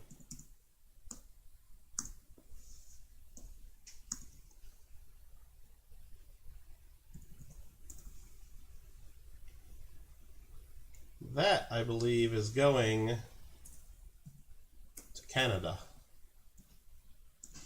It goes from Poland to Southern California, and now it's going to Canada. What are we doing next? Let's do this really old, sweet-looking British coin. Let's figure out what this is. Great Britain! Everyone waiting for Great Britain coins. Alert, alert. Alert, it's time for Great Britain coins. 1827. A little rough looking, actually. Now that I get it under the scope. 1827. And I believe that's a 3p. It's the size of a 3p. Let's look it up. 1827. Great Britain. 3 pence. And we'll go look this up. That is not the coin. What is this thing then? Maybe it's not a 3p. Maybe it's not a 3p. Hold on. It's the size of it, but maybe it's not silver then. Does it sound silver? Kind of sounds silver, but maybe that's a copper coin. So what is that? Would that be a farthing? That's too small for a farthing, isn't it? A third of a farthing? Holy crap. Okay. That's why I didn't think farthing. It's way too small. Okay, so third of a farthing. That's exactly what it is. Thank you, Alfred. It's probably more valuable as a third of a farthing. Third of a farthing. There you go. 1.4 million mintage in poor condition, $10, good 15, VG 17, fine 20, and so on. Thank you. 1827, Great Britain. Tang 1/3 farthing.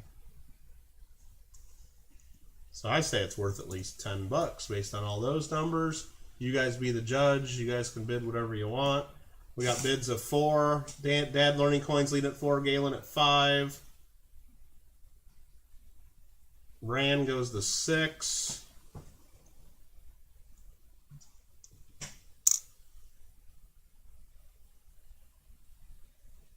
It's got lots of detail to it, but it's corroded. It's got corrosion, so it wouldn't like ever straight grade or anything. It'd be a details grade. Galen at 8. We're seeing some really cool stuff in here for sure. Stuff you normally wouldn't get in just a mix of like world coin poundage. If you go to your local coin shop and just buy like a pound of world coins, you get tons of like Mexican and a lot of more modern stuff from like the 50s, 60s, 70s, 80s, and even to date, and it's worthless. Just garbage. Galen V is leading at $8. Galen has the first $8 bid. Bad Learning Coins came in after that. Galen leading at 8. On the 1827 1/3 farthing. 1827. Jay Burns, 1827. And we can show that again if you just want to see that. 1827.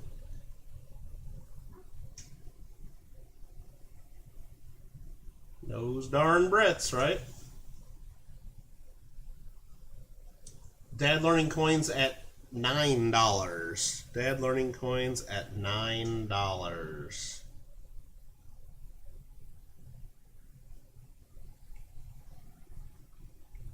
Any other interest? Last call.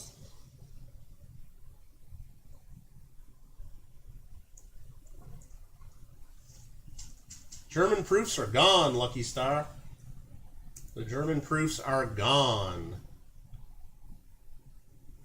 They are going to Canada. Thank you very much for the bids. That goes to Dad Learning Coins for $9. Let's sell. This one is silver. For sure. Oh, it's 1920. I thought I said 1890, but it's 1920. It's got 2 holes in it. 1920 with 2 holes in it. And a scratch on his mustache. It's just adding to his mustache.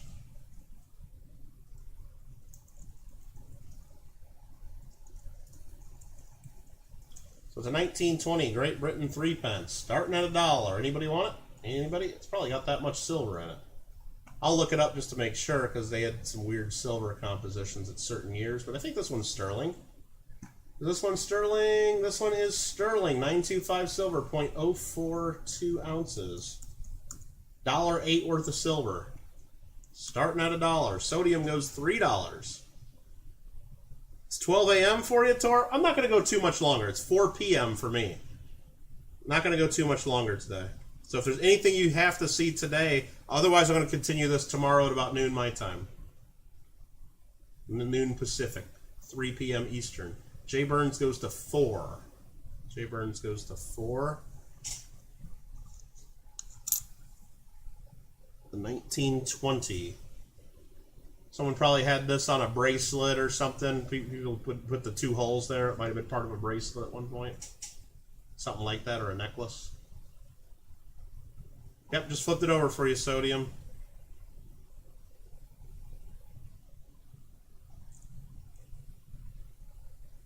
$19.20. Jay Burns at $4. This was the last year of 925. Is that right, Rand? Okay.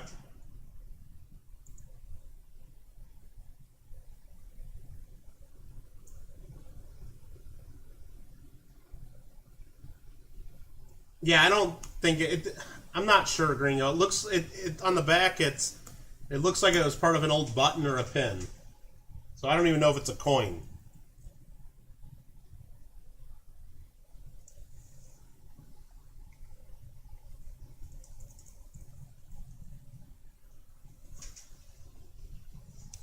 Jay Burns, $4. Coin, congratulations. This one is a little bit more modern. That one's a little bit more modern. Let's go to some older ones, because we had requests for older British. That's a farthing from 1860.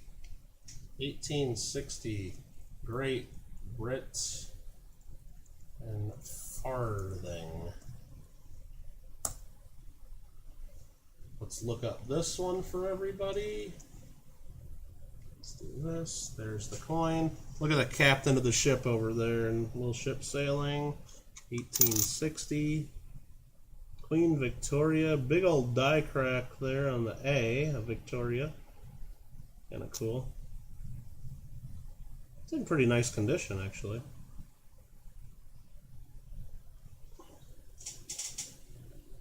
Great Britain farthing. 1860. How do you pay?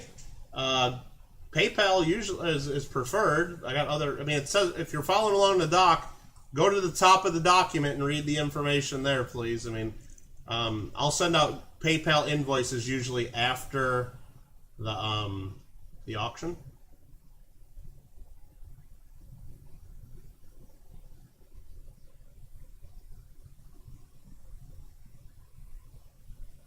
Dad Learning Coins brings this to $10.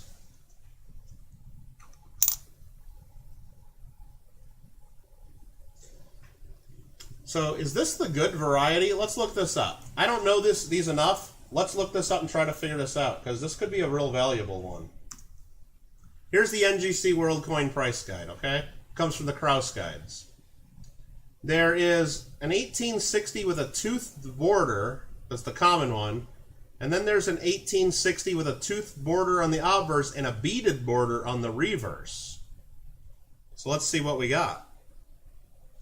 And how do we know the difference? Let me turn on my microscope light.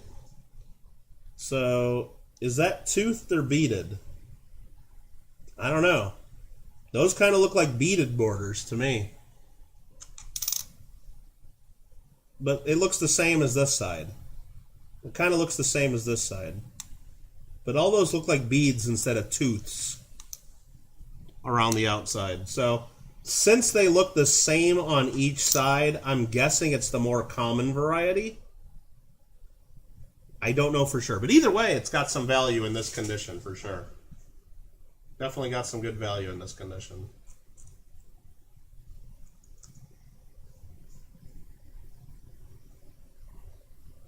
Dad Learning Coins brings it up to $14 for the 1860.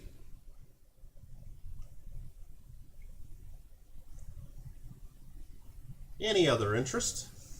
And then what's coming up next? Let me pull out a couple more to sell, and then we'll get to that Jordan coin for Mikey. There's an 1864 coming up as well. And it looks like an 1834. I guess I did that a little bit out of order. There's a more modern shilling. There's a couple more modern pennies, but a couple older pennies. So there's going to be 4 more British coins after this. I think that might be all we got. All she wrote for Great Britain. Put the rest of the British coins over here. We'll do that one. We'll sort that out. That there. That goes to there. Dad Learning Coins at 20. After Gringo went to 18, Silver Mountain 15. Gringo OG goes to 22. 22 for the 1860. Let's show this again since there's multiple parties interested. This one's in really nice condition for the age. Got a lighthouse, a ship. Again, that's with the microscope light on. Give it a little bit different look. Rotate it a bit. A few die cracks. Turn that scope light back off so you get another view of it. Bring up 25. Add that big 25 proof. Yeah. Done. You're getting meatballs and spaghetti with red sauce for dinner at Red Sauce Restaurant. Don't forget to update the bottom. I'm going to post when I get in the food Discord. Oh my god. Alright. No, I'm not. I can't do that right now, Mikey, and I'm probably going to forget to do it. Dad Learning Coins goes to 30. What's my PayPal address? I mean, if you know that's all you're going to get, If you know that's all you're going to get and you're not going to buy anything else, go ahead, you can PayPal. That's easy. And Jay Burns, just so, it's up to you, okay? I charge $5 shipping. You got this one coin here that cost you $4. Super thin. I could put this in a flip or a 2x2, wrap it in a couple sheets of paper, send it to you in an envelope. There will be no tracking, and it'll be a little more risky shipping. I can send it to you for $1 if this is all you're buying.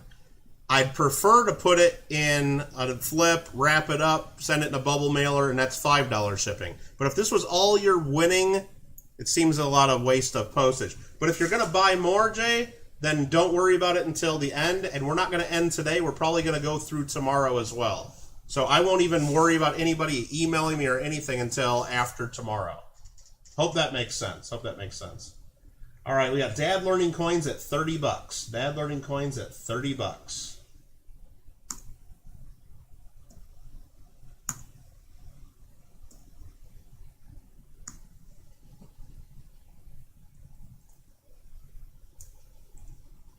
And that might do it. Beautiful coin. Thank you very much, sir. You will love that one. Because I love it already. Let's look at another one of these farthings. Which one we got here? Wow, that's so dark. Move my light around a little bit. Let's put the microscope light back on. Some coins, the microscope light just overwashes out, and some it helps with. 1864. A little bit more worn, a little dirtier looking. Let's look it up. 1864, Great Britain farthing. Probably the same page we can look at for the last one. Yeah, 2.5 million minted. They're worth a few bucks even in this condition. Let's start it out at $1. If anybody wants it. I think it's worth at least $5-10, something like that. Jay goes to $5 right away. What's the flip with paper and writing on it? This thing here, what someone wrote on this is Geneva, 2 centimes, and then I don't know what the thing says, essay, uniface, and something else. So they think this is a pattern coin that's uniface. I think it's just a button. That I don't know if it's even a real coin. Yep, it just fell out of there. It's this thing right here. It looks like a coin on one side, but then there's a little bump up. I think it's like an old cuff link or a pin or a button or something. But if it's really a pattern coin, they did make uniface patterns at times. It could be worth quite a bit, but I don't know, and I wouldn't know that. There's another paper envelope here, Sultans of Molwa, it says. And it's got 2 big, chunky coins with a bunch of squiggly writing on it that look really, really old. Sultans of Molwa. No idea what that is. But I'm going to keep those in there because that might be correct. It's more than I know about it.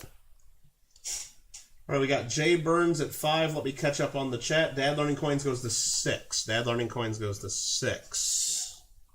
Really dark in color. Really dark in color, but there is detail there. You see a lot of hairlines. Not hairlines in the coin, but lines in the hair, I guess. And then 1864.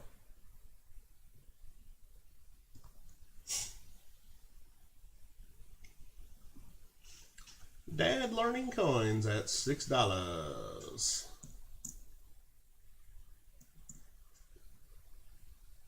Yeah, Ram, that's what I thought. If I didn't have that envelope, I would just assume they're really old Indian coins.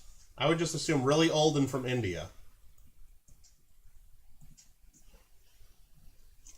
Dad Learning Coins with the win. Next up, another farthing. This one's a little bit older. Pretty nice shape. 1834.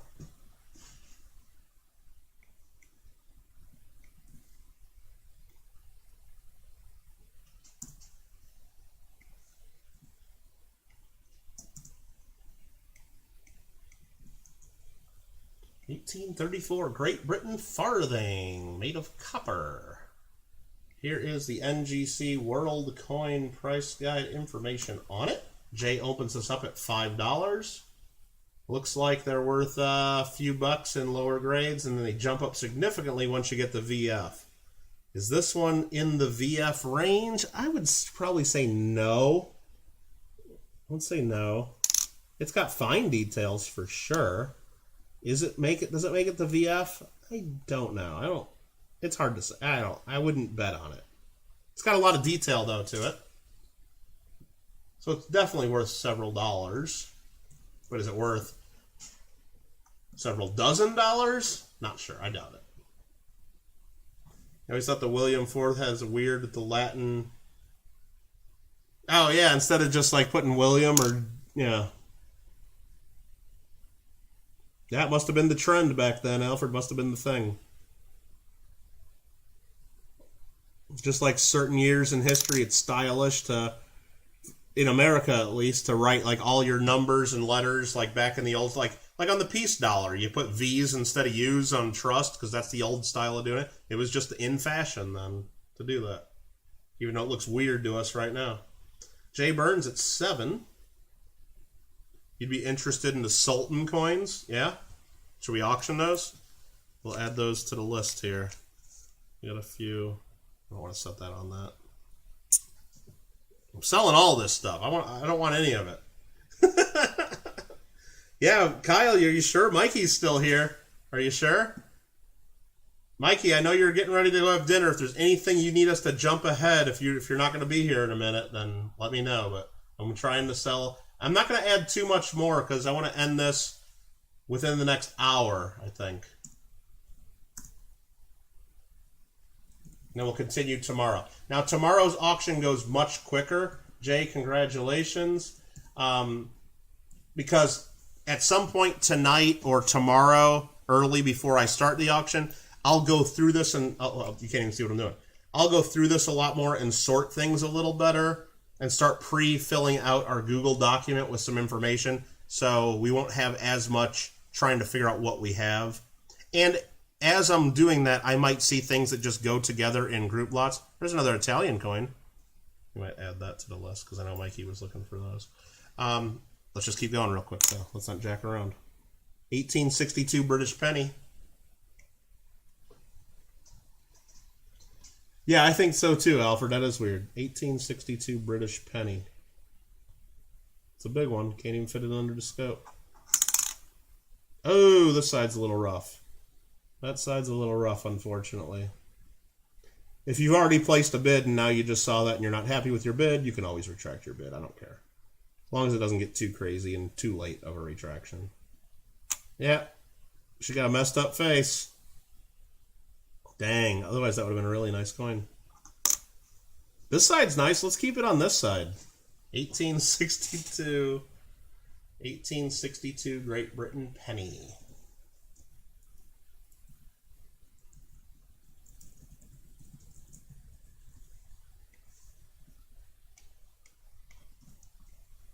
$1862 Great Britain penny made of bronze.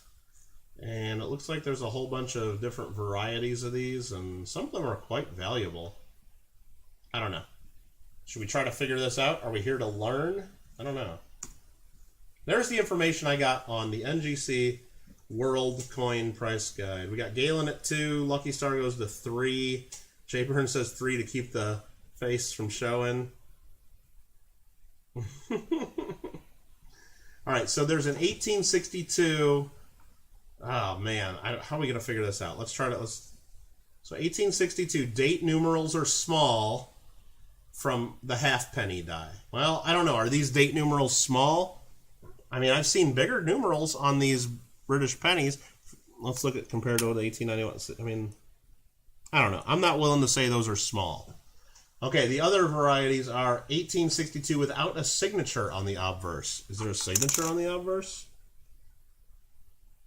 Well, if it doesn't have it, how would I know? There's an 1862 LC Wyon on the shoulder. without reversing. Yeah, I don't know if we're going to be able to tell what variety it is because it's just not high enough grade.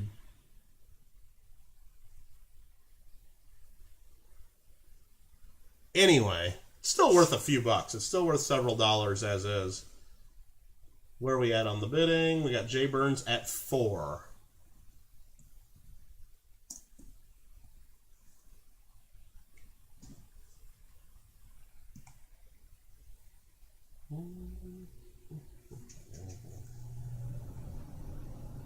Oh, did Alfred actually turn all of our sugar cane into sugar instead of paper? Dang it.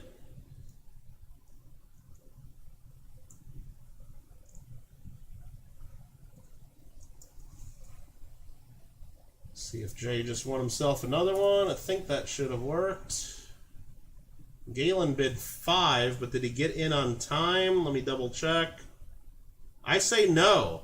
Let me refresh to make sure. I think Galen didn't get in on time. I'm sorry, Galen. I know I ended that one pretty quick. But I just refreshed and you were late, Galen. You were late. So Jay did get that one for 4. It was real close. It was real close. Sorry about that. Last in the British is an 1891. 1891. This one's got tons of detail there, but it's got some corrosion and stuff too. I mean, it's even got some original red color that pops through in some spots. But this one's just, it's ugly. There's some glue or something under her eye. Got some like eye black on, get ready to play some football or something. Okay, well, that's that, you know. It's what it is, right? 1891. 1891.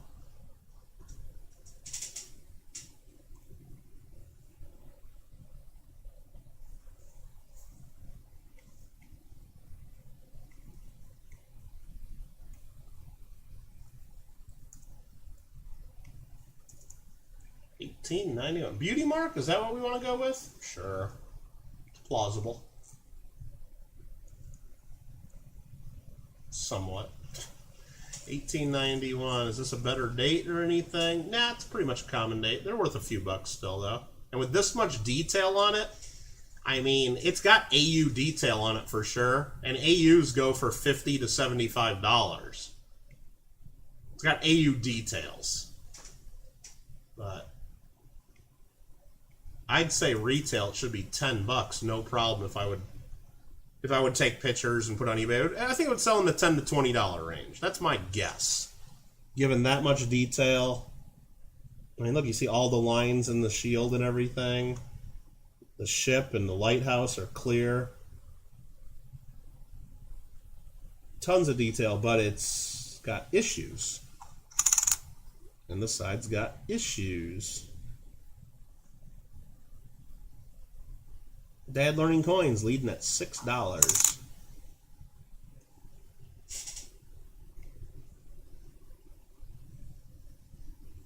Josh takes it to 7. Can't wait for King Chuck's face. Well, look, we've had Elizabeth II on coins forever, it seems like. So, what is it, almost 70 years or something like that? Isn't this year 70 years of her reign? I think. I'm sure it'd just be nice to have a little bit of a change. Dad Learning Coins goes to 8. Change. Can I have some change, please? While they're thinking about whether they're going to keep bidding, speaking of Jay, Dad Learning Coins, and Josh Schultz, do either of you guys want one of these? Anybody want these? Anybody want these for free? Well, you can only get one of them for free. Exclamation point GAW, I think is what we do. Free coin giveaway going on this month. We're giving away both of these on April 1st. You got to get in by March 31st, though. If you want to win these, all you got to do is leave a comment on my comment video. Always a free coin giveaway. Thanks again, Archaeology Mikey, for picking that coin to do. All you got to do, Dad Learning Coins, leading at $8. There you go, Nightbot put in the link. All you got to do is go there and leave a comment. Go to that video and leave a comment, and you got a chance to win. There's always a free coin giveaway going on, Gringo says. Always. Always a free coin giveaway going on Michael Kittle Rare Coins. Dad Learning Coins. $8.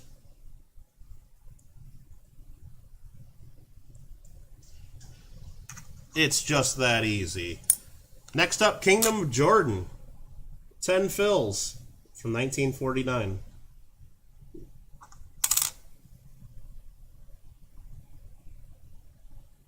I like that they put it on English in one side, though. That's helpful. 1949, Jordan, 10 fills. We'll see what this one's all about.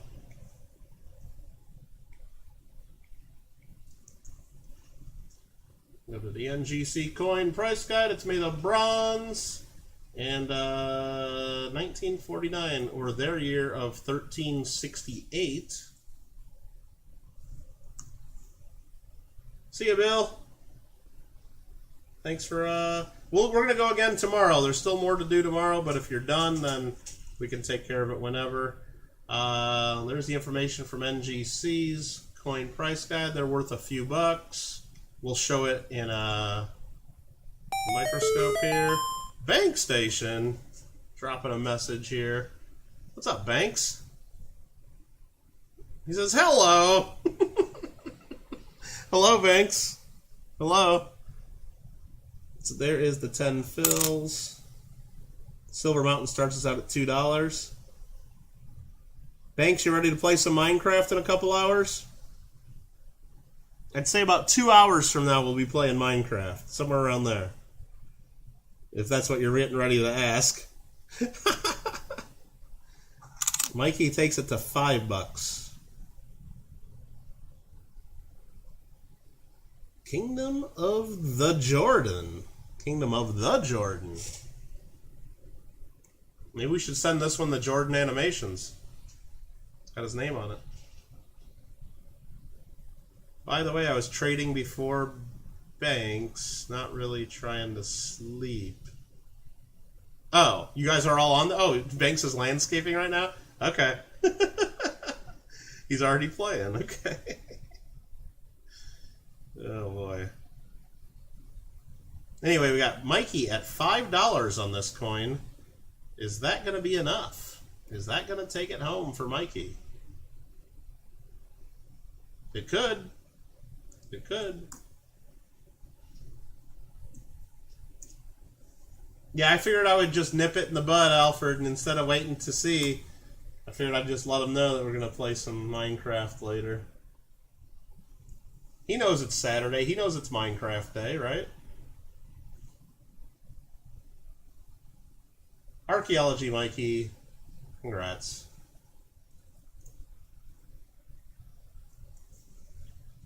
Sweet. Next up, we got a big old proof coin that was asked about. Here, let's not even show it that way. Let's show it this way first so you can see the whole thing in its glory. 25 cents.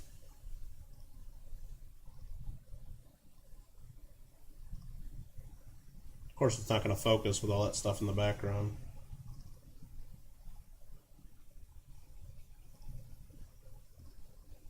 A little bit hazy. Jamaica 1971. 25 cents. Bird of paradise is a flower. That's not a bird of paradise, I wouldn't say. Let me turn off the microscope light. That doesn't work good on proofs. 1971. Jamaica. 25 cents proof.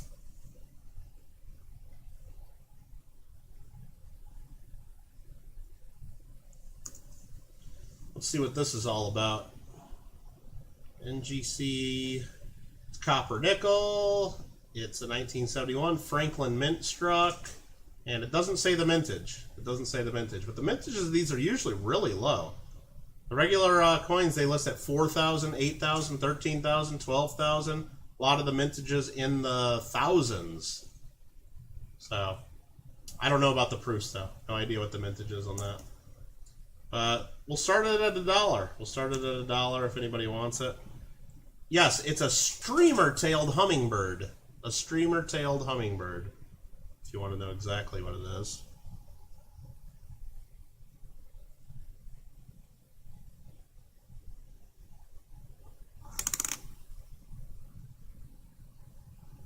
And there's some topless supporters of the arms there, I guess is what they call it. And there's a big old gator on the top. They're not having a hard time holding the gators down. And then they say, out of many, one people. Josh at $1, Jay at $2, Josh at $3, 25.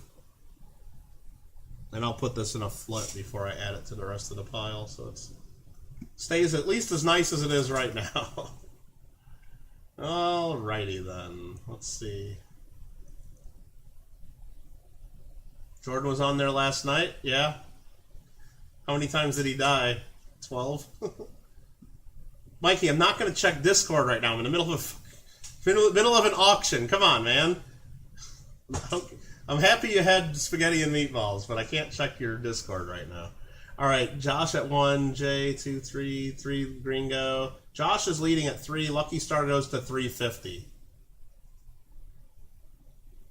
Out of mini 1. Yeah, I wonder if they got that from us, Sodium. Yeah, I tried to stop there, Kyle, but it's like, come on, man. Been doing this for 5 hours now, and I'm honestly don't care what he had for dinner. Josh at $4. Josh at $4.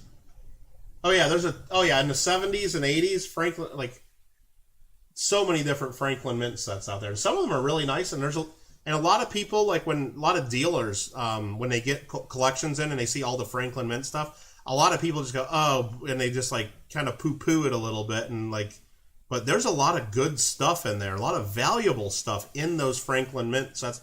And if I've seen dealers like just pass on it, say I don't want to look through all that stuff, and then like I've seen some of the stuff that there's like a bunch of gold coins in there. I mean, there's a lot of gold that the Franklin Mint did too. There could be some good stuff. Jay says 6 because he's a sucker for the hummingbird, right? There's pineapples. What? They got pineapples there too? Oh yeah, right in the shield. Lucky Star 7.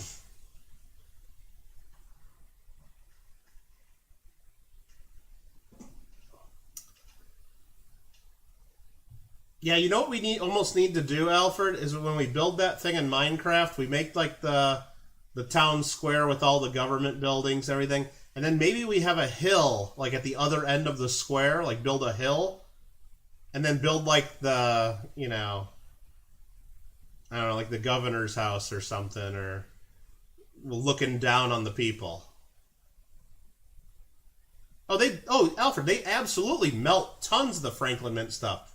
But there are some good stuff in the mix. Ambeth wants it for $8. How you doing, Ambeth?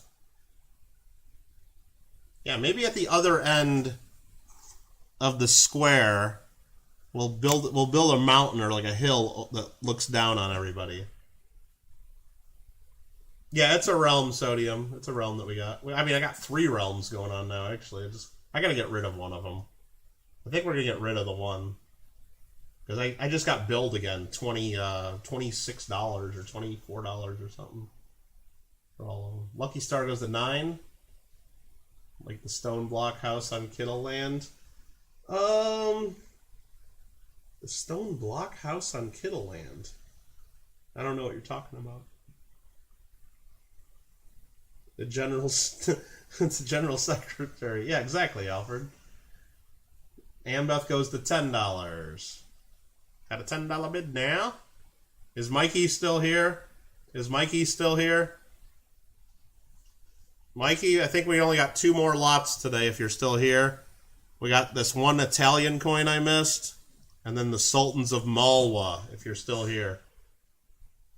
If not, maybe we just won't sell those, because I know Mikey was interested. We'll see. We'll see what's going on. Ambeth at $10. Okay, Dad, learning coins. We're going to continue again with the rest of the coins tomorrow if there's anything else you might be interested in. Otherwise, I'm probably not going to send invoices right away, but an email would be cool. Then I will be able to get in touch with it and figure it out. Alrighty. No, it's not. I just don't let anybody on there, so even if I did, there'd be nothing there and it'd be burnt to the ground because the people that watch me are toxic and they just like to destroy everything. Ambeth, I think, won that one. Is that right? I gotta double check. I better double check all this to make sure Ambeth won. I think so. I think so. Let me go ahead and grab a flip. Oh, I gotta stretch. Oh my god, that hurts so much. Okay.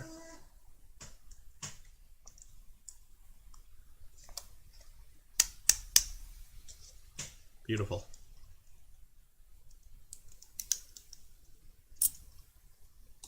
Sweet. Mikey says you're getting vanilla ice cream for dessert. Okay, well, how about right now for main course, we do this last Italian coin, and then we'll sell the Sultans of Malwa, and then I'll go get some dinner, and then, how about that? Italy, 1919R, 50 cent. 1919R, Italy.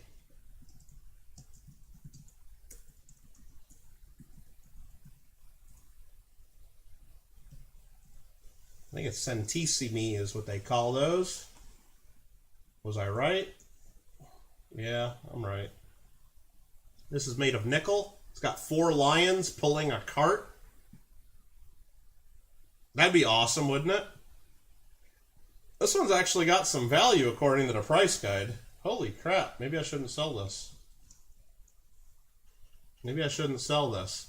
This one in the price guide, and fine, it's $12, VF20, XF60, and then it goes into thousands of dollars in mint state. This is definitely a fine. It's got a couple scratches in his head, so we're not going to hide those from you. I mean, it's got luster on it. Luster. If you see mint luster on a coin, you're usually in the XF or better range. So if this was just XF, it's $60 in the price guide. It's got scratches. Retail, I'm saying on this is at least 10, 20, 25 bucks. But let's start it at $1. Let's start it at $1. Gringo says 10 bucks. Rawr says. Oh man. The brick one outside the mac and cheese box was you being bored. Oh, okay. Oh, that one, okay. CM Silver saying coin grats. Always stretch during long stream. I know I should. I know them we're only selling one more here anyway, and it's probably. I probably need to like have a Nightbot thing that pops up once an hour telling me to stand up and stretch. Silver Mountain jumps at the 20 bucks. Green Go says 22.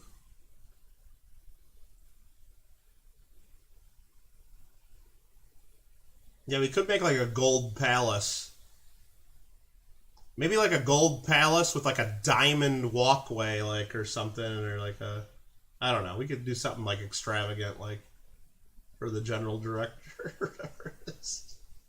Gringo at 22 bucks. He just liked bidding 22. He probably doesn't even want the coin. He just wanted to bid 22.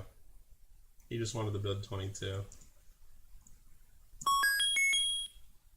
Gringo with a 3.99 offering me a cup of coffee? Yeah? Silver Mountain goes to 23. Reeded edge or smooth edge? It's a smooth edge. It's a smooth edge. These are made of nickel. Made of nickel. They are not silver.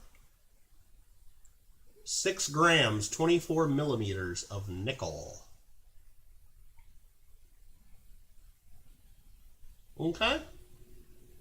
Thanks, Gringo. Gringo just wanted to be on top of the list of the super chatters, I think. He was tired of CoinQuester leading the top super chatters at the bottom. That could have been it, too. Nub says, I can get as much gold as you want. Well, maybe then we make the road, like, leading to the director, or, I don't know. We'll come up with something fun. How many years did they do this design? Well, according to NGC, they did it from 1919 through 1935. But for circulation, 1919 through 25 only. The years after that were for collectors only. And they're very expensive, thousands of dollars each. Gringo goes to 25. Gringo goes to 25.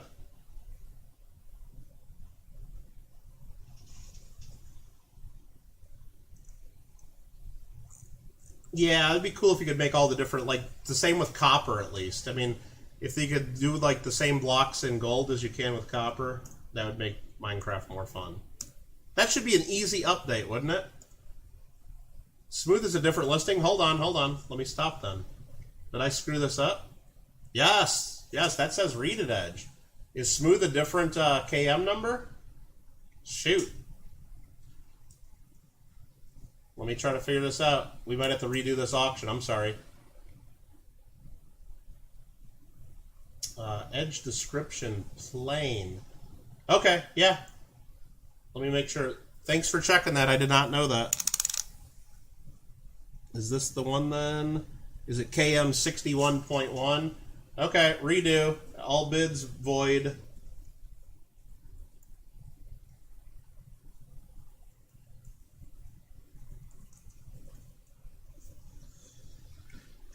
Thank you very much, Galen. Thanks for pointing that out. There's the new information. This one, it's not quite as valuable. They say XF's in the $18 to $40 range there where Mint State 60 starts. Still probably worth at least 10, 20 bucks. That'd be my guess in this condition. Roughly. Sorry about that. That one fooled me. You need to waxed copper, but wax can be a pain. No, we got, they got bee farms. Nubs goes to 13. Nubs will start us out at 13. You guys can start over with the bidding. Still a cool piece, but yes, it's absolutely the smooth edge. You can see that there. Thanks again, Galen. I was not aware of that.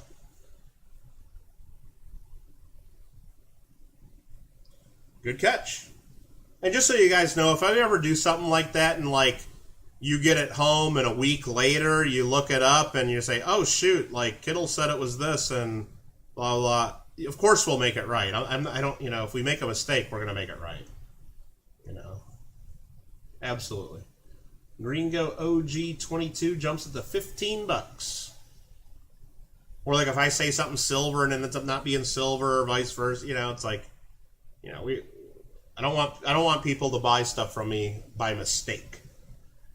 Now, if you just change your mind, then, I mean, yeah, I give people 14 days to return things usually. Not usually from auctions. Usually there's no returns on an auction because, you know, it's an auction, you know. But anyway, we make it right. I don't want anybody to be unhappy with what they get. Jay Burns says 17. You got too much wax, Alfred. Oh, man. Jay Burns at 17.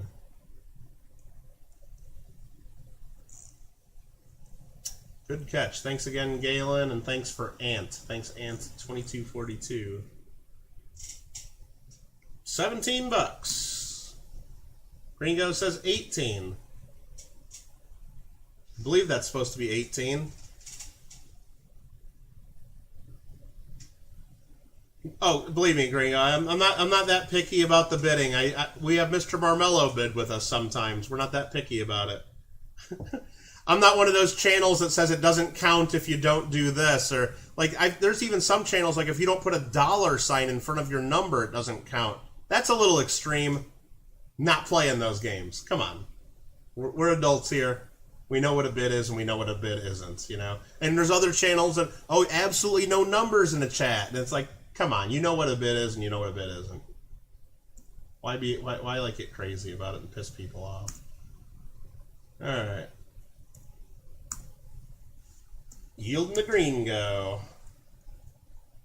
Yeah, members only auctions. Yeah, I mean, I see channels do that. I'm against that. I will never do that. I don't think I'll ever do that. I don't even have mine set to subscribers only right now, which I probably should do just to get more people to subscribe to me because there's a lot of people that just don't subscribe. But, I mean, if you're going to come in here and chat during my chat and bug me during an auction or bid on my stuff, you should at least be a subscriber, right?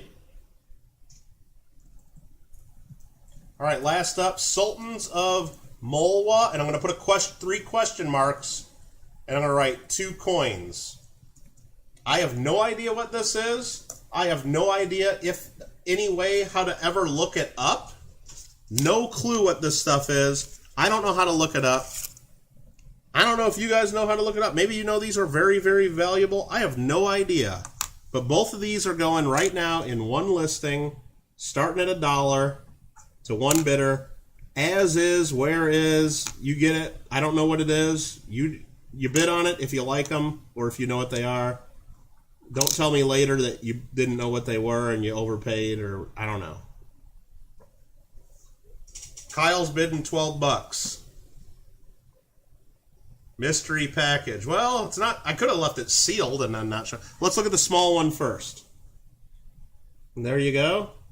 They're very old and they're likely from India or somewhere in that area. David, you ought to subscribe by now. I'm telling you. See? I got to put it on subscribers only to get them to subscribe. I don't know if this... Let's turn on the microscope light just so you can see what's going on. Where's Mikey? Come on, Mikey. You wanted these. Oh, Kyle jumps at the 20. Maybe they're already too high for Mikey. So there's a smaller one. The larger one, and this thing's thick. Look at that thing. That's thick. Big chunky. I have no idea what side's up or down or...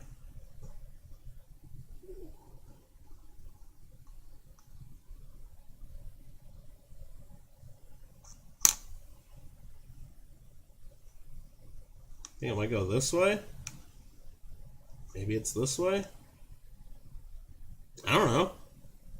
Mikey's at $21 for the 2 chunky. There's the side view.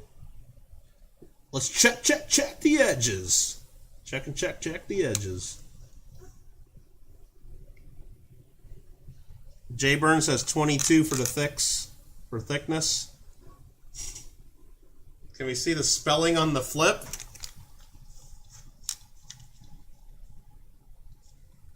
I think it might be Mal, M-A-L-W-A, not Mol. I believe those are A's. Sultans of Malwa. M-A-L-W-A? Anyone, is that a real place? Is that correct? I have no idea who made this flip or how many years ago or how smart they were. It could be 50, could be 10, I don't know how many years ago. But M-A-L-W-A. Mikey goes to 2250. Mikey goes to 2250. He likes squigglies.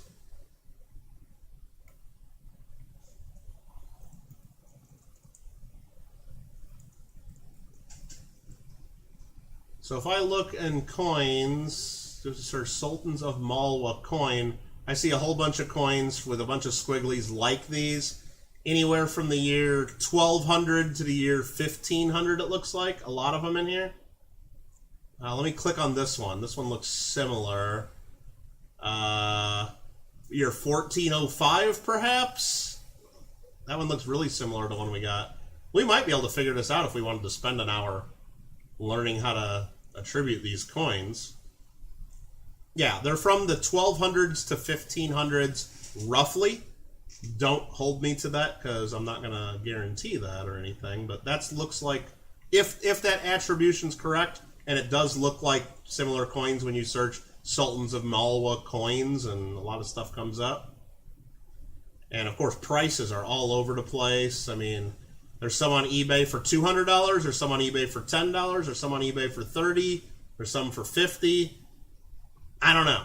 I think at $22.50 right now, Mikey's going to be doing okay. I'm not gonna feel bad for Mikey. Kyle goes to 25 right when I started the countdown, trying to make Mikey win. Malwa is a historical region of west central India occupying the plateau of volcanic origin. Nice. Nice. Volcanic. Mikey goes to 26.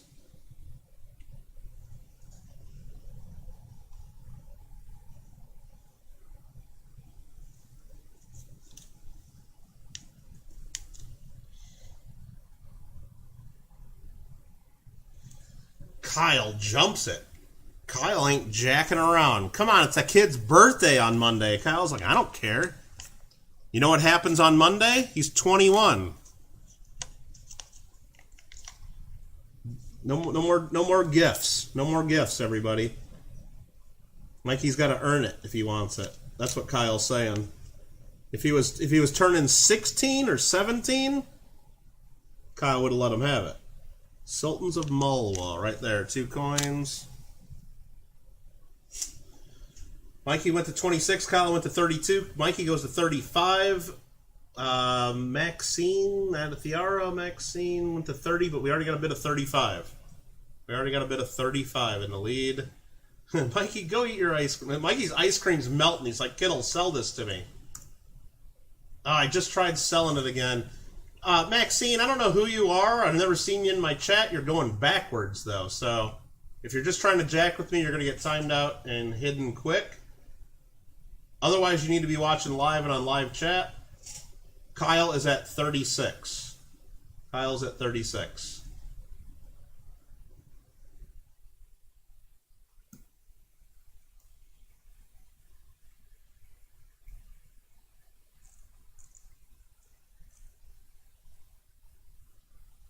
Yeah, it could be one like that. Nubs, could be. CM Silver goes to 38. Well, since there's multiple bidders still involved, there's the coins again. Kyle goes to 40. Don't trust them? Okay. Fair enough. All right, let's see. Mikey's at 32. Come on, Mikey. You already bid 35. Why are you going down to 32? Does he just think he's funny now? Mikey goes to 40. Oh, he typed it wrong. Okay. I thought Mikey was just trying to be funny after that. Mikey goes to 42. 42.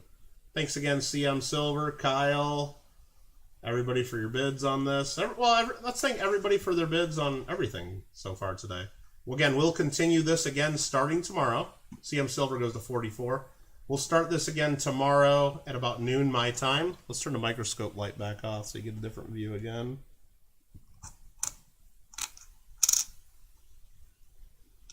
And hopefully I'll have some time between now and then to start populating our Google document, which will be the same Google document, and we'll be able to start filling that in with information on some of the other coins that we have in this pile to sell. Because it looks like we hardly sold anything. It looks like we hardly sold anything, doesn't it? Mikey is at 46.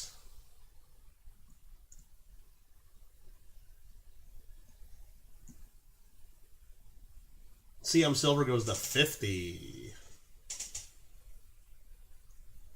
Jay Burns said he would add $5 to Mike's bid as a birthday drink gesture, like a $5 coupon. That's very generous. You don't have to do that, though, Jay, but that's very generous. 52 to Mikey. 52 to Mikey. Mikey likes it. Sweet coins to who? Yeah, they're pretty cool. And you know what? Now that they're... I mean, especially, it was really nice of whoever left them in the envelope here. So we kind of had at least an idea of something to look up. And now that we know that, I think that whoever gets these might be able to actually attribute them at least to the right date range. Definitely looks like it does at the start. Yeah, doesn't it? No, but I'm serious. There is. Here, I can show you. We sold all these. And all these. We did sell quite a few coins. You like to study it? Okay.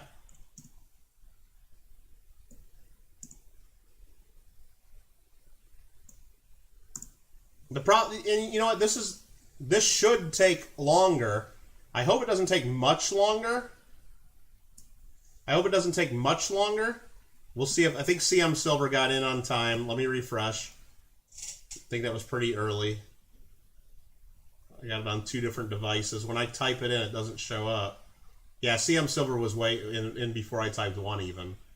Now I'm trying to figure out what I said. No, remember, this is So Mikey's leading at 56. We usually do 1 kilo, 1,000 grams of coins when we do the silver ones. This one was 1,600, so this should take, you know, usually it takes us 2 days to get through the kilo. This should take us 3 days at the same pace. I'm trying not to make it 3 days. I want to be done by tomorrow. So what I'm going to do is I'm going to try to sort this stuff later a little bit, and maybe I'm going to be doing some group lots too of some stuff. I mean, I might take all these Asian coins and just put them in a bag and say, anybody want to have fun trying to figure out what this is? But I kind of don't want to do that because I know there's some real valuable stuff in there too. But who knows? Who knows? You had $5, so it's 57. Okay, Jay, we can do that. Or how about this? What I don't want to. That's going to be confusing, Jay. How about this? That's going to be confusing. So whatever. If Mikey is the winner, Jay, I'll just give him a $5 discount and I'll charge you the $5. That's what we'll do. But Mikey is bidding 56. If he wins, then he would pay 51. You could pay 5. I don't want to be having to add. That'll be confusing for CM Silver or anybody else trying to bid against him. CM says out. Well, that makes it a little easier. But he could. Now remember, in my auction, everybody, you can say you're out. You can wave the white flag. You can do however you like. That is not legally binding. CM Silver could just be jacking with Mikey right now, and he could come right back in with a $100 bid or a $60 bid or whatever he wants. Never know. Never know. Anybody could come in. Anybody could. You never know. All right, Mikey wins. Mikey wins. So how did we get? What did he do? He did $56. I think that held up, right? Archaeology, Mikey. I'm going to put it down as 51. Okay, Jay? I'm putting Mikey's win down as 51. And what I'm going to do, Jay, just to make this easy, so I don't get this screwed up later, I'm going to go back up to where you bought the 1862 penny, and I'm going to change that 4 to a 9, because that'll be adding the $5. I'm going to change the 1862 penny from 4 to 9. I hope that makes sense. I hope that makes sense. All right, so Mikey, you still paid $56 for that basically, but he's giving you $5 back to buy yourself a beer for your 21st birthday. Absolutely. And you know what, Mikey? I'm going to take that from... these went for way more than I thought. I'm going to take that from 51 down to $40. I'm going to put it in there for you at $40. I want you to buy yourself a nice cocktail. I want you to buy yourself a nice cocktail on top of that. How about that? So that'll go down to $40 for Mikey. Give him another $11 off of that. That'll get him something fancy. He'll probably just buy chicken tenders or something with it, or pizza or something. Yeah, Kyle, you were late with that bid. Okay, everybody, I think that's going to be it for today. It's almost 5 p.m. my time. I want to be done by then because I got a few things I got to take care of. And we got to do some video gaming later, and just too much of this sitting at once isn't good for any of us. So we're going to go ahead and continue. He's going to buy cheeseburgers, exactly.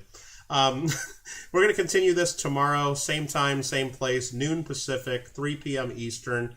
Hopefully I'll be able to populate our Google document, which you can check from now to any time. You can buy a gallon of gas, right, Jay? Just about. I'll try to start populating our list with stuff. Oh, I better put Mikey's coins away before I try selling those again. And we'll keep going, and we'll keep going forward. And then tomorrow, if I have the list filled in a little bit, then we'll be able to move around. Like if you're only able to be here for a little bit, you'll be able to say, oh, no, go to the, I don't know, Mexican coins. I want to, or go to the French coins or whatever we got left here. Hopefully that'll be pretty cool. You bet, Mikey. You bet. It's your birthday weekend, dude. It's your birthday weekend. And one last time we'll mention, if you're not yet in our monthly free coin giveaway for a chance to win one of these two babies right here, Archaeology Mikey 007 told us to do this for this month's giveaway. He sponsored one of these, and then I went ahead and bought another one, so we'd have two prizes.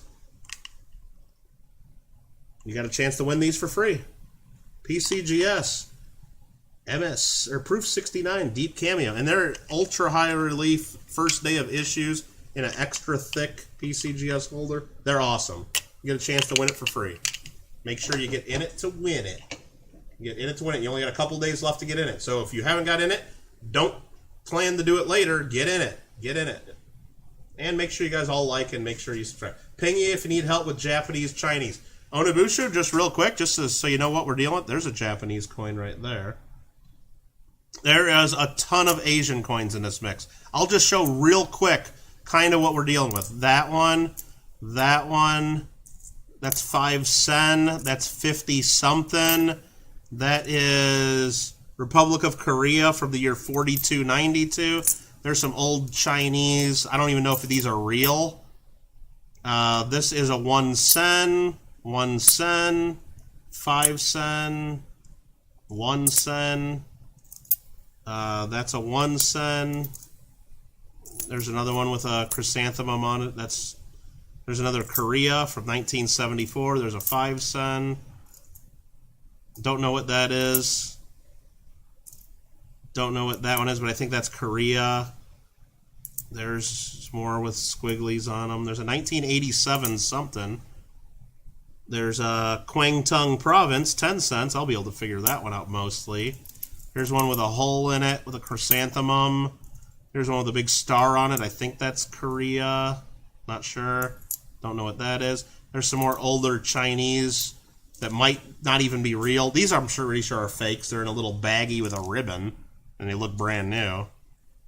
There's another Asian coin. There's one. Here's another one with a square and a hole in it. There's one. That's got Asian writing on it. That's a bust token there. Let's get that out of the way. There's Hong Kong, 10 cents. Hong Kong, 10 cents. A modern Hong Kong, $10. That's got to be worth some money, just even in exchange value. There's a large 2 sen. This one is, what is that? Tai Ching Tai Kuo. Copper coin. Okay. This one is Hunan, I think. I think that's what those flags are. That's Korea. Got a lot of Asian coins in this group. I have no idea what half of them are. So I'm going to try to get through. There's another large 2 sen. Some of these look old too. I'm sure some of these are from the 1800s. Most of them early 1900s. A couple more of the Chinese with the holes in them. And then there's these big ones, 100 cash and a 200 cash, Hunan Province. Big coppers. Kind of fun. I think that's it for the Asian that I saw there. There might be a few more. I started sorting them out, but there might be a few more in here. But yeah, there's a lot. There's another Hong Kong 10 cent. This one, that's not Hong Kong. Anyway, we got several. We do have several there, if you saw that. What else do we got here? Thank you for supporting Kittle, everybody says. Dinnercraft and Minecraft time. I'm missing stuff in chat here. Lol squiggly lines. Yeah, that's stuff we can't read. What's the huge copper one, the lower right? Was it these two? Was the 100 and 200 cash? Hunan? Is that the ones you were asking about? Otherwise, there's other huge copper ones. There's a bunch of Sweden, 1 skilling and half skilling. Here's a 1 skilling from 1805, half skilling 1803. There's a couple of them in here. There's another half skilling 1803. Maybe those are what you're asking about. A lot of those thin ones with the holes are mass-produced or various displays and souvenirs. Wouldn't even know how to start to Onibushu, what I'm going to do, I don't know what the hell they are. I'm going to put them all in one lot, and they're going to start at $1. And I'm going to have no idea what this is, and I'm going to put China question mark, because I don't even know if it's China. I don't even know what it is. It's China, to be honest. There's a silver Japanese somewhere in the middle here. Really? Silvery Japanese in the middle? Like right here? Yeah. It says 50 on it. Is that the one? There's probably a few more in here, too. I still haven't even sorted this in the middle. We're still kind of getting through it. There's a 50 sen. That is from...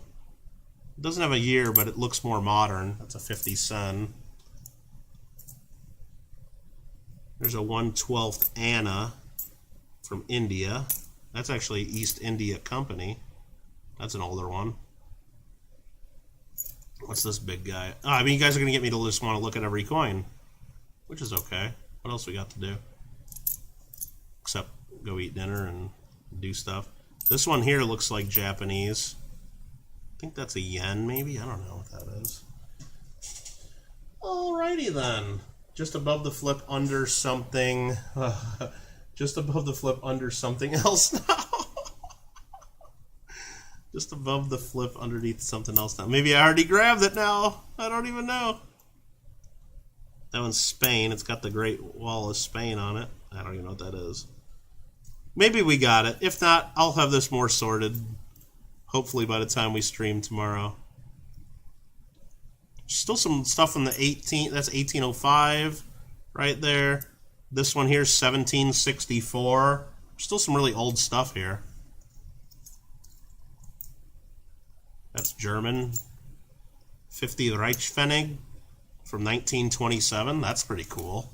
That's probably got some value to it, too. A lot of that stuff is not easy to get. That's Uruguay. We'll put that in that pile. All right. Is it bad you want to see the bus token? No. Well, I think it was some kind of transit token.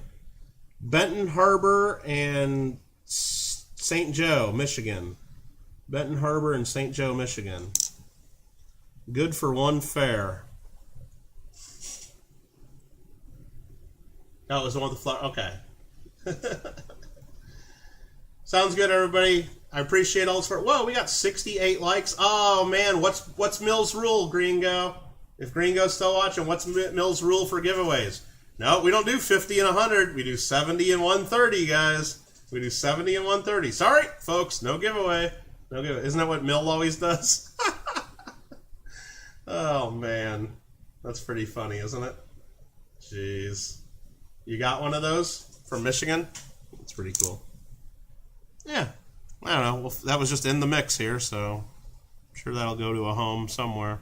What's this one? That looks silver. Probably is.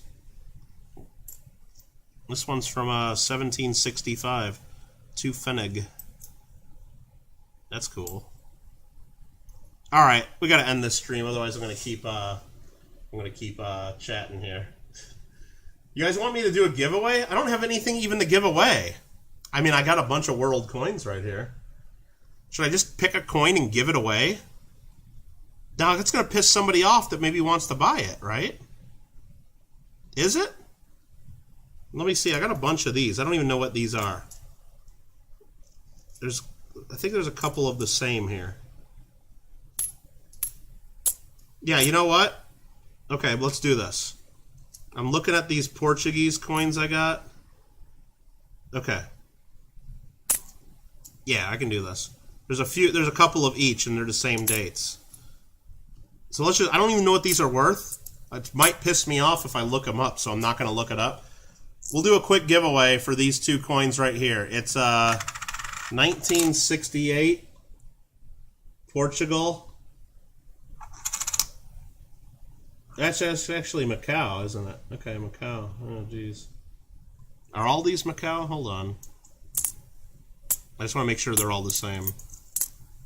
That I'm giving. I'm doing these because these are duplicates. So if I do give away something valuable, at least people have a chance to buy them tomorrow.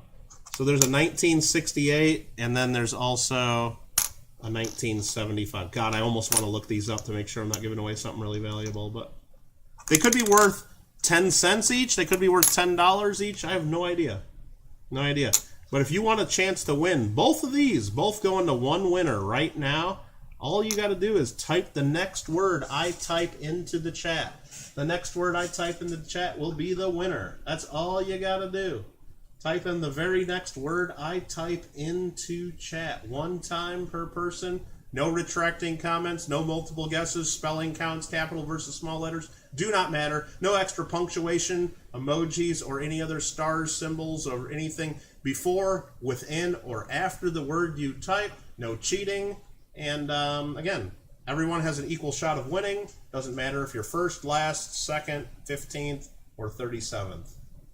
One guess per person, no retracting. Good luck, everybody. All you gotta do is type what I typed in chat just now. Just type it one time. Spelling counts. Hey, Peter, how you doing?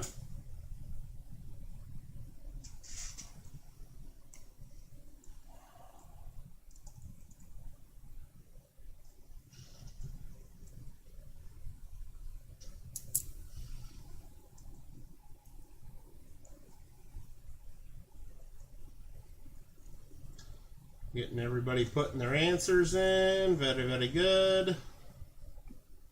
Okay, I just looked these coins up. I couldn't help myself. They're worth $3 to $6 a piece in mint state, and they're mint state, so I don't know. It's not a bad giveaway. It's like $10 worth of coins. All right, we got a lot of people typing win, win, win, win, win, win, win, win, win, win. Hopefully everybody's just doing it one time per person. I couldn't help. I just wanted to make sure like what they were, since I know I had a couple more to sell tomorrow. And what those are from Macau. And they are made of nickel. Portuguese shield with the globe and a long cross. And on the reverse, the arms of Portuguese Macau. Crowned over the globe. Flanked by stars with the denomination below. Very, very lovely. All right, everybody's probably put their answers in by now. I'm going to type the word stop in. And we're going to see how many entries I have. We have 1, 2, 3, 4, 5, 6, 7, 8, 9 entries. 10, 11, 12, 13, 14 entries. 15, 16, 17, 18. 18 entries. That's it? Only 18 out of the 27 watching. Okay. 18 entries. I can then use my 20-sided die. I don't have to get out the 100. Right here, let's clear a little bit of space. I have a little space there. I got a 20-sided die. I'm going to roll this die. I rolled the number 8 right there. So the 8th person on my screen and my screen only to have typed in the word win and done so following the directions just won those 2 coins. Let's figure this out. There's me typing it. There's response number 1, J. 2, 3, 4, 5, 6, 7, 8. Eunice Torres. Let's count it again. 1, 2, 3, 4, 5, 6, 7, 8. Eunice Torres. Let's make sure. Did she spell it correctly? Yes. Did she enter more than once? No. Okay, that's all I need to see.